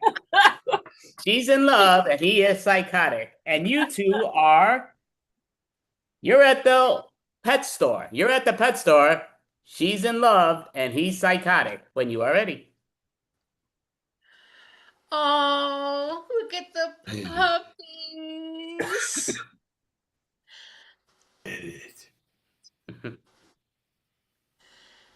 Aren't they adorable? I want to get 2 of them. Yeah, because you never know what could happen to one of them. Oh, listen, dear, I love you almost as much as I love the puppies, but you really need to go back on your meds. Who said that? Who said that? I should do that. Darling, it's me, your wife. Yeah, but you didn't come out with that by yourself. Somebody put you up to that. No, I know you very well. I can tell when you're off your meds because I know you. I love you. I love these puppies. Kittens. Are you going to replace me with those pets? No, not replace you. They're gonna enhance our lives. We'll be so happy with puppies or kittens or oh, they have lizards. Oh, wow. We're going to have a menagerie in our home. That's too much. You can't give me that much love anymore. Oh, I have enough love for every creature in the world. Have you been cheating on me with other creatures in the world? No, not human creatures. Just every time I see a puppy, I want to play with it. And every time I see a kitty, and even, you know what? The kid down the street, he's got a pet snake. I even love that. Not with human creatures? Animal husbandry? Oh my God. I didn't think you'd ever do things like that. I don't do anything to harm the animals. I love them, not the same way I love you. It's animal abuse. You should get on meds. Okay, I don't think you're understanding what I'm saying. I'm not hurting the animals. I'm not doing anything wrong with them. How do you know they're not hurt? They can't talk. Or can they? Are you hearing the animals talking again? I think so. Yeah. Yeah. They're saying... Okay, you know what? Maybe we'll get some puppies later. Right now, I think we'll go home and give you your meds.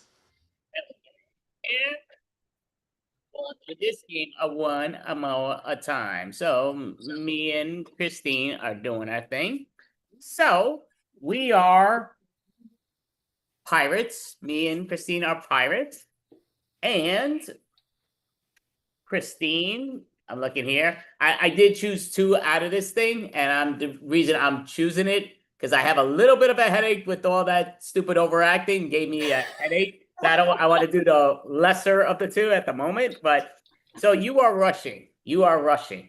You want everything in a rush, and I am relaxed. I am relaxed. So those are two that came out. So yeah, I needed to. Yeah, I didn't want to do the rushing because my head would have exploded. But so you're gonna give me the headache. Got it. Arr, this is so relaxing. Arr, matey, but what are you doing relaxing? Get up, get up, get up! Oh, I will. There's no rush. You could massage my feet. I don't mind. Oh, no. We do not have time for massaging the feet. We must pull the gangplank up before they come to invade us. All right. I'll do it. Oh, my goodness. It's fine. No. Faster. Oh, yes. It's okay. Again, there's no sharks or anything at the moment. What do you mean there's no rush or anything at the moment? They're about to come, matey, and invade the gangplank. Right. Well, that's cool. I understand. So you could lie, if you want, I could lie on the plank and you could massage my feet, or you could lie on the plank and I'll lie on this chair. Must run to the other side to place the thingy. Running, it just seems like such a waste. Why don't we call Uber? We get off this ship and then we could do an Uber ride or an Uber submarine or something, because I'm not running nowhere. Arr. Oh, are you still talking? We've got work to do. We got work. Okay, so yeah, this is I got some here. I got a sword here. I like this sword. I can sleep with my sword. I call him Swordy. Yeah, Swordy's cool. I like it. Oh yeah. What? Matey, why are you still talking about your sword? We've got so much to do. So yeah, that's what. Yeah, shimmy me timbers. To me, again, it's early. I understand you're a rush, but you could rush now, and then I'll take my time, and then I could catch up to you. It's kind of like the tortoise and the hare, Arr. The sail! Matey, the sail is coming down alone in the storm. What are we going to do? Hurry! Climb up with me. Well, I'll let you climb up because you're so quick. And I don't want to get in your way. No, it is wet, though. Mighty! Oh, The sail is coming. It's put it over my head so I don't get so wet. No. Let me try to get some sleep. At least relax. Oh no! Mighty, the sail has gone. It has gone across this ocean. Quickly! Well, I believe you could swim after it and you could get it. I'm not going nowhere. I'm just getting wet until you bring it over me and I could stay dry. Arr! That is not what we should be doing. Grab the paddles. Grab the main. Grab the cannons. Go, go, go. Yeah, you're howling like you're a wolf or something. I don't know why. You're not a werewolf. You're a friggin' pirate. Take it easy. You don't have to howl. Oh, my goodness. Arr! Where is my patch? I can't see without my patch. The parrot's taking it. Oh, no. Run. Too bad you could see. I wish you couldn't talk. That would be great. I could maybe go back fencing. All right. You said what? I'm sorry? That was fun. Oh, that's cool. Yeah. I mean, again, usually I could do just about anything without the headaches, but the headache definitely was hitting there. I'm like, okay, if I do super action, I'm going to get major headache. I don't want. Don't you like a headache? Nah, not really, but yes, okay. Excuse me. So, we are, yep, you know what? We're going to do another pun joke style game. I said we'll probably do 3. Why not? I would have done it a little bit in a while. But again, it's all fine. So we'll do another joke pun style game. Let me put that on the timer. Hopefully we don't need it again because you know me with the searching of the stupid timers. But, okay, so we got the 1, 2, 3, 4 listing. Yep, in there. So everybody should be in that number order, which is good. And it is on the computer there, I think. Oh, yeah, that's... I don't know if it's behind time. Maybe that's why. I think I did it right on this. Anyway, don't. Okay, so you know what we're gonna do? It's not you, it's me. It's not me, it's you. We'll do it in a theme style, and then we'll do what? It's not you, it's me. It's not me, it's you. The punk joke, boom style game, and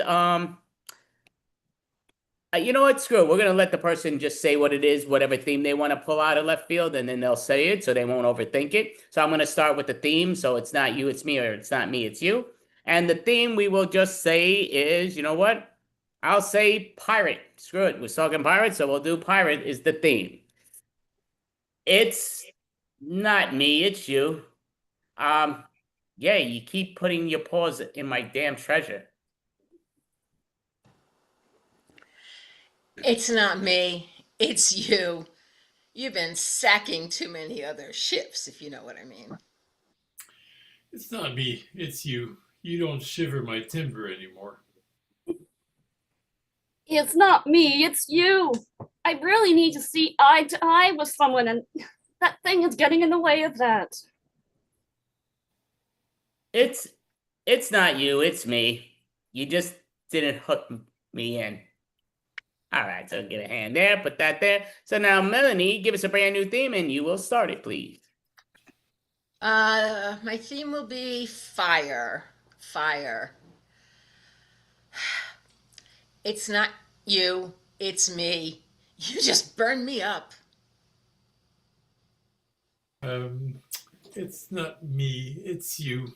You do cause me to burn up. It's not me, it's you. I was looking for a man with wood, but it's all gone now. Sorry, it's not you, it's me. I just have too much gas. It's not you, it's me. You just don't make me cook anymore. Great job. All right, Norm, give us a brand new theme and start it, please. We'll say magic.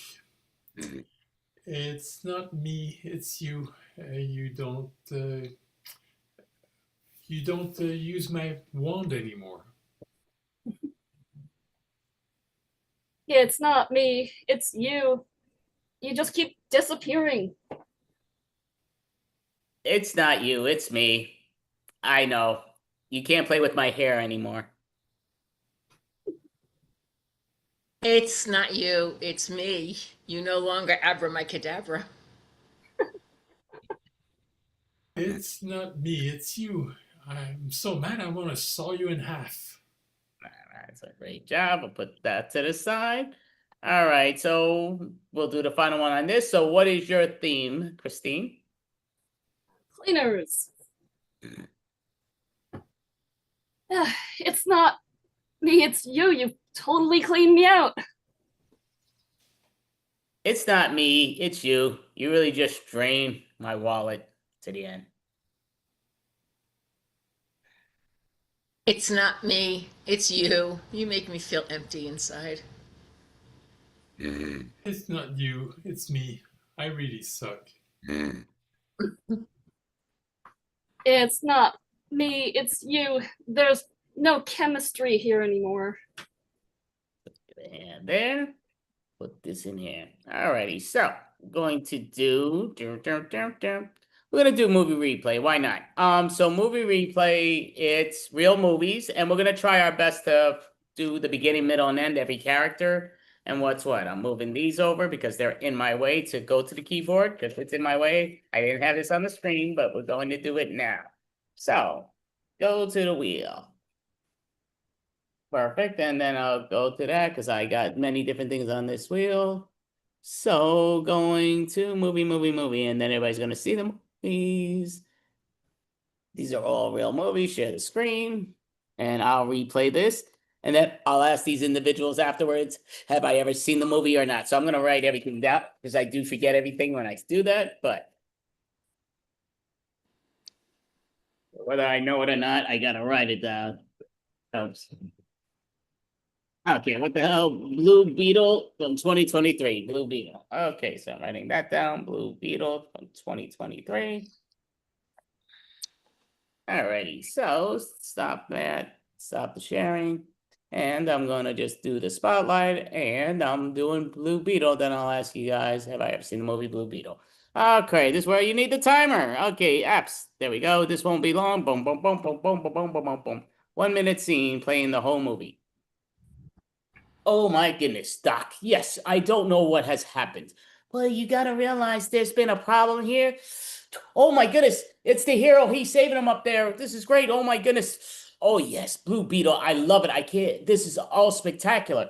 Hey Mom, Jack went out and yeah, he's playing that Blue Beetle thing and we know he doesn't do it. It's our powers. We're not supposed to be showing off. Yeah, I don't know why he does that. Why he does that so much. Calling all cars, Blue Beetle has been kidnapped. Oh my goodness.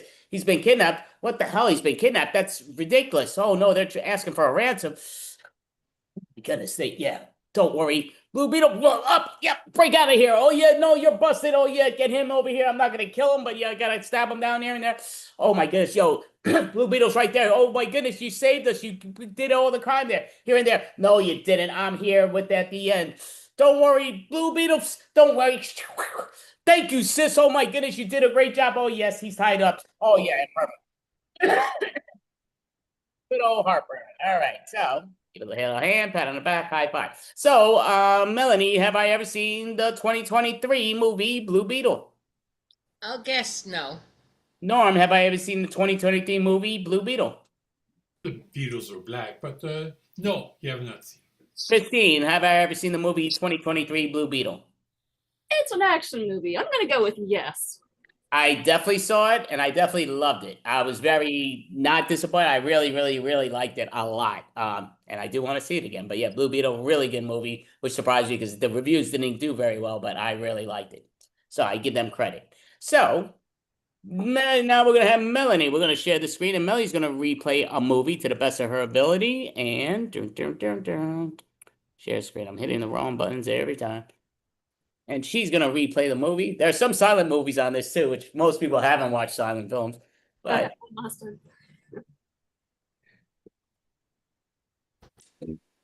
Anna and the Apocalypse. Okay. Musical Christmas horror. Anna, I got to definitely write this. So Anna and the Apocalypse. Okay. Actually sounds interesting. 2017 musical Christmas horror, even though I misspelled Christmas. All right. So we're going to she's doing the movie replay of the whole every character of Anna and the Apocalypse, the musical. Merry Christmas! Merry Christmas! Hey, Why is it so quiet? There's nobody out on the street. This is so weird.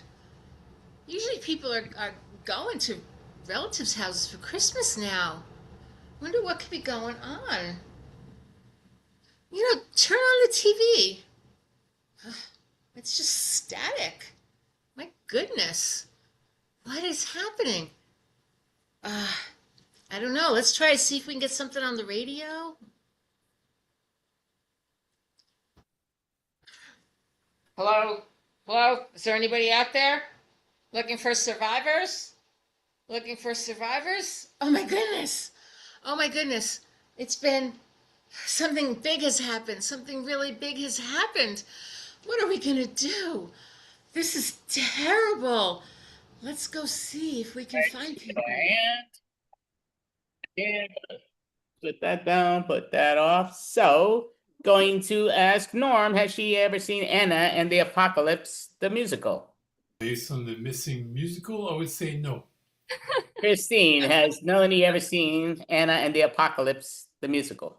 I was also waiting for that grand musical number that everybody clearly knows, but no, definitely no.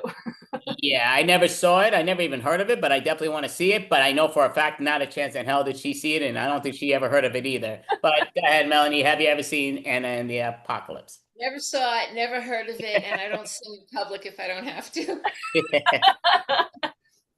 Yeah, we're going to share the screen again, and Norm is going to replay a movie for us to the best of his ability, beginning, middle, and end of every character. The hour and a half to 2.5 hour movie played in a minute. What movie is this? Down, down, down, down. Tusk from 2014. Gotta write these all down, just like I say, because I will always forget. Tusk. And putting that down and putting him in the spotlight, and he's playing the movie Tusk when you are ready. All right. We're gonna hunt a big one. Yes, I need that on my wall. That wild boar with the big tusks. Come on, Jethro. You can help me. You're the tracker? All right. Heard it rustling. You go, check. All right, I'll go. Oh. Hey, what? Where are you, Jethro? They killed you?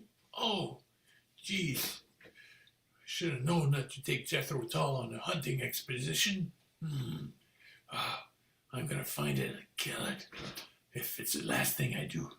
Oh, he moves so fast. Oh, he's there, staring right at me. All right, I got you. Kick. Oh, no. Oh. And well, that scene. And Christine, has Norm ever seen the movie Tusk? I'm gonna say no. Melanie, has Norm ever seen the movie Tusk? No.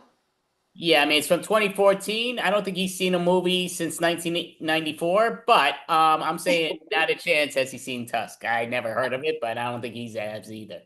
Never heard of it. That's what I thought. Supposed to be a known movie. Who here's heard of it? Just out of curiosity. Nobody, huh? Wow. But it was on the top 100 BS things, but what else is there? And there's many more. Again, there's 600 movies there for different what decades. So now Christine is going to replay beginning, middle, and end. One movie. Spin the wheel. Ba-da-da-da.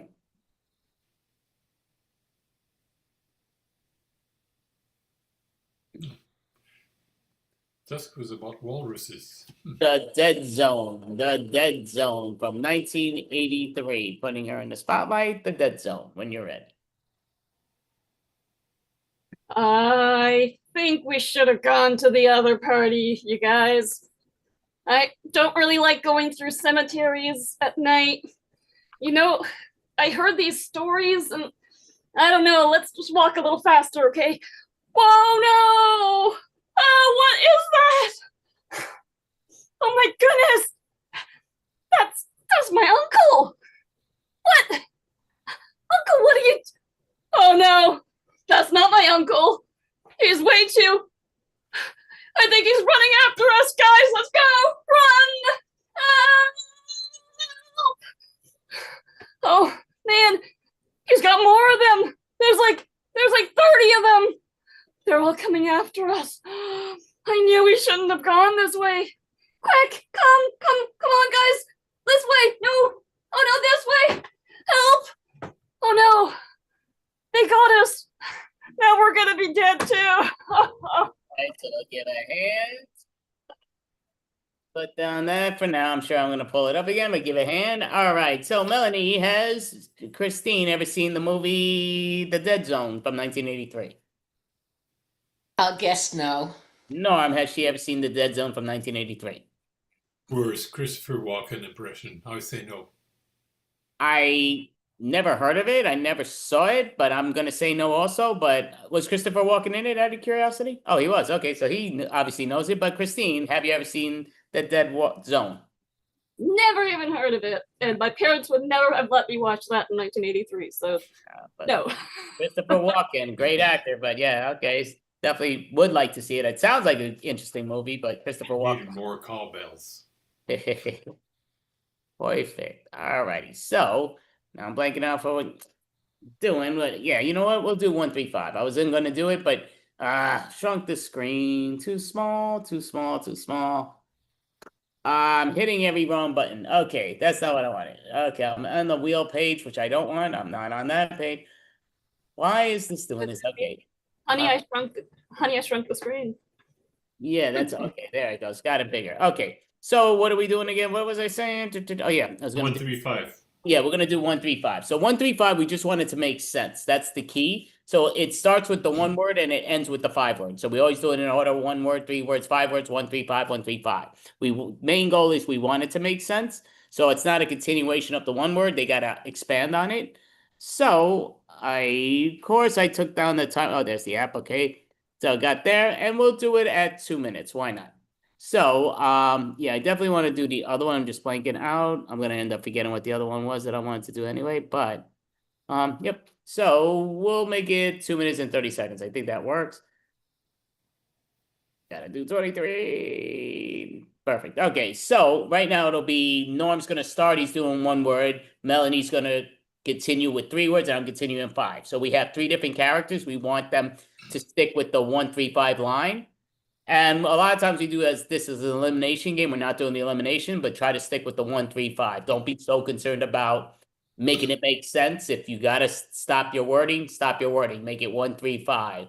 So if that makes sense. And the timer starts once Norm starts. And our suggestion, we're going to ask Christine, give us a suggestion of anything. 1 word suggestion, and we'll begin.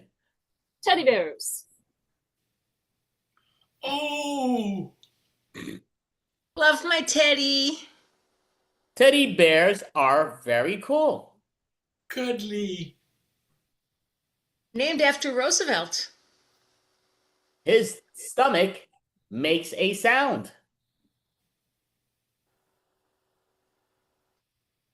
No. You don't hear it? Many different bears just relax. Oh.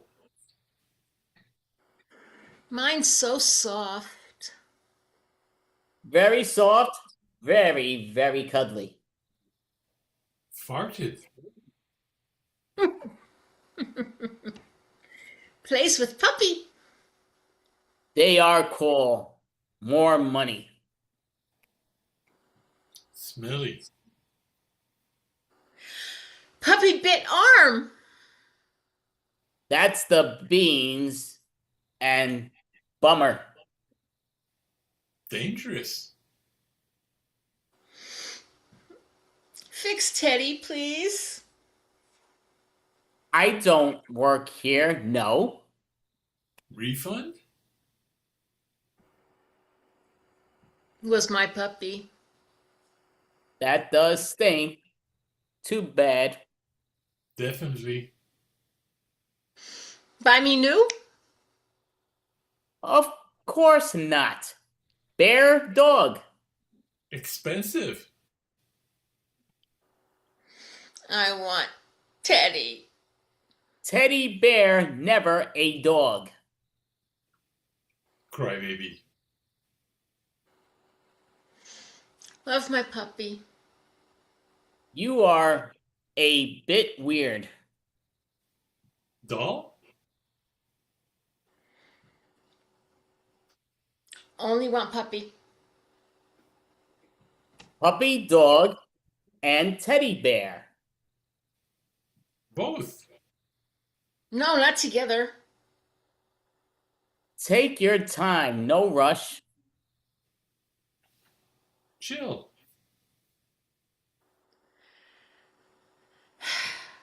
Get ice cream.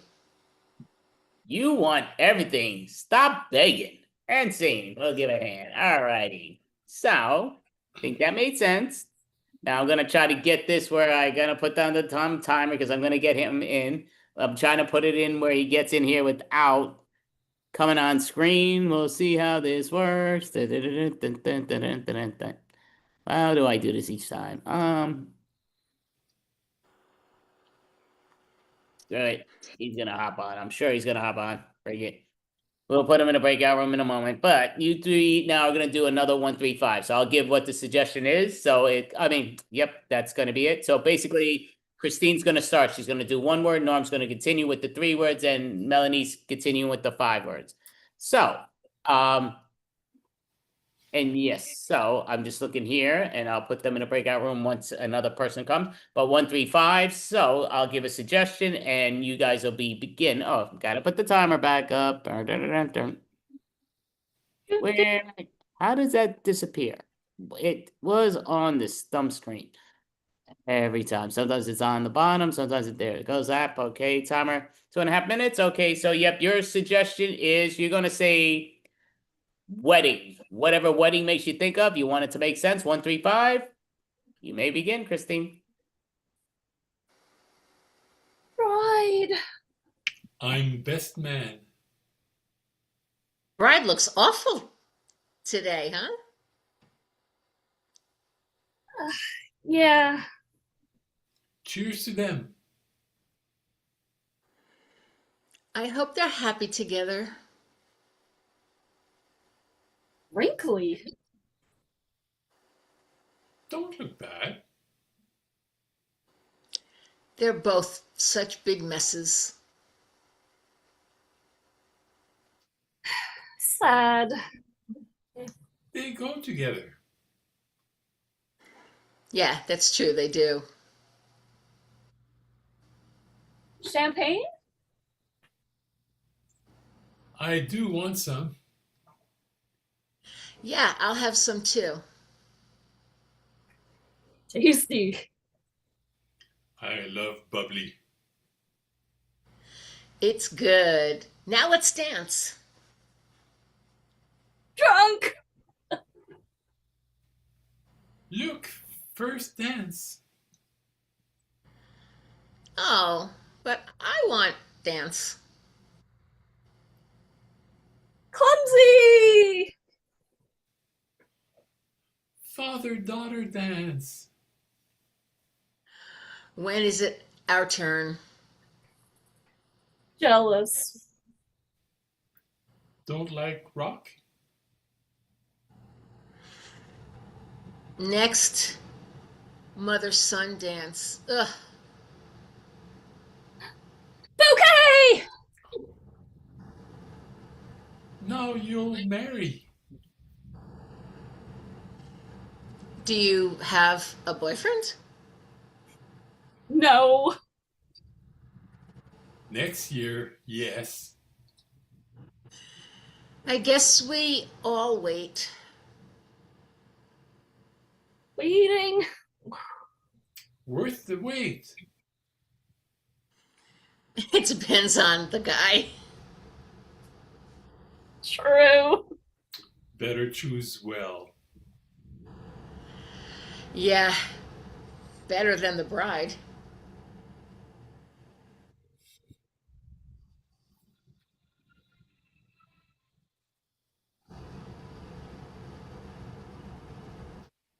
Then mute. Yep, I'm hoping you all can read my lips. Okay, so right now I'm doing the 1 word. Christine's doing the 3 words. No, I'm doing the 5. We want this scene to make sense.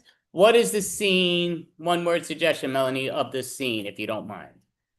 Smoke.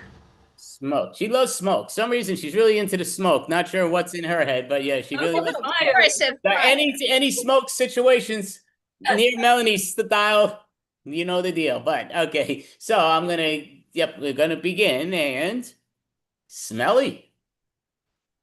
It's on fire. I don't like to smoke. Hot. Put it out. It should be forbidden here. Hard. I hate this. Not good for their health. Sucks. Open the window. Get them something to drink. Water. No, the window. Water is a good idea. Thirsty. I can't breathe. Water puts out the fire. True. Okay, I'm leaving. Wait for me. I'll come. Here. No, over there. Or send the smoker out. Wow. That's a good idea. I thought so too. Yeah. Brilliant. Well, maybe air purifiers. We'll all be better now. Nice. Oh, now I can breathe. Me too. Fresh air. Finally. Overrating. Don't like breathing? What's wrong with you, bud? Tired. Yeah, but breathing. Smoking definitely makes you tired. True. I breathe fast. Can't see you do smoke. Hot. Now, oh, Let's open the windows again. And scene. All right, give a hand. All righty. Yeah, I'm trying to figure out how to get that breakout room. I can't figure that out now again here on the site. I'm trying to put them in a breakout room. There we go. Okay. Perfect. Just keep doing that. Great. Okay, perfect. So I can put them in their breakout room. That's what I do. I'm gonna put the wrong people in, as which I usually do. Yeah, you put. I don't want to Oh, go. if you could do, yeah. If you see you could go, just go. But unless you're not supposed to go, don't go. All right. So we're doing the 1, 3, 5 one time. So that's for them. So the 1, 3, 5. So Melanie's doing 1 word, I'm doing 3, and Christine doing 5. We want it to make sense. What are we doing our scene about, Norm? You're doing it about the Amazon. The Amazon.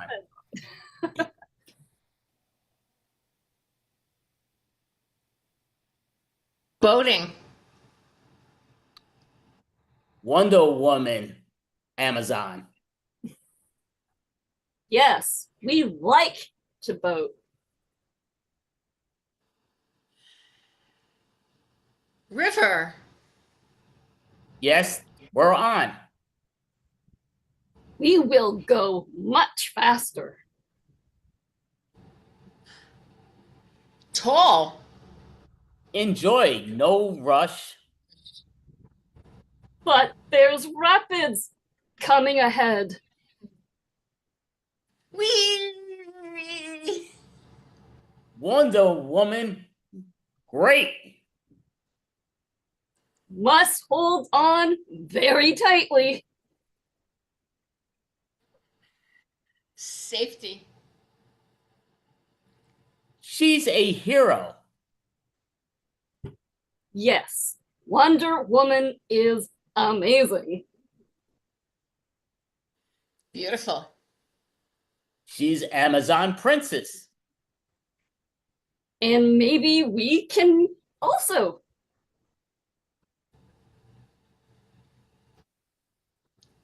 Big? Not too big.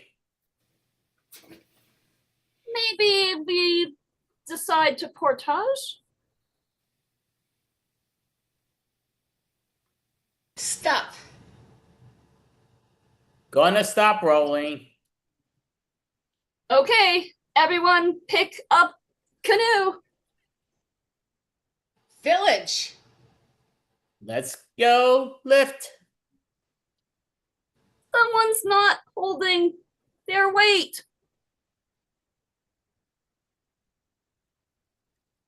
Heavy. It is heavy. Ouch! My fingers are hurting. Down. I am dropping. Yes, let's put it down. Walk. Let's get pineapples. Oh, I'm so very tired. And scene. We'll call scene there. It was on 2 seconds, but there we're there. Bum, bum, bum, bum. Alrighty. So, looking at some of these things, and we're going to do scenes on these things. So, looking there, don't have a lot of time, but we still got time. So, no harm, no foul. Alrighty. So, got 1, 2, 3, 4. See, these are how we decide on who's going to be doing what, when, and how. Alrighty. So, it's going to be a scene on, and obviously the other two get to go on afterwards, but number 4, which is Christine, and number 2, and Norm. And Melanie. It's the ladies and the guys separately. Okay, so we're putting these two first, and they are gonna put them both in the spotlight, and then I'll tell them what they're doing. Spotlight, and dun. And you know what? We'll make this a 2-minute scene. I'm going down to the other 30 seconds just to make sure we get time to do what we do. Alrighty, so you two I'm mixing these two up, and that's what you two are doing. So you're doing a scene on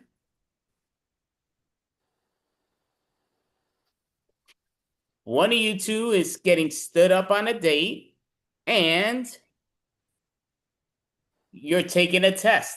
You're taking a test, and one of you got stood up on a date. So while you're taking your test, you got to complain about that. One of you two, you know each other. You may begin. Can't believe he didn't show up. You know, I was worried about that. He sounded a little odd. What the heck? I mean, I'm beautiful. I'm talented. I'm smart. Why would he not show up? Because he's a jerk. What are you doing? Taking a test. We're doing them online now. Oh my goodness. You can't even be here to support me in the worst day of my life? I'm here. I can listen to you and take the test at the same time. You know I'm brilliant. Yeah, but that's just so your attention is away from me. Like that's just inconsiderate. All right, look. I'll take a little break, but then I've got to get right back to it. All right? When you met this guy, he told you that he's a jerk. When someone tells you what they are, I mean, you know. I know, but he was so funny and cute, and gosh, those eyes. I mean, oh, this always happens to me. Oh, you know what? Look on the bright side. Maybe he got in an accident and he's laying in the side of the road. That's the bright. Yeah, sure. That's delightful. Yeah, instant karma, I guess. That would mean he didn't stand you up. Maybe he was on the way to pick you up, and you know. Right. He laid down me up. I like that. Yeah, but that would mean there's nothing wrong with you. Just something wrong with his driving. You know what? I take that back. You are the best friend I have ever had. Good luck getting an A on that test, by the way. Thank you. And all right, so I'm gonna put that. So put you out of the spotlight. Alrighty, so me and Norm gonna put us in a spotlight.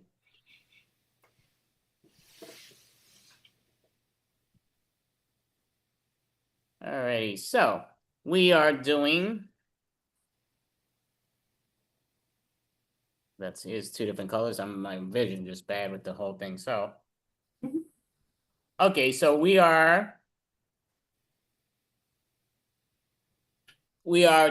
at a sketchy motel at the nail salon at a sketchy motel.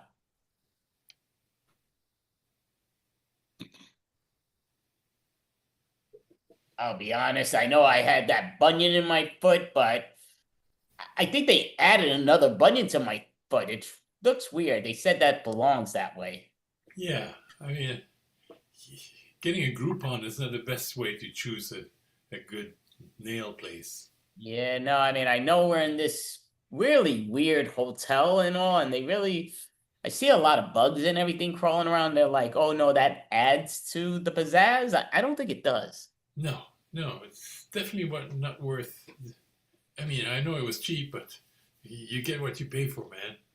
Yeah, well, you said you're gonna treat me, and you really didn't treat me too well. You kind of jerked me over. This is really cheap. Oh well, the reviews online were good. I guess they patted themselves. Yeah, I mean, I think they patted on themselves, and you're also in a big trailer park section, and it's not the happening of go-to for hotel motel styles and nails and what. No, they said, oh, it's going to be a good nail cutting and it'll have a happy ending. Yeah, well, I don't need a happy ending, especially in a nail salon, but they just told me to put the magazine back, that they're going to charge me for a magazine. I'm not paying to look through bugged magazine. No. I thought it just meant that you'd be happy at the end. Yeah, you have more bunions. You're right. Right. Well, yeah, that's weird. And I'm kind of thinking of the way you're saying a happy ending. Does that mean with all the bugs around, are they going to have a water bug? Give me a happy ending. It's a little weird. I don't know. It doesn't sound good. Yeah. Maybe we should get out of here. Yeah, a little bit buggy, a little bit watery, but yeah, you just gotta get it to be the way it's going. Ooh, there's some crawling over you.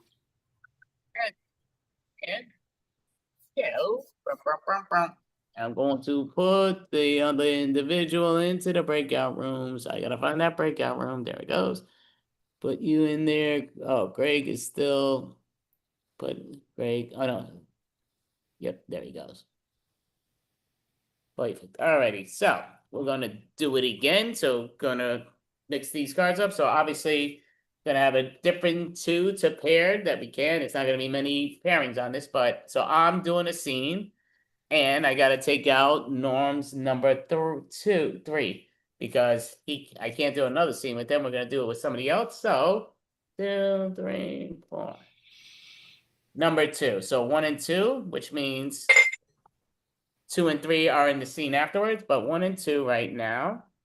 So we're gonna put her in the spotlight.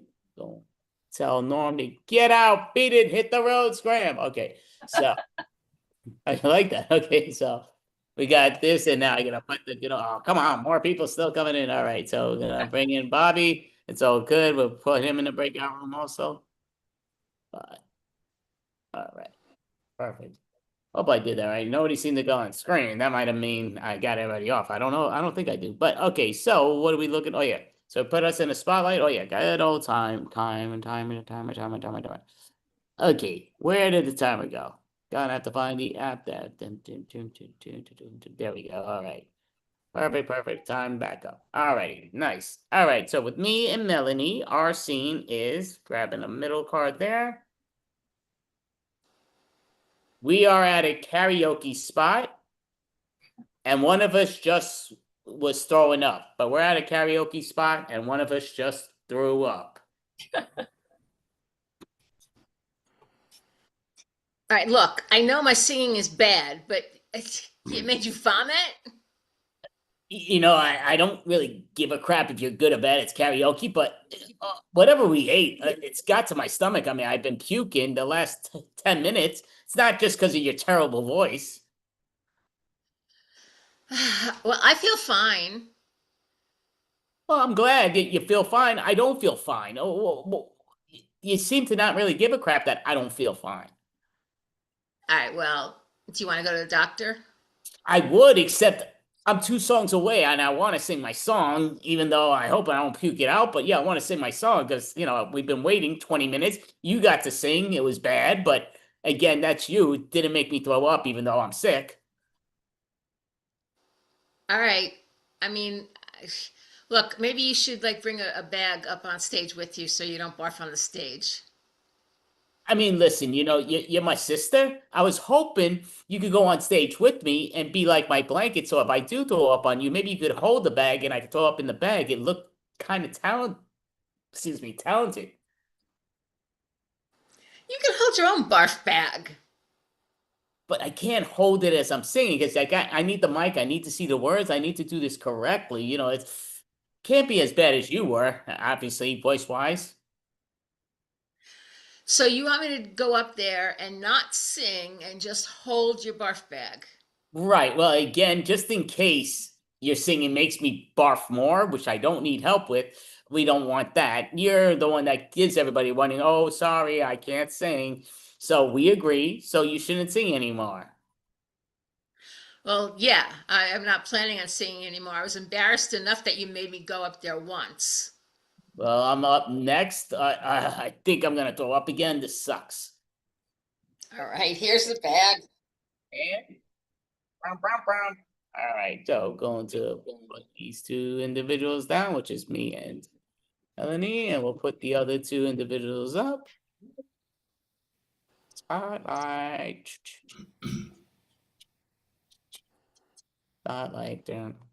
Okay, so yeah, I didn't hit that. That goes there to the side. And this is what, 2, 1, and 3. Okay, so yep, the cards decided on that, so we know the final 2 scenes on that. But oh, I didn't tell you what your scenes are. Okay, so your scenes are grabbing the middle card.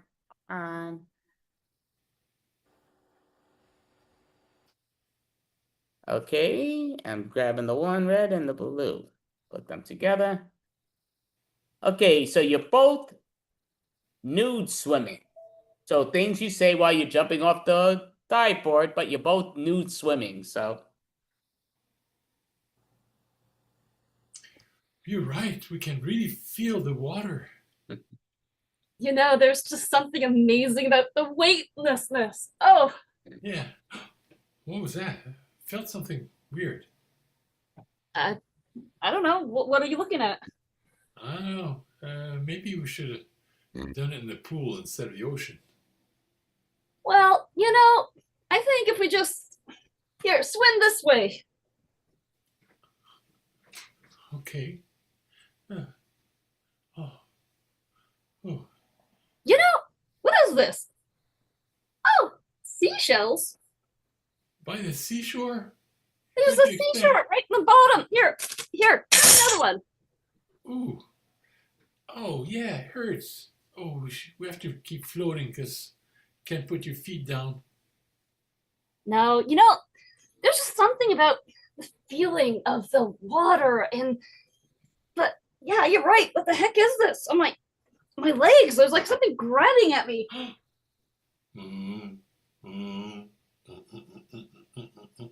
Oh no, I saw a fin. A fin? Yeah, could be a shark. Oh no. Okay, well we better swim. Yeah. The other way now, I guess. Okay. Hey, don't swim too fast. He's gonna get me. Well, yeah, but the alternative is it's gonna get me. Oh man. Oh, come on. Oh, look. It was a dolphin.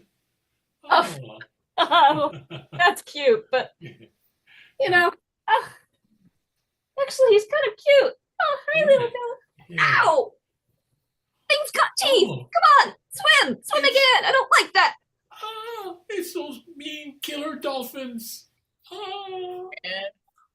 Fix that, right? Stopping the timer on that. Stopping the timer on that. I'm removing that. I'm removing that. Now I'm not positive, but I think we did 2 each on these, right? And now we're doing the final one. Am I wrong? Okay, so perfect. I didn't write down the other one, so that's fine. So right now, whoever gets pulled first, that means their couple's gonna go. So it's either gonna be me or Christine or Melanie and Norm, right? Am I wrong? We did the right number, I think. No, but I'm saying everybody performed 2 scenes so far. Yeah. So that this is the one that's not, right? So whoever gets this will be the first one. So it's just one card getting pulled, but that's their team that goes up. So number 4, so it's me and Christine that are gonna go up. Right. This to the side, gonna put us in the spotlight, put her up first. And put me up next. And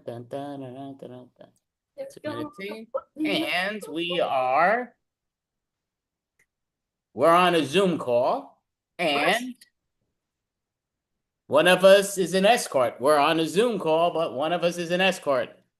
You ready? Hey, sorry, I think you're muted. Can you unmute, please? The whole thing is, the reason I mute so often is because I'm so hot. So you should look at me and you should observe. You should be paying for every cent. Time is money. Yeah, I get that, but I don't know, man. I was kind of thinking there was gonna be like more like escorting involved in this whole thing. Like, it's my first time, but right. Well, again, that's you, me, cheesy cheese doodles. But it comes down to we're on Zoom right now, so again, time is money. You're not guaranteed anything, so I still need you to put your credit card in there because you're taking up my time. Okay, hold on. Oh, you know what? Sorry, the chat's disabled. Can you enable the chat? Well, the problem is enabling the chat. Well, what do you need to chat for? You're talking to me here, so I could talk to you. You could talk to me. You could tell me to swing certain things, and I'll swing them. If you don't. No, it's just because I wanted to put my credit card in the chat. Right? Is that what you want? Oh, well, yeah, but you could show me your credit card. You don't have to put it in the chat, and then I could copy it and link it and then put it in. That's how we do it. You know, I like things done correctly. Okay. All right. Well, yeah, I'm going to have to look for that. So just give me a minute. But in the meantime, like, I haven't seen anything yet, dude. Like, when do I get pictures? Well, again, you're saying when you get pictures, you've been lucky that you got time to speak with me. Again, you haven't paid a dime yet. And again, I've been giving you a lot. Just looking at me. Hey, I charge myself just to look in the mirror because I'm so gorgeous, if you know what I mean. Do you accept chocolate? No, maybe if we were in the same room, I would eat chocolate. But yeah, no, I don't accept it. I don't mind putting chocolate on my body. But again, that would cost you extra. And now that you're in one part of the world and I'm in another part of the world, or I don't even know where you're at. You don't know where I'm at because we're on Zoom. But you need to kind of pay. Why is my chocolate disappearing? I can't see it. I'm not a chocolate expert. Fancy. All right. So we'll do this one more time. So we're going to put the lovely Melanie up and the gorgeous Norm up. Okay, so. Okay, add spotlights. Alrighty, so you two are. Blue to blue, blue to red. Okay, that's something it's just not right. Okay, so this is okay to say. So we're going to be, you're at the casino and you're rejecting one of each other. So one of you is getting rejected by the other. You're a couple, but you're rejecting the other person now. And you're at the casino.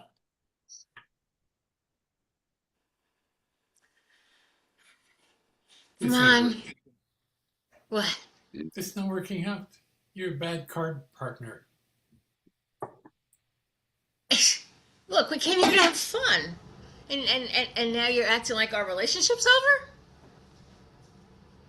We practiced what signals to give, to say what cards we had. I think fun is winning.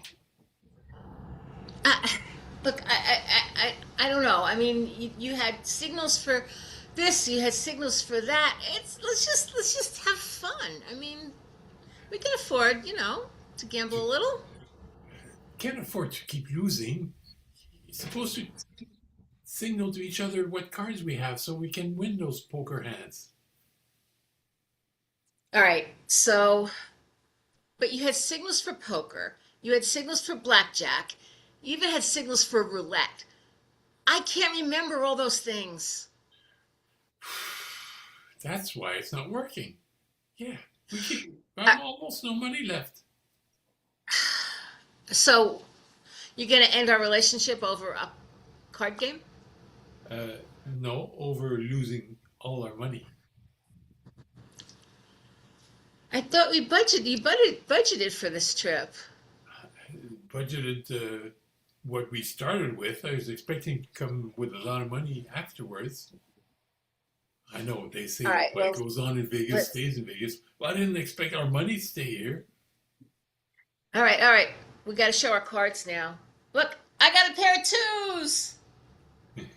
Yeah, that'll get you far. Look, pair of jacks over there, one. Oh, but I thought pair of twos was good. It's better when somebody has nothing else, but no, not very good. And all right. So, bum.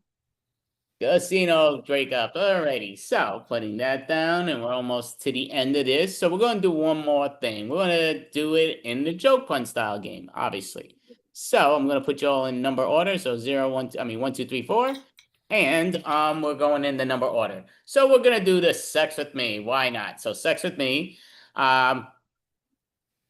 So, sex with me, is it with my left hand or my right hand? Time will tell, but okay, anyway. So I'm grabbing out a joke, and this is a job title, and this is what we're all going to use. So I'll start it. And a super. So, sex with me is like a super because I'm going to go all the way down. Sex with me is like a super because I'll do it on every floor. Sex with me is like super. It's not ordinary. Sex with me is like a super. Just don't call me on the weekends or in the evening, please. Sex with me is like a super because I'm going to clean her out. All right, so give their hand and put that to the side. So we're going to move the numbers order. So now Melanie's going to start, and Melanie's character or job title is architect. Sex with me is like an architect. You need precise plans. Sex with me is like an architect. Don't worry, I've got the blueprints of how it works. Sex with me is like an architect. Even if you're not good at it, you can still do the job. Sex with me is like an architect, because kind of like Brady Bunch. I'm Mr. Brady. I want to mess with Mrs. Brady. Sex with me is like an architect, something to build on. That's a great job. So Norm is going to get a new thing, which we're moving them around. And he is... Come on. Weather reporter. Sex with me is like a weather reporter. Yeah, sorry, it's gonna be cold tonight. Sex with me is like a weather reporter. It's gonna be a little touch of happiness, touch of rain. You're gonna get really wet. Sex with me is like a weather reporter because it's going to get hot and steamy. Yes. Sex with me is like a weather reporter. I get it right about a quarter of the time. Sex with me is like a weather reporter. Snow sex like Norm sex. That's a great job. So going through this just one more time. So we know this will be done in about 45 seconds. But Christine gets... Grabbing any middle one up here. Actor, when you are ready. Sex with me is like an actor because I can really get good at faking my orgasm. Sex with me is like an actor. Just for crying out loud, I am an improviser. Acting without a script. Sex with me is like an actor. I fake it. Sex with me is like an actor. Hope you're ready for the second act. sex with me is like an actor because everybody wants to be with famous people. That's a give a hand. Great job. I do believe the other team is coming up too, people coming in, but that's all good. So just gonna go around real quick just to give it. We are the Improfessionals. But Melanie, do you have a website so people know when you perform in person or online? Like even if there's other things that you'd like people to know about, is there anything? I don't have a website. Besides the Improfessionals, I also, on Mondays, I jam with the Cyber Jam, and that is on Facebook under the Cyber Jam. Oh, and they're actually performing tonight in this. Shortly, yeah. Yep, so they're performing. So I'll be back. Okay, cool. Norm, do you have a website or something so people know when you perform online or in person? It could be this or something different or both. A website, but I like Melanie. I performed with another group, the Extreme, which was on earlier. So we're on a couple times in a week. David Riley, Extreme. I like to try to participate with them when I can. It's just when you work overnights, it's hard to deal with them. But yeah, I mean, deal with the hours. But yeah, he's outstanding. And yeah, he performed in the early stage. Great job by them. Justine, do you have a website that people know when you perform in person, online, or different stuff in that you want them to know? Well, first, my name is Christine. I'm sorry. Sorry. So close and yet so far. No, I just hang out here with the Improfessionals and at Socially Distant Improv every Friday from 7 to 7:30 Eastern. So come and watch us there. And that's it. Well, thank you. So we are the Improfessionals. This is the 66th month in a row this show went.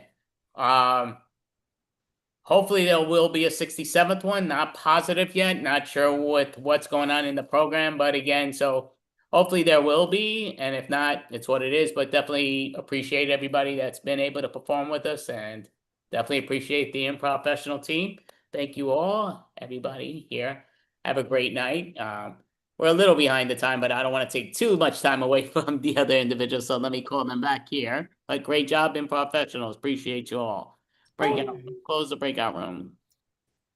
Of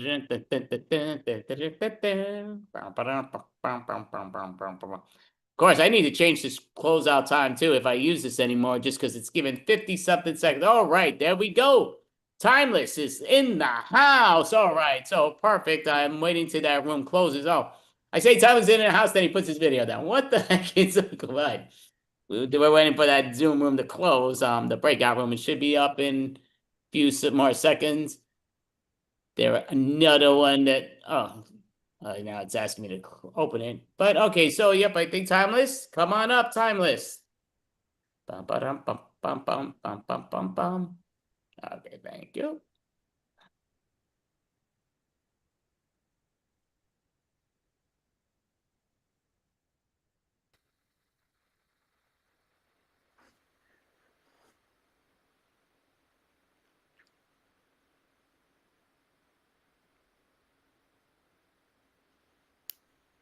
Look, we might as well talk about it.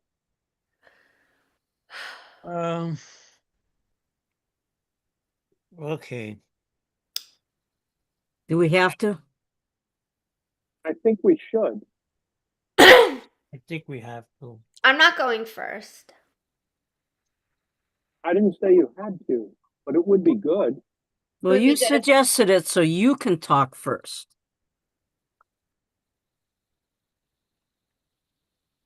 And you can talk and I'll listen first. When I was asking for a change in the food, I didn't mean put shrimp in the meatloaf. But it's exotica. It's exotica. You want change? I give change. Frida, you're talking like me. Maybe that's from hanging around with you too much. Maybe so. You know, I tried to steer us in the direction of vegan, and now we're mixing meat and shellfish. And what's next? Shrimp is not. Shrimp is vegetarian shrimp. No, it's fish. I'm gonna go to the back and actually try to work on a decent vegan meatloaf. What is it? There is no such thing as a decent vegan meatball. what's next for me is a drink. You're gonna have a drink. Yeah. Okay, well, I'm gonna go to the back and try to stay in a vegan zone because Okay, you stay in the vegan zone and do your thing in the vegan zone. I'm gonna go to the vegan zone in the back. Right. And you go to the vegan zone. Well, I'm going to the back room because we don't have any clean glasses because somebody didn't wash them last night. Aha. I fix. I wash dishes. Thank you, Howie. You're At least welcome. I can depend on you. I depend on you too, Frida. Very much so. Very much so. Thank you, Howie. Yeah.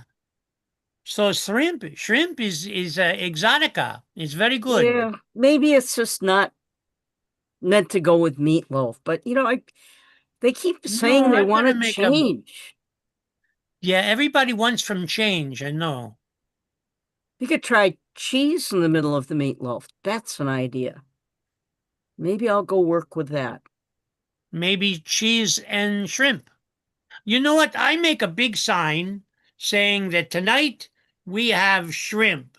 Special shrimp. For meatball, for meatloaf, for meat, everything with non-meat, shrimp. Shrimp, we'd have shrimp. Shrimp we have. I make. Okay. Jumbo shrimp. Jumbo shrimp. Big sign. I make big sign. We need to talk. I'm listening. Just because you're dating Andy of Andy's Seafood doesn't mean we have to accept free samples of live lobsters now that are in the back, crawling They don't in a cost bowl. anything. They don't cost anything. You Lobster wanted meat. exotic. You wanted exotic, so we now have a lobster special on the menu.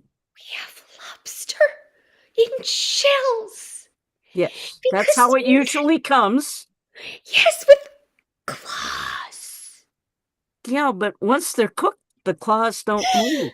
And Jimmy has a tool to catch them and dump them in a hot, boiling pot of water to their death. That's how they get cooked. I mean, we could put them under the broiler. No, Jimmy. Oh, no. I'm going to go to my car right now and process this. Good job, Come Jimmy. back when I feel better. Please don't. I'm willing to boil the shellfish and use a tool, but I'm not wearing a costume and standing outside of the double nickel. All right, you don't have to wear a costume. And ridiculous.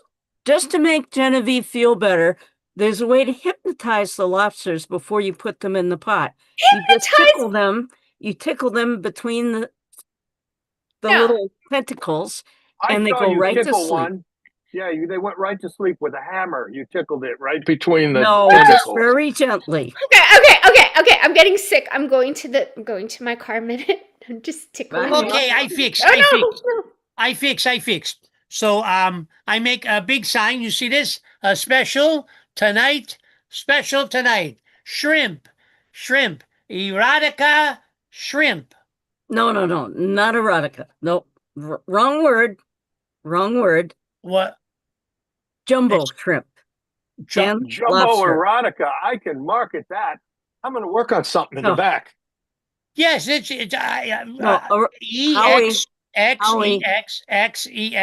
Howie. EXOTICA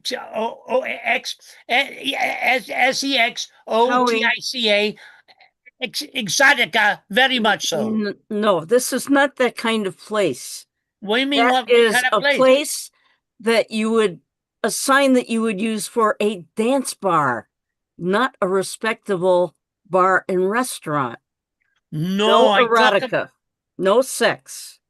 No, not sex. No. X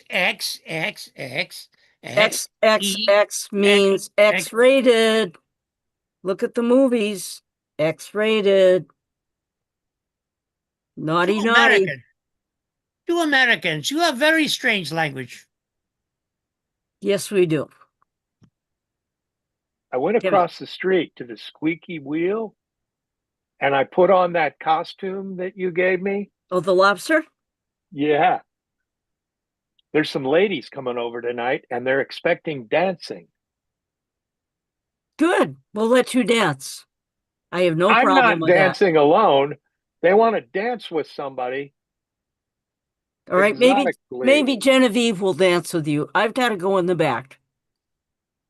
What is going on? Evidently, you were such a hit with these ladies that they gave you this squid hat and a Yeah. baby lobster, and they put their phone numbers on them. Oh, yeah, about that. I was just using it as a marketing tool. I mean, it's cute. It's definitely getting likes on our Insta account. It's a good look, and I think you could wear it. Great idea. You could go out and wear that outside the restaurant. That's No, perfect. no. People like this on social. I was Yes. modeling it, and I was already getting likes with this. I'll bet you were. And You're just jealous, Jimmy, because you wanted to wear the lobster costume. Yeah, I do not want to wear it. You can both do it. Wow.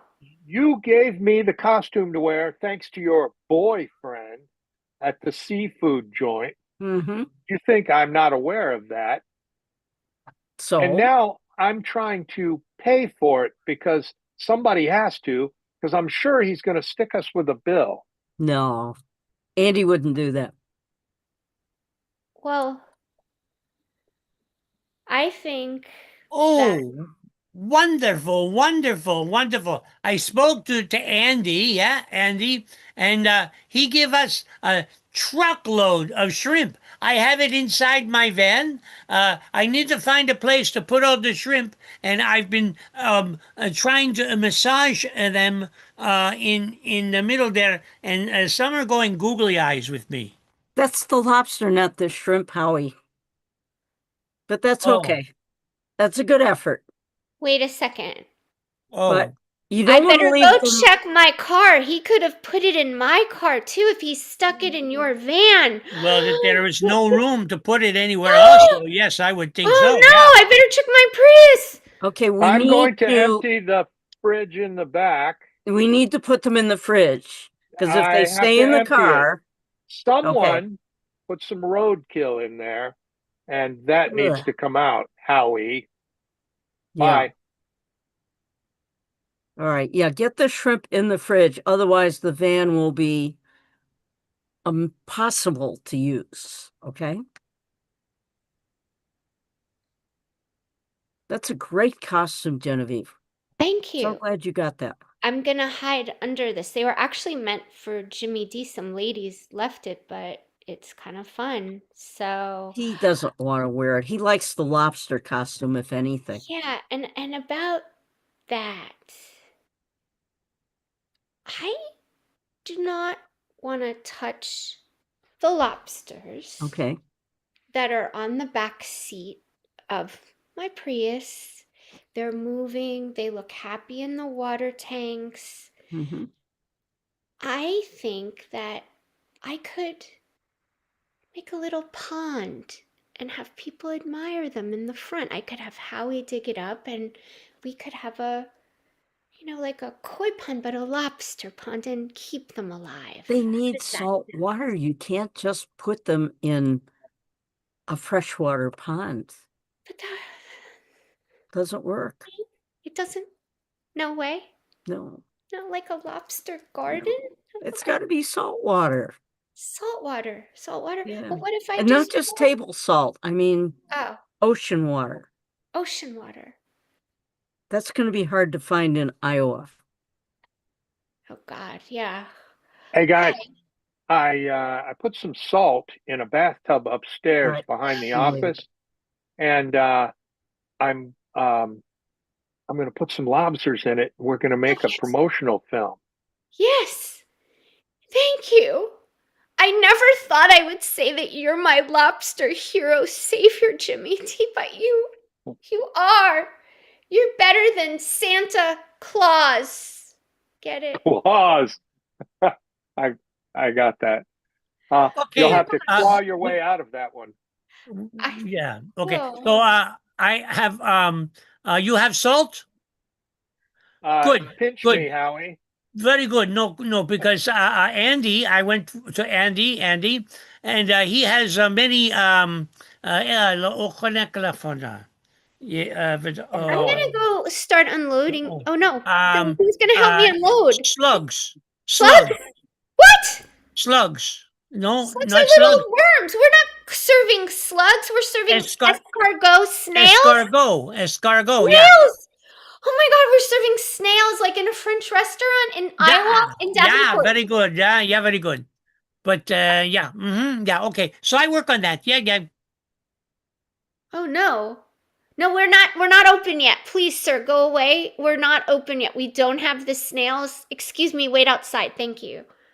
Oh my god, snails. This is crazy. Frida! Okay, I fixed what? Yes.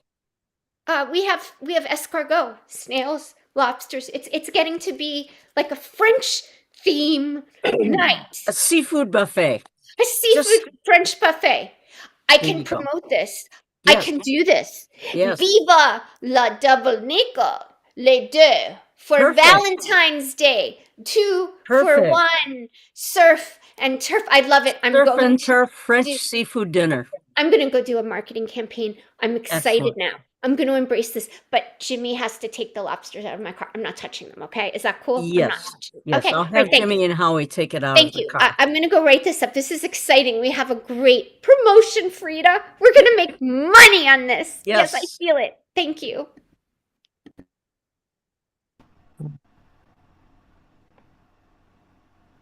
What's the matter, Jimmy? I'm not happy about seafood. But this is what you wanted to change, and this is going to be. I wanted a change, exciting. but something that would promote the card game in the back. No, that's I feel a little bit out of my secondary. element. That's secondary. They We can- have to get the restaurant food going first to draw We're more of people a in. bar and a burger joint. It's Valentine's Day. People don't want to play cards. They want to be with their significant partner and have a nice, cozy dinner. And seafood's very good for that. We can get crawdads. Oh, that's an idea. Yes. We're not suck their having head. crawdads and worms We and can suck slugs and their heads. We'll suck their heads. I can't do this. I never What thought can't I'd you say do? this. I don't know. I need to go hold some money and get comfortable. This is not working for me. Guys, he What's just that? dropped off. He found out online I just posted about the French menu. Yes. He dropped off frogs to make frogs legs. Frog's legs. Oh, very good. Oh, you know what? In Chickard, we have a big holiday where we use frogs too. What is that? Well, the frogs, they don't get hurt. They don't get hurt. You know, when the running of bulls. Right. Okay, so we have running of frogs. All right. Oh, we're going to do you that two. for Valentine's Day? We're going to have a running of the frogs and You a two. Valentine's Day. No, in Chickard, that's what we have in Well, we Chickard. could I do don't it know here. if we could bring them here too. Yeah, This we is could what have a we running do. of frogs. This is what we do. What are we doing, Genevieve, Frida? you talked about a pond. We can Okay. do that for frogs. We'll Right. have a frog pond out front. We won't have to Okay. cook them. No. And we'll just cook the lobster and the shrimp. But But the what frogs about- will draw attention. We could have After a they've frog had race. massage. What massage? No, and the slugs. This I No I got slugs. the escargot. That would have been very good, but unfortunately, the salt was next to them, so they dissolved. Ew. All right. I better just take that off the menu. I'm going to go type this up Okay, online no and just escargot. I'm not offering that. Okay. I There's make a- another sign. There's a snowstorm coming. We can't put a pond out front. It will not be good for the frogs. Okay, what are we going to do with the frogs? Put them in the bathtub? We'll put them in a big aquarium in the back. Okay. Well, we could get an extra lobster tank. We'll put them in that. But we have to have some rocks in there so that they can have something to sit on. They can't stay underwater. Ah, that's true. I have an You idea. know a lot about frogs. I used to catch them when I was young. Oh. Genevieve. We're gonna have Jimmy hold up the frogs and have girls kiss them to see if they're princes for Valentine's. Great idea. Yeah, Jimmy, you're gonna dress up like a king, and then the girls are gonna have to go up, and it's gonna be great for Instagram. Do you Can we really charge think? them? Do you think that any Yes. of them will really turn into princes? Well, that's what Jimmy's for. We can have him be the prince and jump out, and then they meet him. And Jimmy, you like that. You have a lot of followers already from your lobster costume. You could be the lobster prince. It's going to be a great Valentine's Day. The frog that? prince. A frog prince. That sounds good, Jimmy. Jimmy, All right. our I'll make frog it work. prince. Thank you. And I'll get Howie to build the backdrop for me. All right. So and I've got a romantic. costume you can use up in the attic. Sounds good. Jimmy, All right, see, we guys. I'll go always get it. work. Yeah, Today's this could turning work. out well. It's a good day. You know, we were kind of upset, and now it's good. Yep.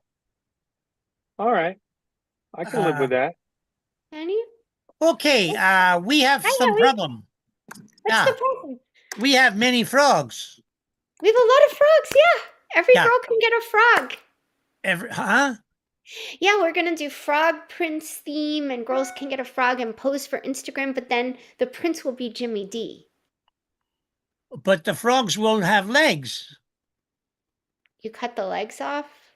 Uh-huh. I thought you said we were going to have for the menu, we were going to have frogs for menu. I thought you said for the escargot, but there's no salt because the salt was sitting next to, and now there's no escargot. You want to massage the lobsters, and you want to give names to the shrimp. Do I have all of this correct? Yes, you do, and you did a great job. But okay, Frida's gonna have to put them in the meatloaf. Then I think she's gonna have to put frog's legs in the I'm not meatloaf to staying hide for it. this. I'm going on holiday. Oh. And I also borrowed some cash from the register.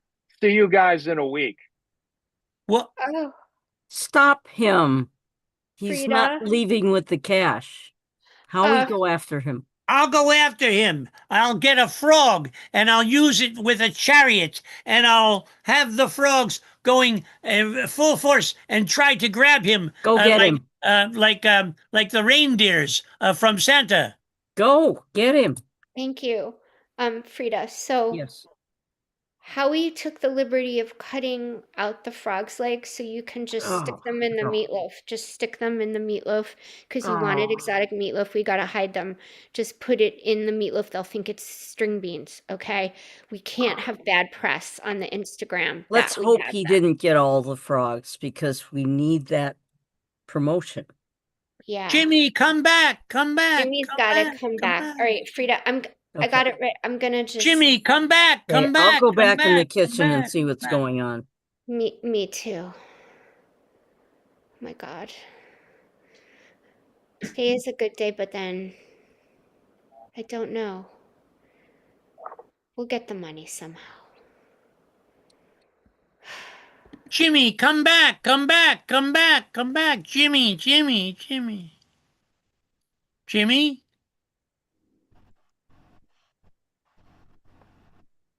I went into town and I was leaving and I met a guy who says he's a chef from Louisiana, and he says he can cook all the frog legs and make them into something good. And if it doesn't work, you're Is going his to pay name me. Sue? Sue? Sue. He's a chef, right? Yeah. I think I sous know chef. him. I know him. Yes. He's a sous chef. Samuel. Samuel Yeah, sous chef. he comes up here during the winter for a couple weeks, and He drinks a lot, but he's a very nice boy. Very nice boy. well, we need his help, and I think that's going to solve everything. And if Okay. it doesn't, I've got a ticket at midnight. I'm out. Oh, I hope not. Okay, I try and fix.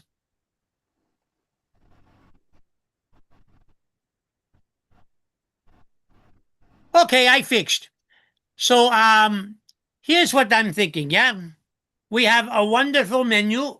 Yeah, and we are all very creative. We are creating. Yeah.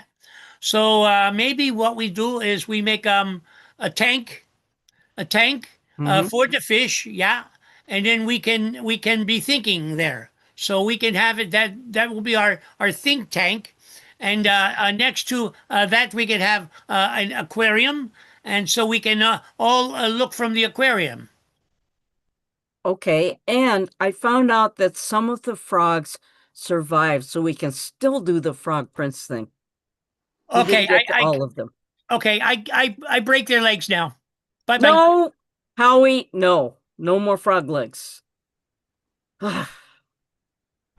Frida, Yes. maybe you could date a vegan chef next time. I'll think about it. You could date one. No, I'm good. But you're the boss. I'm gonna keep kissing frogs and hope to get my prince. All right. Well, there's some good frogs out back. Definitely. But hopefully Jimmy comes back. Why don't we just offer him a little more money? Jimmy D, we have extra money for you tonight. If you can hear us, come out of the bathtub. Hopefully. He always How do you does. end up in the bathtub? Jimmy D, we have extra money for you to dress up tonight. I'm in the bathtub too. Oh, well. This is getting strange. That's okay, Howie- boys. Howie Pass can the wear lobster, costume. Jimmy. Pass the lobster. Oh, this isn't bad. Be gentle with those critters. Let's give them names. What happens if I take the rubber band off its claw? Don't do that. I wouldn't suggest that. Oh, no. I warned you about that. Sorry. I'm not coming back. Do you need a Band-Aid for your toe? Yeah. There should be some in the medicine cabinet. Frida, it's we can handle this. It's gonna be a great event. It'll be a great event. It's gonna be a great event. It always is. And I'm glad we work together and we work it out. We always manage to make it work. We managed to make it work. It's normal too. Nothing's normal, but it works. It works. Guys, you've been too quiet. Do you hear us? Are you okay in there? Glub, glub, glub, glub, glub. Howie? Yeah. Pass the soap. Oh, okay. I just wanted to make sure you didn't lose too much blood. No, it's okay. But the water is all red. Yeah, but at least it's warm. Do you want us to call It's very 911? warm. No, don't call Don't call the cops. Yeah, I don't. I'm gonna get our. I think first I aid better kit. go check on them. Yeah, let's go get the first aid kit. All right. It's gonna work out. And that's our show.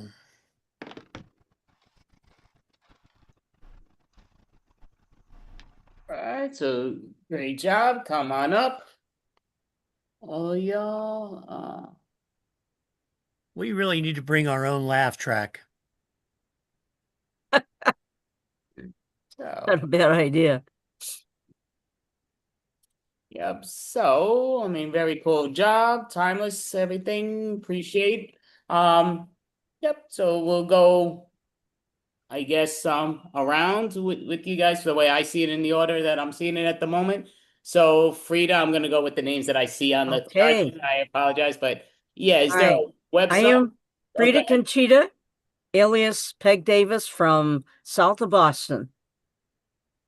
Okay, awesome. Is there a website so people know when you perform? We have a Facebook site which we're almost ready to turn loose, but if you look up Timeless at Double Nickel, you'll see some of our episodes. Okay, great job. How about yourself, Greg? Do you have a website that you want people to know about, whether it's for this or something else that's different? Not promoting anything tonight, but check out my improv newsletter weekly at let's see, thearmadillolab.substack.com. Okay, very cool. Don, how about yourself? Do you have a website so people know whether it's this or that? Not well, yeah, I guess so. You could go to jamprov.com, but that doesn't really have a whole lot on it. Yeah, I don't know. But there is if you're in New York, if you want to be, the next Jamprov is going to be February 15th at a place called Room 52. Okay, February 15th, cool. And how about yourself, Genevieve? Hi, I'm Robbie Foss. I'm in San Diego, and I can tell you that we are on the Vintage Follies website, and we have a set this Sunday night coming up online. It's at 9 p.m. Eastern, and the following Sunday night as well on Vintage Follies, and they are on Facebook and YouTube. We're also on Highwire Improv website, and we are performing with them the third or last Sunday of every month for the Sunday afternoon series. Yay.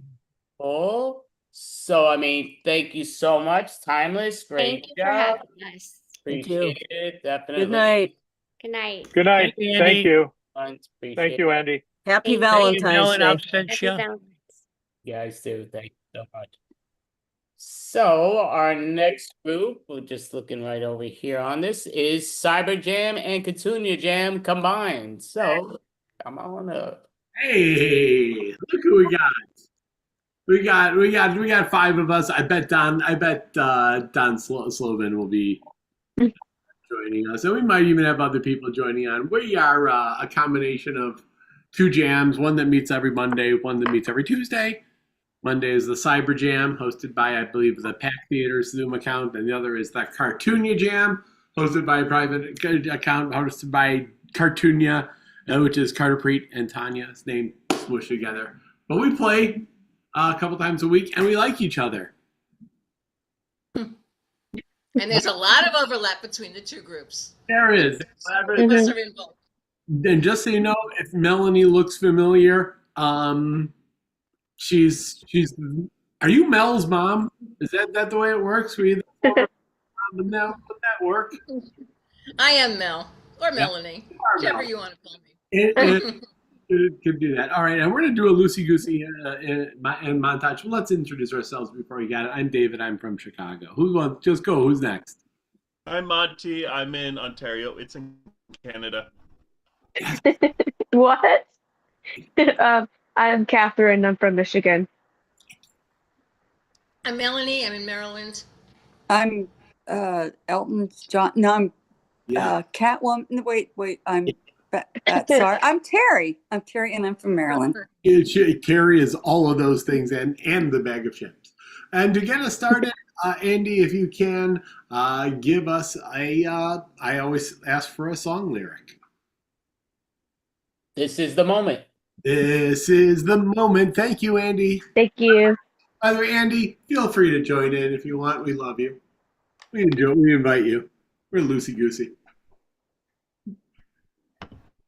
What was the line again? This is the moment. Thank you. This is the moment. Now, if you're going to do anything, do it now. Okay. All right. Let me figure out where to start. You got the dynamite, right, Catherine? Melanie, Yeah. you got the charger, right? You Yes. know this All is right. the moment. That building gonna has to light come it. down today. We got paid the money. We spent the money already. It has to come down. You mean with my one dynamite? That's right. I'm gonna light it up with this one dynamite. That's fine. If we're frugal and we get the job done, that's terrific. Now, I heard a kablam. I think it landed in the ditch, though. All right, let's take a quick cut already back a week before when the government is reviewing their bid. Bring in Terry. We're looking for faster, better, cheaper. Yeah, I got this. I mean, everybody else, like these are all the licensed and bonded companies. There's like $200,000, like $195,000. No, bottom of the list. What's the cheapest one? That's the one we want. There's a huge gap of prices. Then there's the cheapest one. It's not even close. That's the one. You're sure? Oh yeah. This is Most bidder. They're literally called uninsured and unbonded demolition. Oh yeah. Okay. Oh yeah. Okay. You're in charge of the city. Cut back. Well, that was the only dynamite, so That's what's fine. the next plan? I think I heard a ricochet, and it sounds like it's all coming down. So, team high five! We did it again! Yeah. Even though we didn't, not really how we wanted it to, but it still worked. Cut back to Terry and I. City manager. Yeah. We did an estimate like of what possibly could go wrong with the project we approved. We estimated the likelihood of either catastrophic injury or death at plus or minus one. Like we thought maybe one person might get. Mm-hmm. But nothing went wrong, and so I think we need to cut the safety team to cut the budget. When you say nothing went wrong, do I have to start showing you the videos, or playing you all the podcasts where the people are talking, or all of the news coverage? I would be curious about the news coverage. Cut to the television news coverage. We have breaking news tonight at 9:45 p.m. There seemed to be some sort of a blast that happened, but unfortunately or fortunately, no one was hurt. Nothing was damaged. Basically, breaking news, nothing happened. Cut back to probably because they had cheap demolition tools. Yeah. So we saw that there was actually a baby born. So luckily we are +1 on the day. Who decided to hire them? They ruined the whole thing. I want to have their job. I want to write them up in a report. Are we winking at each other now? Are we doing? Cut to the other team now. Oh my gosh, in the explosion, we found this bouncy, beautiful baby. We are a +1. Oh my gosh. Who wants to kiss the baby first? Is it me? Me. Kiss it. Celebratory kisses. Yeah. You guys want to go take this baby home and have the baby watch cartoons that are too old for the baby to be watching? You can do that for sure. Okay, I'll go turn on. I'll cut back to me and the other person. You know, I think this is really, we can angle this as we have created something wonderful. A baby came out of this. Yeah, I mean, I think that this is PR. We do have to balance that with the amount of property damages, which is going to be in the tens of billions. Cut to 20 years later.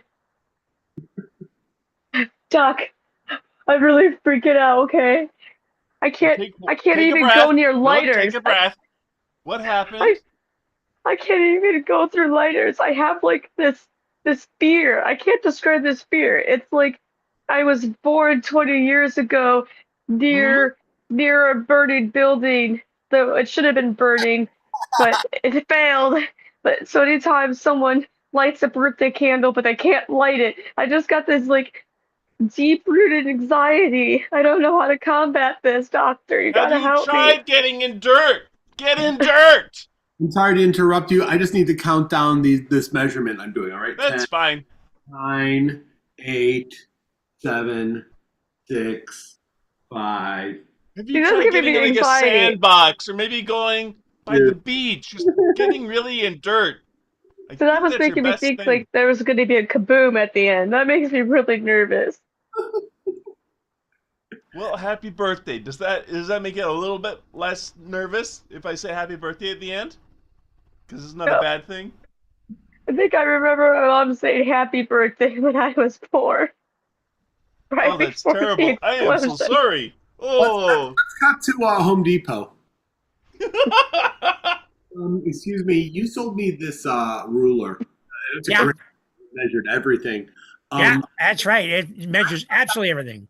When I was counting down from 10 to 0. When I got to 0, the whole thing blew up. It did what? It blew up. Yeah, you don't get your money back for that. It's your fault. You blew it up.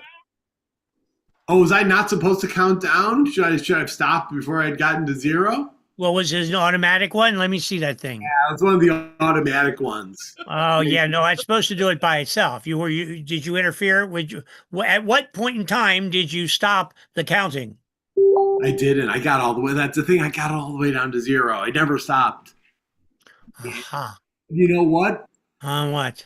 A fire, like there was like a fire like the next door when it was happening, and so after I got down to 0, I sort of looked over. Is that a fire? Well, that was probably a good thing to do. We do have binoculars. If you need binoculars for the next time, if there's a fire, you can always use binoculars to see it. Just so I'm aware. Just so Aisle 5. Do those have a chance of blowing up? Like the ruler I bought? Oh yeah, absolutely. Everything here will definitely blow up at some point in time. That's good to know. That's good to know. I really wasn't expecting that, but except for the to another meatballs. side of Home Depot. Oh my gosh, the erasers here, they're so good. Watch me erase this paper really quickly. Are you ready? I'm ready. Ah, boom! Ah! Cut back to Don and I. Yeah. You like have to get that to check that out. I hear people screaming, and we're just Don't worry about it. They don't have to pay for it though. yeah. They're on a special membership plan. You also could be on a membership plan, and then you wouldn't have to pay for any explosions or any bombings or anything that happens in your vicinity, except for in aisle 5. Ooh, aisle 5. Everything but aisle 5. That sort of intrigues me. Maybe what in the world could be unique about aisle 5? Babies.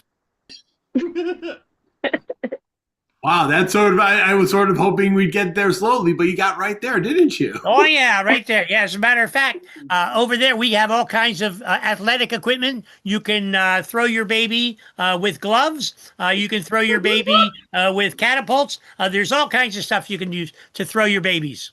So Home Depot has gone from home renovation to things that explode. Certainly on aisle 5. What's aisle 5? When I grow up, I'm going to be a stunt man. No, you won't. You got the baby trebuchet. Not a problem. Yeah. You are going to be going in the baby trebuchet. You're going to land in the Flanderson's yard in no time splat. Yes. this is my training Can I I've get a been high looking five for. before you're gone forever? I'm not gone forever. I'm going to be doing this for So we years. pull the lever. Ready? 3. Yeah. Count with me. 3. 3. 2. 1. Terry and I, cut to Terry and I. Yeah. Madam City Manager, the trebuchets are a bad idea. I think that we have to close down Home Depot. I think that this whole flinging babies is really a bad idea. I'm thinking maybe we're thinking a little too narrow. I really think we should think more of this is a top-down problem, so we should maybe think about the individual who's at the top. You're promoted. I quit. Sweep.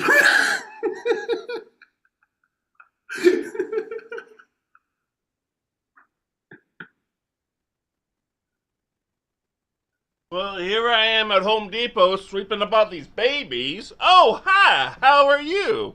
Can I help you with something? I was wondering if you had any applications. We have all kinds of applications. What can I get you an application for? A job. We had one position open up for Chief Executive Officer. Are you ready to fill those shoes? Sounds like you are. Here's the form. This is my first time filling out a job application. That's great. You're hired. Cut to the tag. Hello, Mom. I got the job. Welcome to the executive washroom. Cool. Nice to meet you. Towels, towels, towels, towels. I'm the maitre d'. I will call out the towels. Towels, towels, towels, towels. Yes, here's your towel. Here's your towel. Towel. You may leave towel. Yeah, here. I always wondered what was in the back of the warehouse. Now I know. If you ever need towels, all you have to do is yell for towel. It may not always be this towel. And by towel, I mean the individual. I could do that at home, too. Do you require drink? Yeah. I will call cup if need be. Okay. Cup. You guys have orange soda? No, Cup's filling in. She's filling in for cup today as well. Come back, come back. Come back, towel. Come. No cups. I got here's a soda. She can. All right. This is great. I want orange soda. How dare you, Cup? How dare you not anticipate what the CEO of I cower in mortification. Be gone with thee. Be gone with thee. Is she okay? Oh, not really. I did a tough thing. I'm sorry. I forget. You forgive me? What? I forget my place. Oh. Yeah, sometimes I don't remember my address is either. Since we are here in the washroom, the executive washroom, do you require me to evacuate the facilities while you... Yes, I would like some privacy. Yes, of course. Should I turn around and face the other way, or leave the room entirely, or put my hands in my ears and hum? Leave the room entirely. I'll do this instead.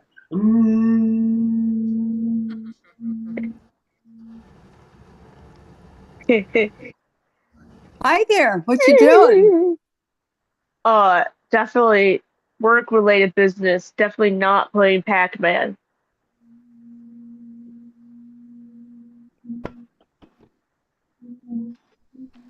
Hanging out. Do you always stare at the people in the bathroom, or? Yeah, I'm the fly on Cut the to wall. the paper shredding the facility.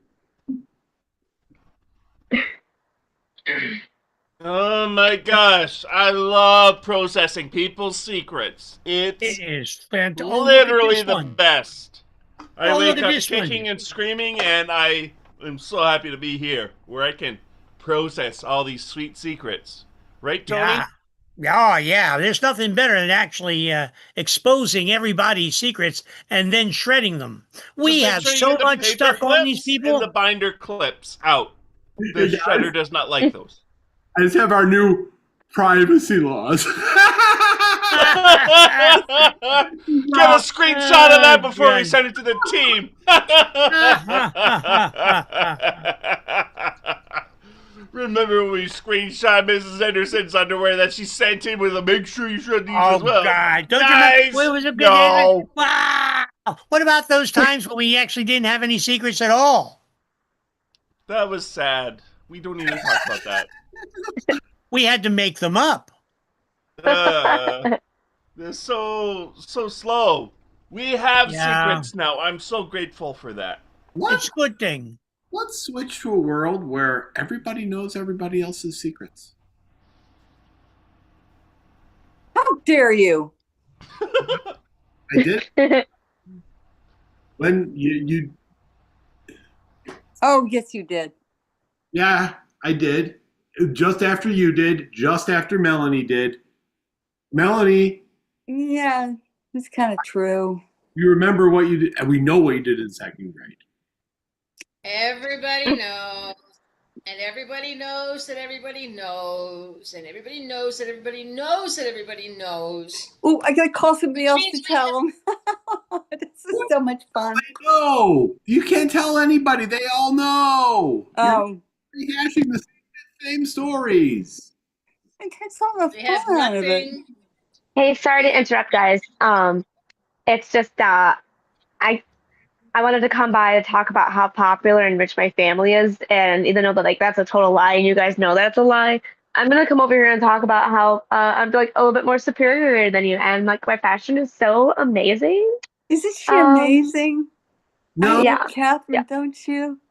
Yeah, and you guys are gonna pretend to adore me because you just want to be popular, but like you guys know, like I'm a total bitch. So Look, we know your father's in the garbage business.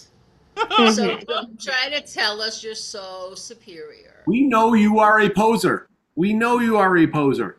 Yeah. Laws are all of we. We are. And I'm going to continue to ignore that and go with my story that I'm wealthy and that my dad invented the toaster strudel. She's wealthy. Hey, did you hear? Like did you all hear what happened with Peter? Yeah. Oh, you already did? Yeah, Oh. we heard. Yeah. Oh. Everyone heard. Everyone This knows. is no fun. Is it not? So boring. Yeah, it's really complicated for me to keep up my facade because everyone knows about the truth, but And I want to I'm gonna keep blackmail with it someone, anyway. but there's no reason to blackmail anybody because everybody knows everything. Look, even this wild beast doesn't want to attack me because she knows everybody will know about it right away. Oh my gosh, she looks vicious and scary. Oh, she left. Oh boy. Oh, she's so sweet looking. I didn't realize you were a lion tamer. Oh, look at that. She's She attacking tried her. to eat Like my kiss. face. Huh? She tried to eat my face, but everybody knows that already. Everybody already knew that. Yeah. Sleep and bring in Monty. Listen. Our entire business plan of coming in to exactly in the middle of every bid. Of course it does. We have to be over assertive and go over the top and be like, we're not giving you anything. This is our company. Fuck off. No money. It's ours now. Another idea. I mean, I was thinking, you know how that uninsured and unbondable business that took down that did that demolition horribly. They bid, I think, $25. Those were good dollars, though. What if we bid 26? What if we give a back rub? That's what we offer in addition to 26. No, not $26. Just a back rub. I think we might get the order that way. Yeah. I'm going to be paying because I believe it cost us at least Charles, I don't think you understand. We say a back rub, and we have teeny tiny little itty bitty print that says, by the way, you will give us $500. Okay, well, that's not enough. Not nearly enough, but that's the right point. Okay, I like it. Fine. Tag out David. I'd like to fill out the job application to give Of course. a back rub. Yes, I will give you a back rub. You will give me a back rub. Will be given. Right. Yeah. It says we are looking for an applicant who will give a back rub, and has no explanations other than that. No. You read all the fine print. Is that true? You read all the fine print, all of it. Yeah, I just wanted to know That is tremendous. I am how so much will I glad you get were to give someone else a thorough back. with reading the fine print. You signed it already, right? Yeah, but wait, I thought this was Tremendous, an wonderful. application for me to sign to give someone else a back rub. Just That got Catherine. Home Depot wasn't working out. So we didn't read the other fine print, and now we owe her money. That's what you're telling me? We didn't read our own fine print. There was even. It's like we give $5, then we get $600 back. It's nothing. It's nothing. I was in the bathroom, and before you touched that High contract she five for signed, pooping. she didn't wash her hands. I just want you to know Are that. you gonna leave me hanging or what? I guess you will. Such is life at Home Depot. How are those babies doing, by the way, in aisle 5? They are delicious. They are, aren't they? They are so delicious. We're not going to talk about babies anymore. We can't. We got to make sure we don't talk about that. We know it's there. They are cute, and that's it. That's it. That's right. So, want to go blow up some rulers? I would like to blow up rulers and rhubarb. Let's do it. There's a new rhubarb department over on aisle We're 9. so close together. So close. So incredibly close. And then you're like, well, I got the rhubarbs and rulers. Where's the celery? And you're like, it's the other end of the store. You're like, mother flipper, no way. I got the secret for you, though. What is it? I got a key to the executive massager's ball bathroom. No, I don't need any executive balls. No. Is there only the executive massagers are allowed in this bathroom?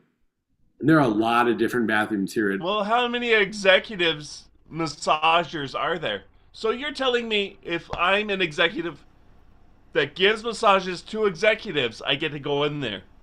You don't realize how unique this goddamn key is and what it gets you into. But I don't want to give massages to any executives. I don't want to go in there. It's only for the massage executives. Yeah, You mean the masseuses that give massages to executives? Their bathroom. Cut to what really happens there. Your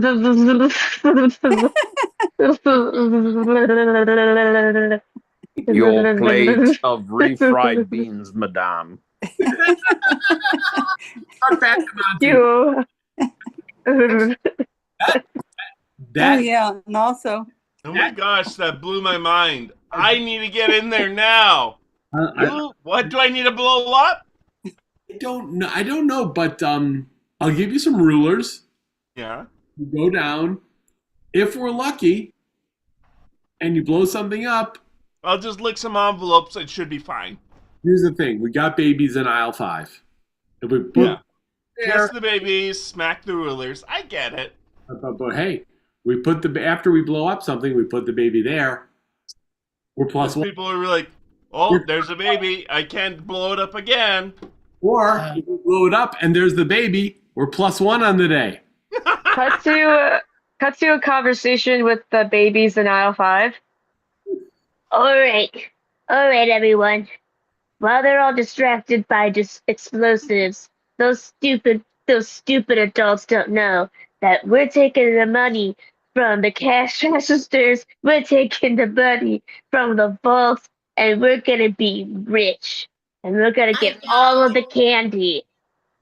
They think we're so stupid. They think we're stupid, but we're smart. We know how to work the system. I want to blow up something. I want to blow up a balloon. Don't get distracted by the explosive. If you put an exploding ruler in a balloon and count it down, will the balloon get big or will the balloon go boom? If you put it on your head, yeah. Yeah. Let's cut to the executive bathroom for the people in charge of changing the babies. I think we should change the babies into executives.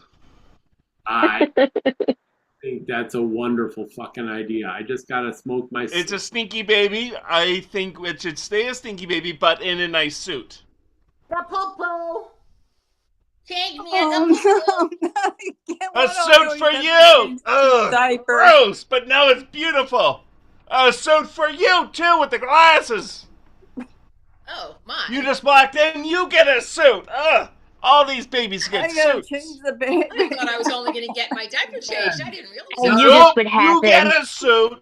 7, 6, 5. You get a suit, and I you just get a ruined suit, my and suit. you And, get that, a suit. and that's the From story like a of how change Boss room Baby to an came to executive be. meeting. Boom. Baby. And boom! Executive meeting. Bye, babies. You're so Okay. cute. Thank you so much. So, And we apologize to our friend Lauren, who correctly made us check ourselves and not do too much about baby death, and so we stopped. We shouldn't do baby death. We apologize. Hey, I wasn't talking about baby death. I was talking about baby careers. I was like, you're gonna be a daredevil. I changed the baby diaper. I almost. About babies blowing up balloons. Baby coin heist. I don't know. I'm just. Babies. I said I got poo-poo on YouTube. all good. So, kind of give a hand, but yeah, so just like to go around real quick to see if you have a website or anything to advertise, just because we're a little behind on time. It's what I do best. But yeah, I'll do it in the order I see it. David Shapiro, do you have a website so people could follow this team or other teams that you do? Cartoonia Jam, as well as Jeremy, when he gets it, he will talk about the Cyber Jam. But Cartoonia Jam is basically just a group of friends, and if you know one of us, text one of us. We'll put you in the text string, and you could join us every Tuesday. I believe it's 8 p.m. Central now, 9 p.m. Eastern, and we do loosey goosey things like this, and we support each other. And like, I also perform with a team called Unicorn Kingdom. We have a show, actually. We're an internet team originally formed from Inner City Improv, and we are performing on Sunday. I believe our show is at 2:30 Eastern on highwireimprov.com. I love those folks in Highwire. We've been performing them for a while, and I'm also taking classes and maybe performing soon at Home Theater in Chicago, taking classes with the people there, and I'm having a lot of fun. All right, well, thank you. Great job, David. How about yourself, Monte? Do you have a website? No comment. Okay, Melanie, how about yourself, outside or this improv team or others that you want to let know? David already mentioned Cartoonia Jam. Jeremy will talk about Cyber Jam, and you will talk about the Improfessionals, or have talked about them all day. So I'm covered. All right, thank you. Great job, Melanie. How about yourself, Catherine? Do you have a website to let people know in person, online, any team or this team? I don't have a website, but if you put a bat signal outside, I'll just show up and I'll perform. Great job. Jeremy, how about yourself? A website for this site or others? Yeah. So every Monday at 10 o'clock Eastern, we do the Cyber Jam on behalf of the Pack Theater. You can find us on Facebook. Just search the Cyber Jam. You'll see our live streams posted on that page. And for me personally, I perform twice a week at a local theater here in Phoenix called Second Beat Improv. I do have a page for each of my teams. One is called Schmeckle Improv. The other is called Hearts on Fire Improv. You can also see them at secondbeatimprov.com. And also, we record all of our shows, and they're available on Vimeo, Second Beat Improv. Great job. And how about yourself, Don? Been around a few people, but yet do you have I'm so impressed. I don't know if you guys are in New York on February 15th. Jamprov is at room 52. I believe Sotto Voce I play percussion for Sotto Voce for a music theater opera group. That's soon. I appreciate it. and all the internet-y stuff. And Terry, how about yourself? Yeah. I'm with the group with the Cartoonia Jam and the Cyber Jam, and they've already said everything to be said about it. All right. Well, great job. So we've been doing this is our 66th month in a row doing it, where the show usually runs anywhere from 6.5 hours to 11.5 hours that it's been running. So yeah, I definitely appreciate, if this isn't our last show forever, we'll be back next month, but we'll find out. Time will tell. But thank you all. You did a great job, and we appreciate y'all. Thank you, Andy. We like Thank you, Andy. Thank you, Andy. Just hands. So, Thank you, been a long, Dylan. been a long 6 years almost. Thank you. Appreciate it. Night. Take care. Have a great Take week. care. Have a good night. Too. All right, so I'll introduce the next individual. She's an amazing Las Vegas entertainer, and she's acted in many TV shows and everything else, but she's spectacular. Welcome, April Brucker. Hey, can I have a suggestion first? Sure, we will say the Super Bowl. Super Bowl. All right, the Super Bowl. I'm really excited about the Super Bowl. As a matter of fact, everybody is always making predictions about the Super Bowl. And yeah, and I don't even know who's playing. When the Steelers were out, I stopped following it. But I'm looking forward to the Super Bowl. I'm a Steeler fan, Steeler fanatic. Steeler, go Steelers. That's why I talk the way I do. I'm from Pittsburgh, Steelers. And May Wilson, are you looking forward to the Super Bowl? Like, oh my gosh, I am so looking forward to the Super Bowl. I want one of those guys to tackle me. But May, what about love? Money can't buy you love, but it can buy you a lot of diamonds. And so you want these guys to tackle you. Yes, April, I want these guys to tackle Law. Okay, but what if they crush you? So that'll get even kinkier. Oh my God, you are a mess. So anyway, May, what else has been going on? Well, April, my love life has been kind of a mess. Kind of a mess? What's been going on? Well, I'm going to a psychic. You're going to a psychic. Why are you going to a psychic? To find out when I'm going to see my next sugar daddy. What happened to your last one? He died unexpectedly at the age of 99. But May, you're a pretty girl. You should get a job. You said the J word. But May, I have to work. Everybody watching has to work. But I'm too pretty for work.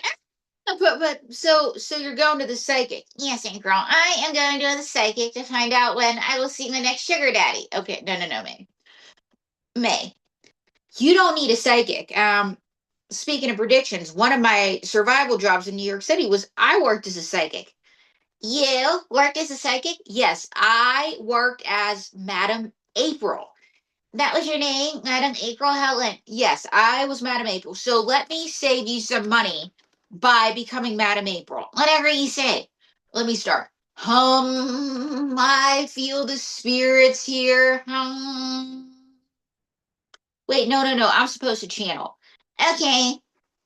I feel the spirits. I'm Madam April. I am Madam April. No. You're just April. No. I am Madam April, and I see good luck coming your way. Give me your hand. Folks, it looks like she's got the winning lotto numbers. Name, date of birth, make a wish. You should know that. You're a psychic. Name, date of birth, make a wish. You should know that. You're going to go on ventriloquist. Name, date of birth, make a wish. Fine. May Wilson, May 1st, and I wish for a handsome prince. I see right here, both of your parents are gone. Yeah, they went out to dinner. And I see you have 2 wicked stepsisters. What is this, a Cinderella sequel? Oh, and they make you cook, and they make you clean. And you got your crystal ball at the 99-cent store, Madam April. I see something right here. Yeah, the Cheetos that I just ate. Handsome prince. Now we're talking. But May, you must be home by midnight. Good night, April. The club doesn't close until 2 a.m. Oh!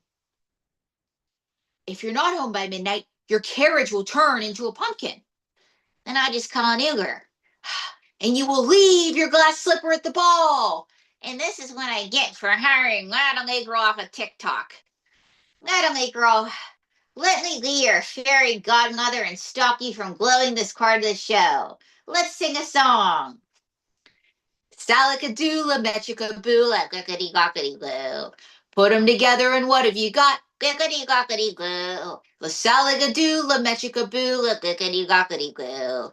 Put them together and what have you got? Glickety gockety glue. La salakadoola roo means metricaboola roo. But the thing of golf that does the job is glick bop boo. So salakadoola, metricaboola, bippity boppity boo. Put them together and what have you got? Glickety gockety, glickety gockety, glickety gockety glue. Wait, how did you make me sing bippity boppity boo? Well, you're not really a fortune teller, and I'm not really your fairy godmother, but I'm magic. Wait, how are you magic? I'm a talking doll, and plus, I wanted to audition for the halftime show. So, fellas, feel free to tackle me. Mwah. Wow, that was really, really, really interesting. Anyway, speaking of halftime shows, we have not quite the Super Bowl, but the Puppy Bowl. And we have the Puppy Bowl's halftime show performer, Dwayne Newton.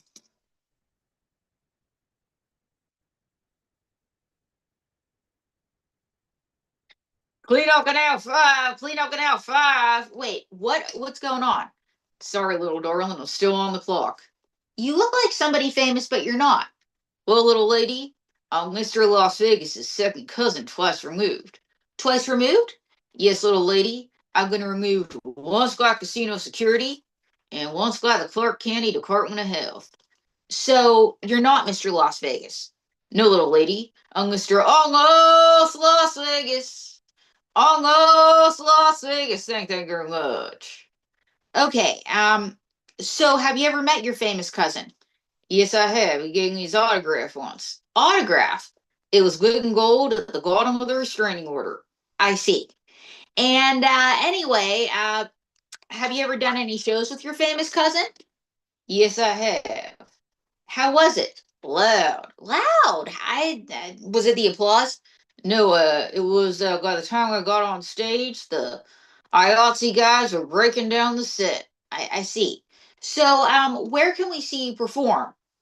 Well, I currently perform at the Kroger Supermarket Slot Parlor.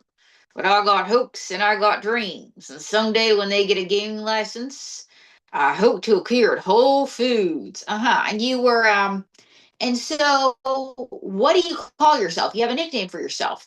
Yes, I do. I call myself the Naptime Idol. The Naptime Idol. Yes, because I'm on from 10 to 3. My cousin's the Midnight Idol. I'm the Naptime Idol. And what do people say when you tell them about your famous cousin? They say that's great. I didn't know that he was still alive. Clean up Canal 5. Clean up Canal 5. Wait, what's going on? Like I said, I'm still on the clock. So your entertainment for the Puppy Bowl, what are you singing? Here's what I'm singing. It's the cookie bowl. It's the cookie bowl. This is the goal game that you should watch. It's the cookie goal. They're drinking out of the bowl. They're drinking out of the water. Okay, anything else? Yes. The good thing about the cookie goal is the players don't owe gaming on with child support. The good thing about the cookie goal is the players don't get arrested for domestic violence. The good thing about the cookie goal is nobody's denying the... Dwayne, I'm going to cut you off. Well, that's what the NFL said when I auditioned. Uh-huh. So, anyway, you heard of, so what do you think of Bad Bunny? Well, I like bunnies. Clean up in aisle 6, clean up in aisle 6. They sell rabbit food in aisle 6. You know Bad Bunny's a Puerto Rican singer. Oh, yeah, that's right. So, but would you do a duet with Bad Bunny? Yes, I would, and this is the duet that I would do. Hello, Allah, to Bad Bunny. Bad Bunny, Bad Bunny, Bad Bunny. You're Bad Bunny, and it's not even Easter. And I'm sure as a kid you were so glad your mother spanked your keister. Dwayne, those songs need some work. Well, you wrote them. Okay, what is one song, seriously, you would sing if you could perform halftime at the Super Bowl? Here goes. Dunk a Shane, Super Bowl, dunk a Shane. Thank you for playing the Super Bowl again. Though we go on our separate ways, still the memory stays for always. My heart says, dunk a Shane, dunk a Shane. Wow, that was amazing. Dwayne Newton, ladies and gentlemen. Now, I got some ribs because it's not Super Bowl unless you have some ribs, okay? And I'm disappearing off camera for a second because I got to check on some food. But I shall return. So anyway, like I said, I've been cooking. I've been cooking some ribs. And my ribs are good.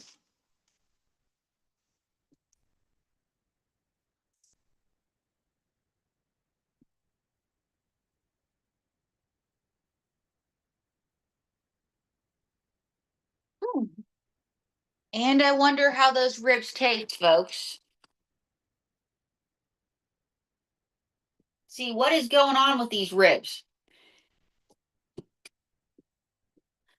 Just gotta. Yeah, sorry, I was just checking on the ribs. What's going on with these ribs? I gotta see. Hey, watch it. What? You can talk? Yes, I can talk. Wait. How can you talk? Grills have been talking for centuries. Wait, how can you talk? Like I said, grills have been talking for centuries. So you can talk? Wait. Like I said, stop touching my grill. That's a no woman zone. What's your name? Gordy the Grill. Gordy, that's great. So Gordy, it's Super Bowl. What are you doing? I'm cooking ribs. You're cooking ribs. Ew! Sorry, somebody put vegetables on my grill. So, but do you want me to put vegetables? The horror, the humanity. So, who are you rooting for in the Super Bowl? I'm rooting for the ribs I'm cooking. So, but I can't get over the fact that you talk. I've never heard a grill talk. Well, like I said, we've been talking to guys for centuries. They tell us about their living problems and everything else. So, Gordy, you can talk. Yes, I can talk. Ew! Yes, and like I said, somebody put vegetables on my grill. So, what is one thing that nobody would guess about you? That I can sing. Uh-huh. Can you sing a few bars? Here goes. Come on, baby, like my fire. Come on, baby, like my fire. Ew! I gotta get some water, man. That was awful.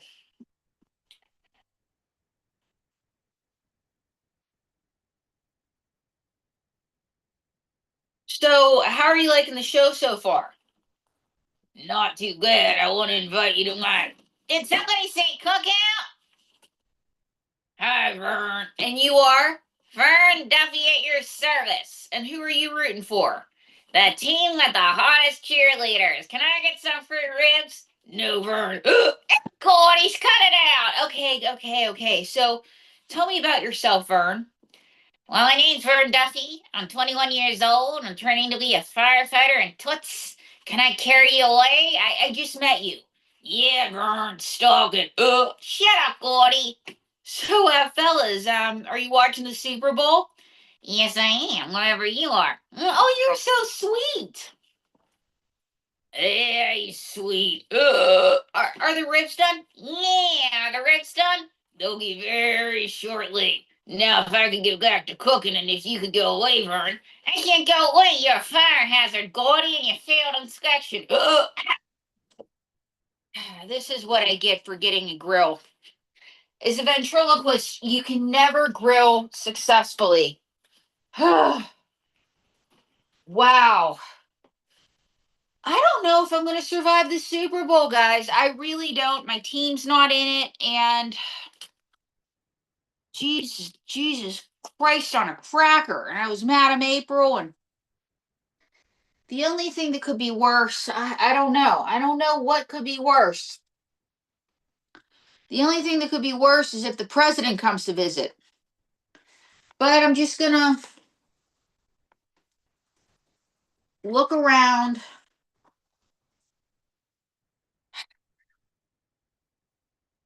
Did somebody say president? Hi, President Trump.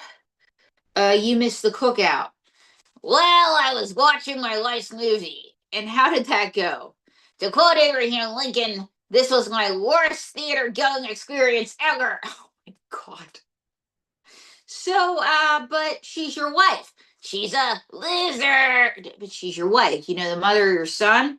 Yes, April. And speaking of wife, do you want to be my fourth wife? But you already have a wife. Wives are like Nordic countries. They're interchangeable. Greenland, Iceland, Greenland, Iceland, Greenland, Iceland, Greenland, Iceland, Greenland, Iceland, Greenland, Iceland, Greenland, Iceland, Green. Oh, God. So, but President Trump, what are you doing for the Super Bowl? I'm going to Trump Tower and getting me some hookers. Wait, you're on camera. Oh, fake news, fake news. When I said hookers, I meant fishermen. So, President Trump, what do you think of Bad Bunny performing during the Super Bowl? I think that we should check his papers. You know, he's Puerto Rican. He's an American citizen. Fake news, fake news. No, no, no. Real news, real news. Puerto Rico is a territory of the United States. When did this happen? The Spanish-American War, sir. But anyway, let's talk about Greenland. How do you feel about Greenland? Well, we're going to get Greenland, and then to quote Leonardo DiCaprio, I'm king of the world. And to quote James Cameron, that joke sank like the Titanic. Loser, how am I the loser? You're the one that wrote the good joke. So President Trump, more importantly, what are you doing for the Super Bowl? Well, I'm not spending it with my wife. Okay, and I'm sure she wants to spend it with you. What are you doing? You're reminding my daughter. Wait, how do I remind you of your daughter? That worked the last time I wanted to pick up a cheap blonde. President Trump, I don't like being called a cheap blonde, and you have yet to pay me. Now let's talk about more important things. Like if you could address America right now at the Super Bowl, what would your platform be? Family values. Family values. Like what? Hey, girl, do you want to know what the number one cause of divorce is? Money? Wrong! Marriage! Folks, you can't make this stuff up. Okay. President Trump. What is another thing that you would tell America if you could address them right now? That I'm building the wall. Oh, you're building the wall. Oh, here we go. And Mexico's paying for it. How nice of them. All I have to do is go to the Western Union and pick up the money order. What could possibly go wrong? Okay, so if you could have a halftime song, Mr. Trump, what would it be? I'd rap. You'd rap. Why would you rap? Well, I want to appeal to my African American voters. Oh, no. I told this joke and thought, what could possibly go wrong? And so what would the rap be? Ice, ice, baby. Can't bring them anywhere. You know, I wanted to have a Super Bowl party. I said, I have some really cool friends. You know, my friends suck, okay? I have a shallow blonde. I have a second-rate lounge, like a shallow blonde sugar baby, a second-rate lounge singer, a talking grill, and a firefighter that are just kind of nasty. The President of the United States. I need somebody nice. Ruby, where are you?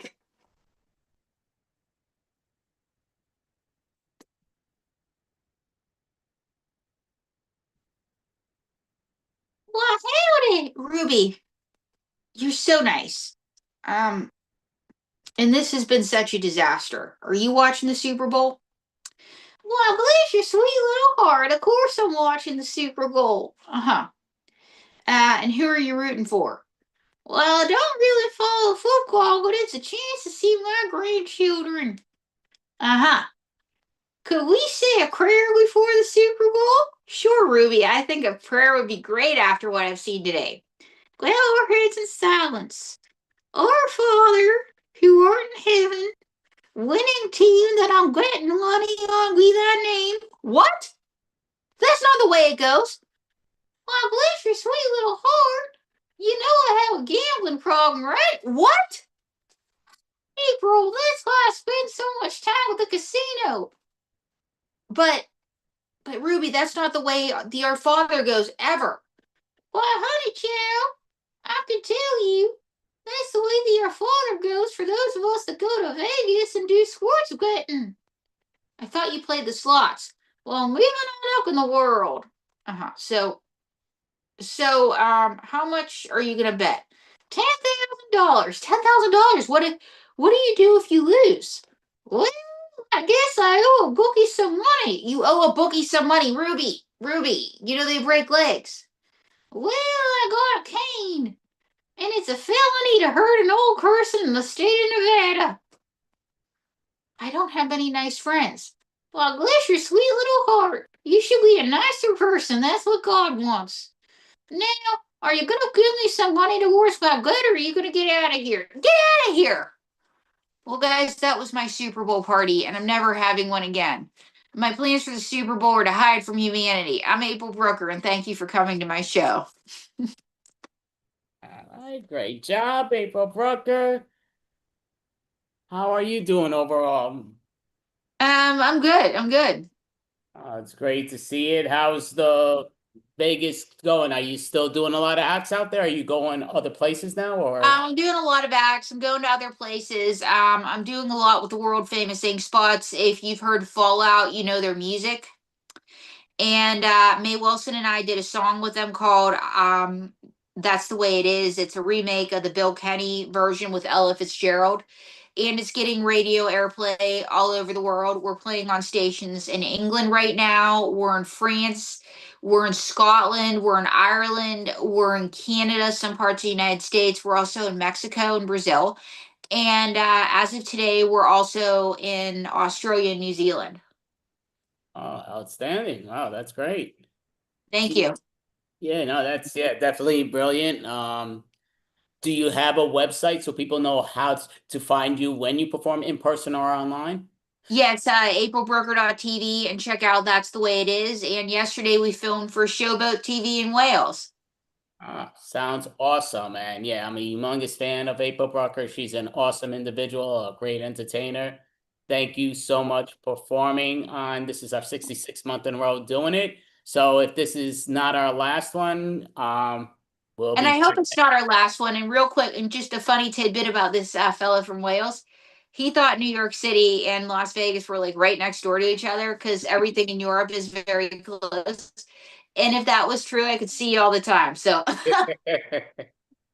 Nah, but thank you so much, April Brooker, and definitely follow her websites and know where she performs. She's outstanding. Thank you so much, April Brooker, and Happy New Year. Thank you. But thank Happy you New Year. Appreciate it.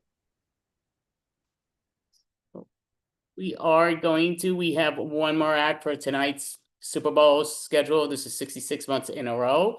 So, Aaron Despiva and Orb. All right, thank you so much. Oh my gosh, I'm on this great extravaganza, and welcome my comedy buddy, my life coach, the giant one-eyed monster Orb. I'm not doing this show now. Have a good night. Drive safe. Whoa, what are you doing? I don't want to do this like that. You introduced me as a giant one-eyed monster. Okay, fine. Where's your car keys? In my left pants pocket. Okay, I'll go get them. Ah! What? Whoa. What's wrong, Orb? I seen something I should never have seen. What's that? I mean, you just went to go get my car keys. I've seen your third leg.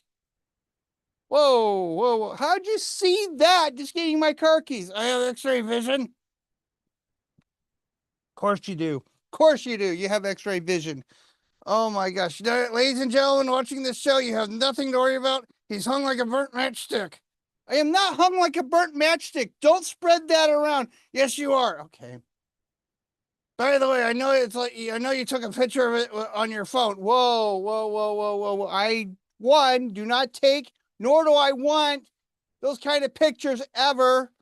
And two, my wife doesn't want to see in person nor in the picture. She always tells me to turn off the lights when I come to bed. She doesn't want to see me coming. I don't blame her. That is horrific. Okay. Can you at least introduce me so we can do our set? Yes, welcome the biggest dick here, Aaron. Okay. Love the energy, but why are you putting me down, man? Talking about my junk and now you're telling me I look like one. Because you look like one. You definitely look like one. Ladies and gentlemen, if he took off this shirt right now, his foreskin would flap over the top of his head. Whoa, whoa, whoa, whoa, whoa. It would not do that at all. Orb, would not do that. Why do you say that? Yeah, that's not true at all. Oh, I'm sorry. You're circumcised? My bad. My life coach Orb, everyone. Yeah, this is great. Yeah, I love him so much. So much. You know, I don't know about you, but I don't know where you live, but I hate driving around where I live. Yeah, it sucks. What's the problem? Well, everybody drives on the highways around here like it's the Autobahn, even in the middle of winter. Well, how fast do you have to drive to keep up? Well, you have to do almost 80 miles an hour in a 55. So what kind of speed do you have to do when it's 70 miles an hour? Well, it's faster than a Nissan Sentra can go. Oh, I see. So why don't you drive your Dodge Dart? You mean my Dodge Shart? Oh, I know it's a piece of crap. No, it's such a crappy car. I opened up the hood to put window washer fluid in, and on top of the engine was a cat turd. Oh, that's the optional Scat Pack version from Dodge. Okay. No, it isn't. Yes, it is. No, it isn't. No, I really, I'm almost 55 and I got to get back in shape. I do. I just, but I got to quit rolling my joints. I thought you were an edible guy. No. I just need to lose some weight. I need to lose some weight too. You do? How much weight do you have to lose? Oh, I need to lose, how much do you weigh? Okay. Okay, I'm kidding. I'm on an all liquor diet. You mean an all liquid diet, right? No, I don't drink anything unless it's 60 proof. Okay, Orb. No, I just had to get a physical from my doctor, though. I really did. That's not possible. Well, why isn't that possible, Orb? No one wants to get physical with you. Okay. No, it's a checkup to see what condition I'm in. You don't need a doctor to tell you that. I know what kind of condition you're in. What's that? A shoddy condition? Did he do the prostate exam at least? No, that's all done with blood work now. Thank goodness. I need to get $20 back from your doctor. Oh, wait, what? Why do you need to get $20 back from my doctor? I paid him $20 to shove more than a finger up your ass. Okay.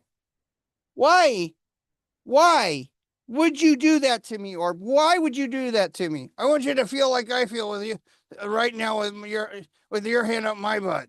That's disgusting, Orb. What do you think it does for me? Well, I'm sorry. Hey, Orb, I noticed you were out of the house the other day. This is a non sequitur joke. It doesn't match the last topic. Okay. Can we get on? Yeah, sure. So I noticed you weren't in the house the other day. How'd you get out? Through the dryer vent? Okay. Well, how'd you stay erect without me? I took your Viagra prescription. Hey, whoa. Nope. I don't have a Viagra prescription. I don't have that problem. I'm surprised with that burnt matchstick. No, I don't have Viagra, dude. Well, you know that weird charge on your CVS card? That's me. Okay. So where'd you go? I went on a blind date. Well, how's that work? I make the woman wear a blindfold so she can't see me? Okay. Sure, why not? So where'd you take her? I went to dinner with her. Oh, cool. And I spoon fed her everything because she couldn't see her plate. All right. And so what happened after that? Oh, he went back to her house. Wow, you move fast. Do you forget I was Evel Knievel stunt penis? I'm used to one night stands. Okay. Okay. All right. So what happened when you got back to her place? Oh, we got really hot and heavy, and then one thing led to another, and we got to her bedroom. Oh my God.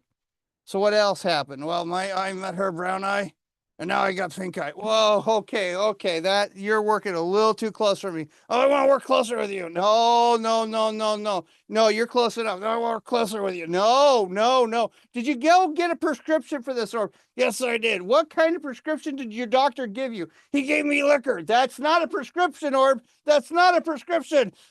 Oh, help. I'm not a chicken.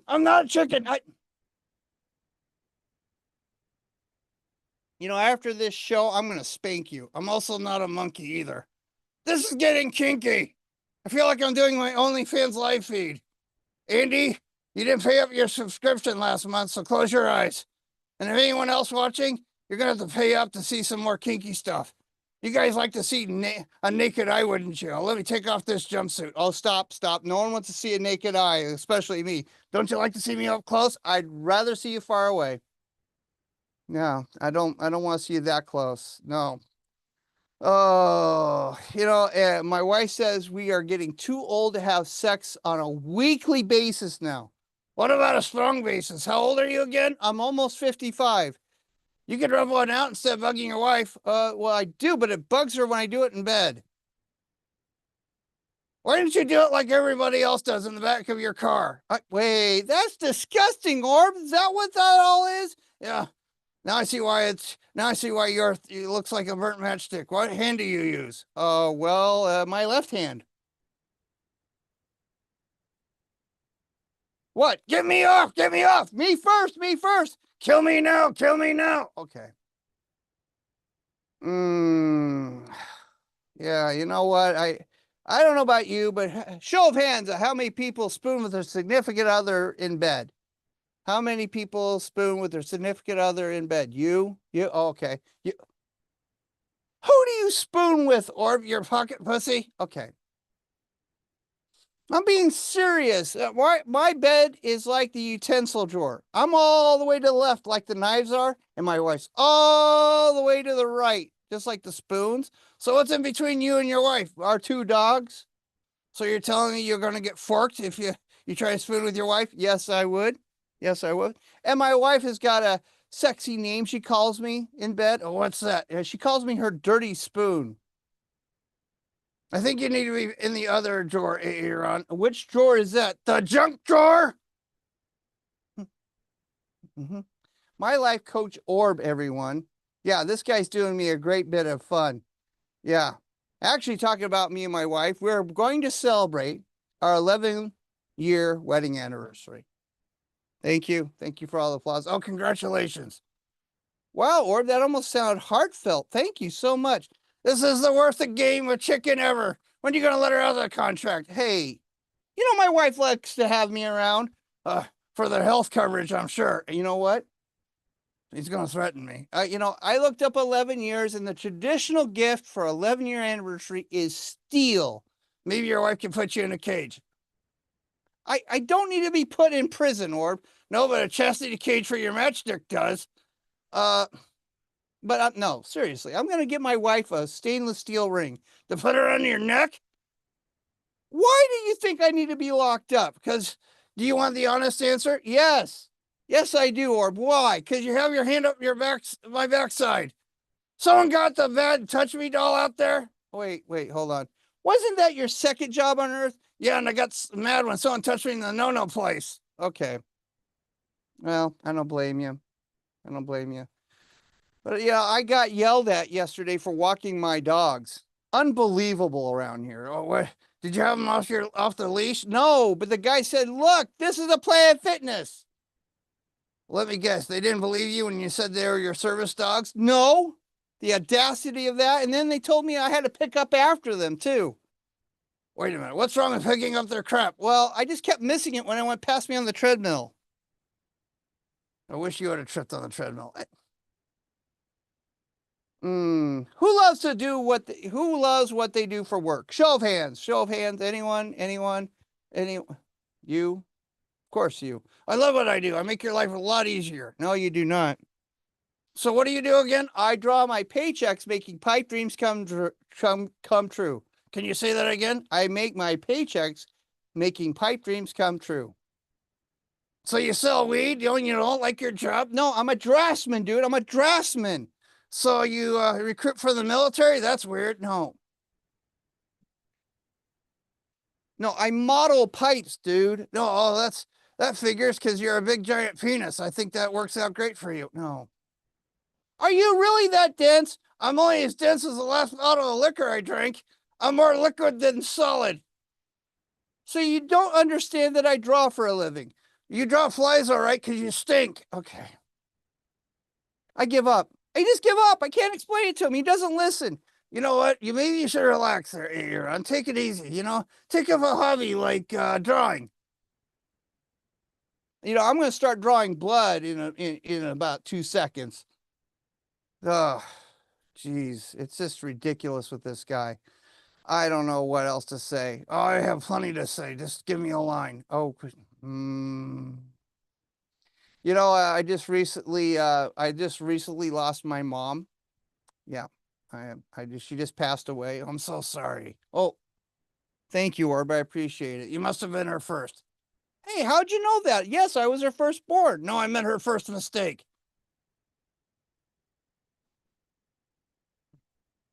Anyways, my mom and dad got in a fight a week before she passed, and she said she had it here, and then she was going to go up to heaven because there's work to be done. So wait, you have to punch in at the pearly gates? Who knew there was work to do in heaven? I can't imagine working in the next phase. You know what my heaven consists of? What does it consist of? It consists of beaches of sand that don't get in your crack. There's plenty of weed and liquor. And me and my wife can have lots and lots of sex. Well, that sounds great. Well, so what's your heaven like, Orb? Exactly like yours, especially number 3. Ask your wife. What? Oh, you forgot I'm Evel Knievel Stump Penis. Okay. Look, if there's work in heaven, I'm just going to go straight to hell. Yeah, I don't get it. No, I mean, what kind of jobs are up in heaven? Gatekeeper, wing adjuster, halo polisher, soul repair? I didn't know angels wore shoes. I didn't know either. Thought it was just a barefoot community. But then adding insult to injury. Guess what I got in the mail the day after my mom passed? My gift membership to Dildo of the Month Club. What? Oh, never mind. What did you get? No, I got a postcard from a company called A Place for Mom. Gee, they're just a little late. Just a tad? So where's your mom staying now? Well, she's in the brand new house my dad built, and she's staying on a shelf because she got cremated. Oh, wait a second. The house that she's sitting in is not done? No, my dad's perfectionist. Meaning if he's off a millimeter of his work, he rips it all apart. But actually, you know what? My mom always described my dad in millimeters. So when did he start this house? Recently? Is 1991 recent enough for you, Orb? Is he using wooden tools and oxen to build this? No, but he's driving the Amish neighbors. Could you say neighbors again? Neighbors completely insane. They tried to break in 6 times at night to finish it. So, yeah, it's really bad. So now let me guess. Your mom's gathering dust as dust? Yeah, my mom is going to be haunting my dad with a Swiffer. She's going to be saying, dust me, Gary, dust me. You got something from your mom. What's that? Your ashy complexion? I know the first sign of my neat freak mom when she's up in heaven. Yeah, I know how that, I know, I'm going to see the sign. What sign is that? It'll be a clear sky. I mean, I have so many questions. Is there an afterlife retirement? Do you get a 401k package? And when you go there, when you pass there, where do you go to? I don't know, but I hope to go to hell. Okay. Orb, you're just not nice. Just not nice. You're not very observant. Really? I am. I am very observant. I have to be for my job. Are you kidding me? Oh, yeah, I am. You didn't notice I'm wearing a contact today. You have a contact in? Yes, I did. Oh, I fell down. Don't move. What do you mean? Oh. No, that's going to cost you. What do you mean it's going to cost me? I charged your credit card for that. Boy, this guy's fun. This guy's fun. Yeah. You know, and I just recently took a trip to Florida. And I was on the Sky Bridge. I watched this guy slam backwards after a fight, you know, getting on the plane. And it was ridiculous. It looks like he was almost out cold. And our plane got delayed over 15 minutes over this medical emergency because of this. And I found out that, you know,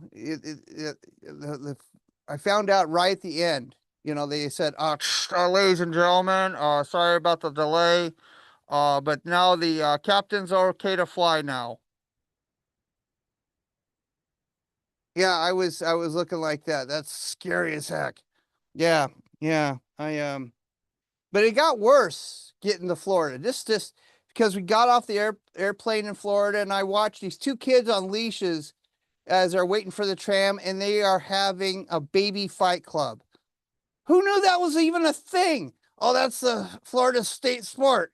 And you know what? I won $20 betting on the girl in the pink because the boy was a crybaby. And then the world's shortest cop in Tampa Bay broke up the baby fighting ring.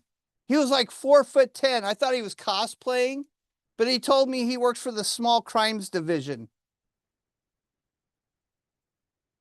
How'd it get worse? Well, then my Italian wife almost got arrested for yelling at the car rental lady. She was saying the C word more like it was second nature. I said, honey, we come to relax, not to start your MMA career. Then she told me she was just trying to simulate with the locals. Yeah, well, that sounds about right. And then we got to our hotel. How was that? Well, it was fine till about 4 a.m.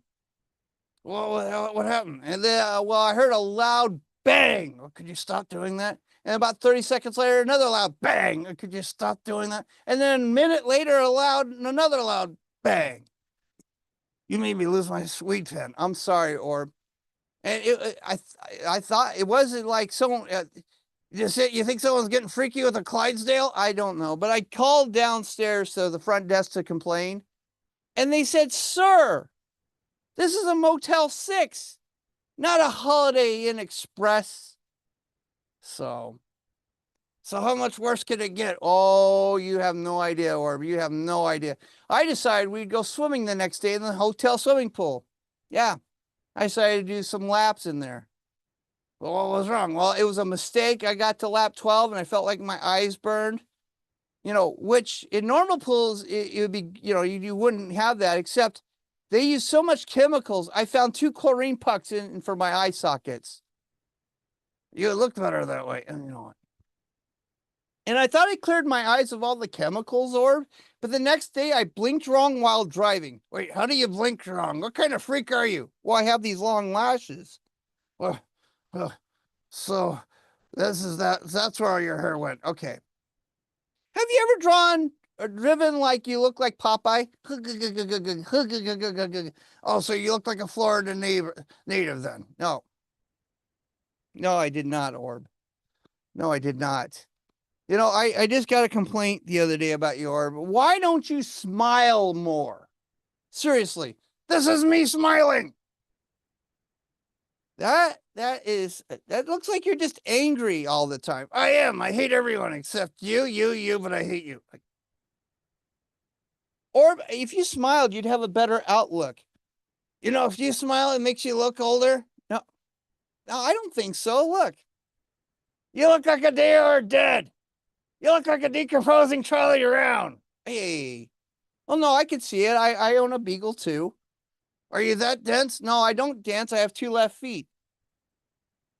You also can't hear. I have ringing in my ears. I have it too, just listening to you talk. You know, that's just not nice. Not nice. You know, or I found out from my physical that I might be pre-ejaculator. Don't worry, it happens to some people all the time. No, let me finish, Orb. I think you just did. What? Someone get him a towel? I don't have that problem, Orb. No, sure you do. Sure you do. Sure. Okay. No, I was gonna say, if you let me finish, I think I'm pre-diabetic. Pre-diabetic, yeah. In my opinion, you always come too quick to your conclusions. That's not nice, Orb. I think you have premature emasculation too. You know, I really don't need this help, Orb. I really don't. You do. You do. You do. I don't think so. I don't think so. You just keep doing everything, you know, and you know, I was talking about my mom who passed. I've been talking to my dad a lot more, and we haven't talked for over a decade. Well, that must be awkward. It would be if I didn't take an edible beforehand. So wait, you gotta tell me you gotta be high to talk with him? Yes. Mm-hmm. So you know how I feel now. You know how I feel like working with you. I am not long-winded. Yes, you are. You caused a Category 4 storm just talking recently. Okay. Anyways, my dad always repeats himself. I think we talked about what he was eating for dinner 6 times. What's he eating? Hungry man dinners. That checks. They're full of lead. All right, Orb.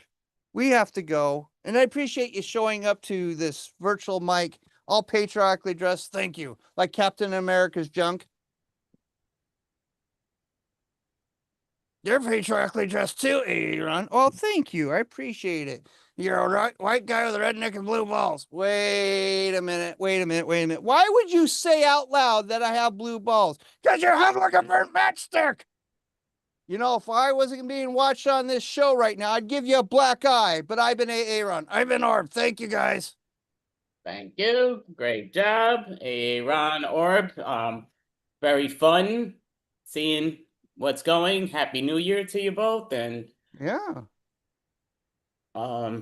So this is actually 66 months in a row where the shows have been monthly shows online. It goes 6.5 hours to 11.5 hours, which, you know, I definitely appreciated. So it's, but yeah, definitely advertise with what you're doing. You've helped the show go to where it's gone, which we really appreciate.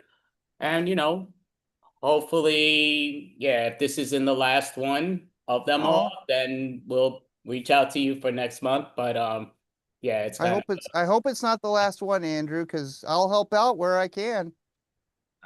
Definitely appreciate that. I mean, thank you. And yeah, what is your other site? Is that the other site, or the Oddly Funny Substack is basically where you want to follow us. We put up a weekly schedule of all the Oddly Funny mics. We do have an improv show called Food Prov. Happens on Wednesdays at 10 o'clock Eastern. It's improv with food subjects. It's a lot of fun. We keep it pretty loose in there. But the other mics are listed there as well. If you want to be part of the Oddly Funny February Laugh-a-thon, that's 28 mics in 28 days. It's online, in-person mics, improv, in-person online, or VR mics, or sketch comedy bits. Can you do 28 mics in 28 days? And all you need is 4 feedback mics. So it's a lot of fun. A little cash prizes there, but we love this show. And Andrew, just talk to me after the show. Let me know what's going on, man.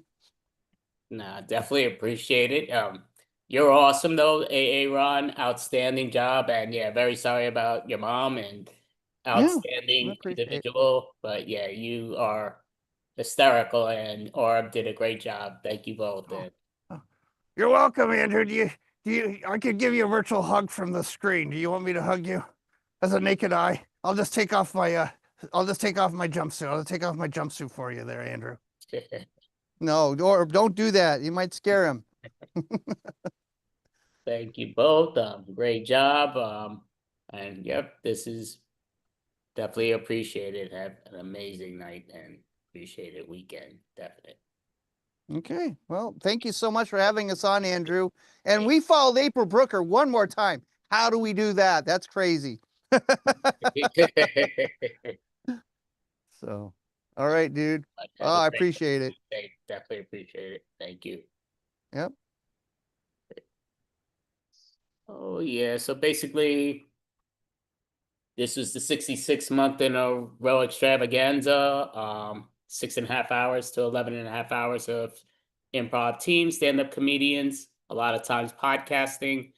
And yeah, you know, definitely been appreciating it, but hope everybody has a great weekend. And again, you could always watch it in different parts for those that haven't been watching it yet, but different acts, some outstanding acts and all, and follow their links and all that great stuff. But thank you so much, and everybody have a night.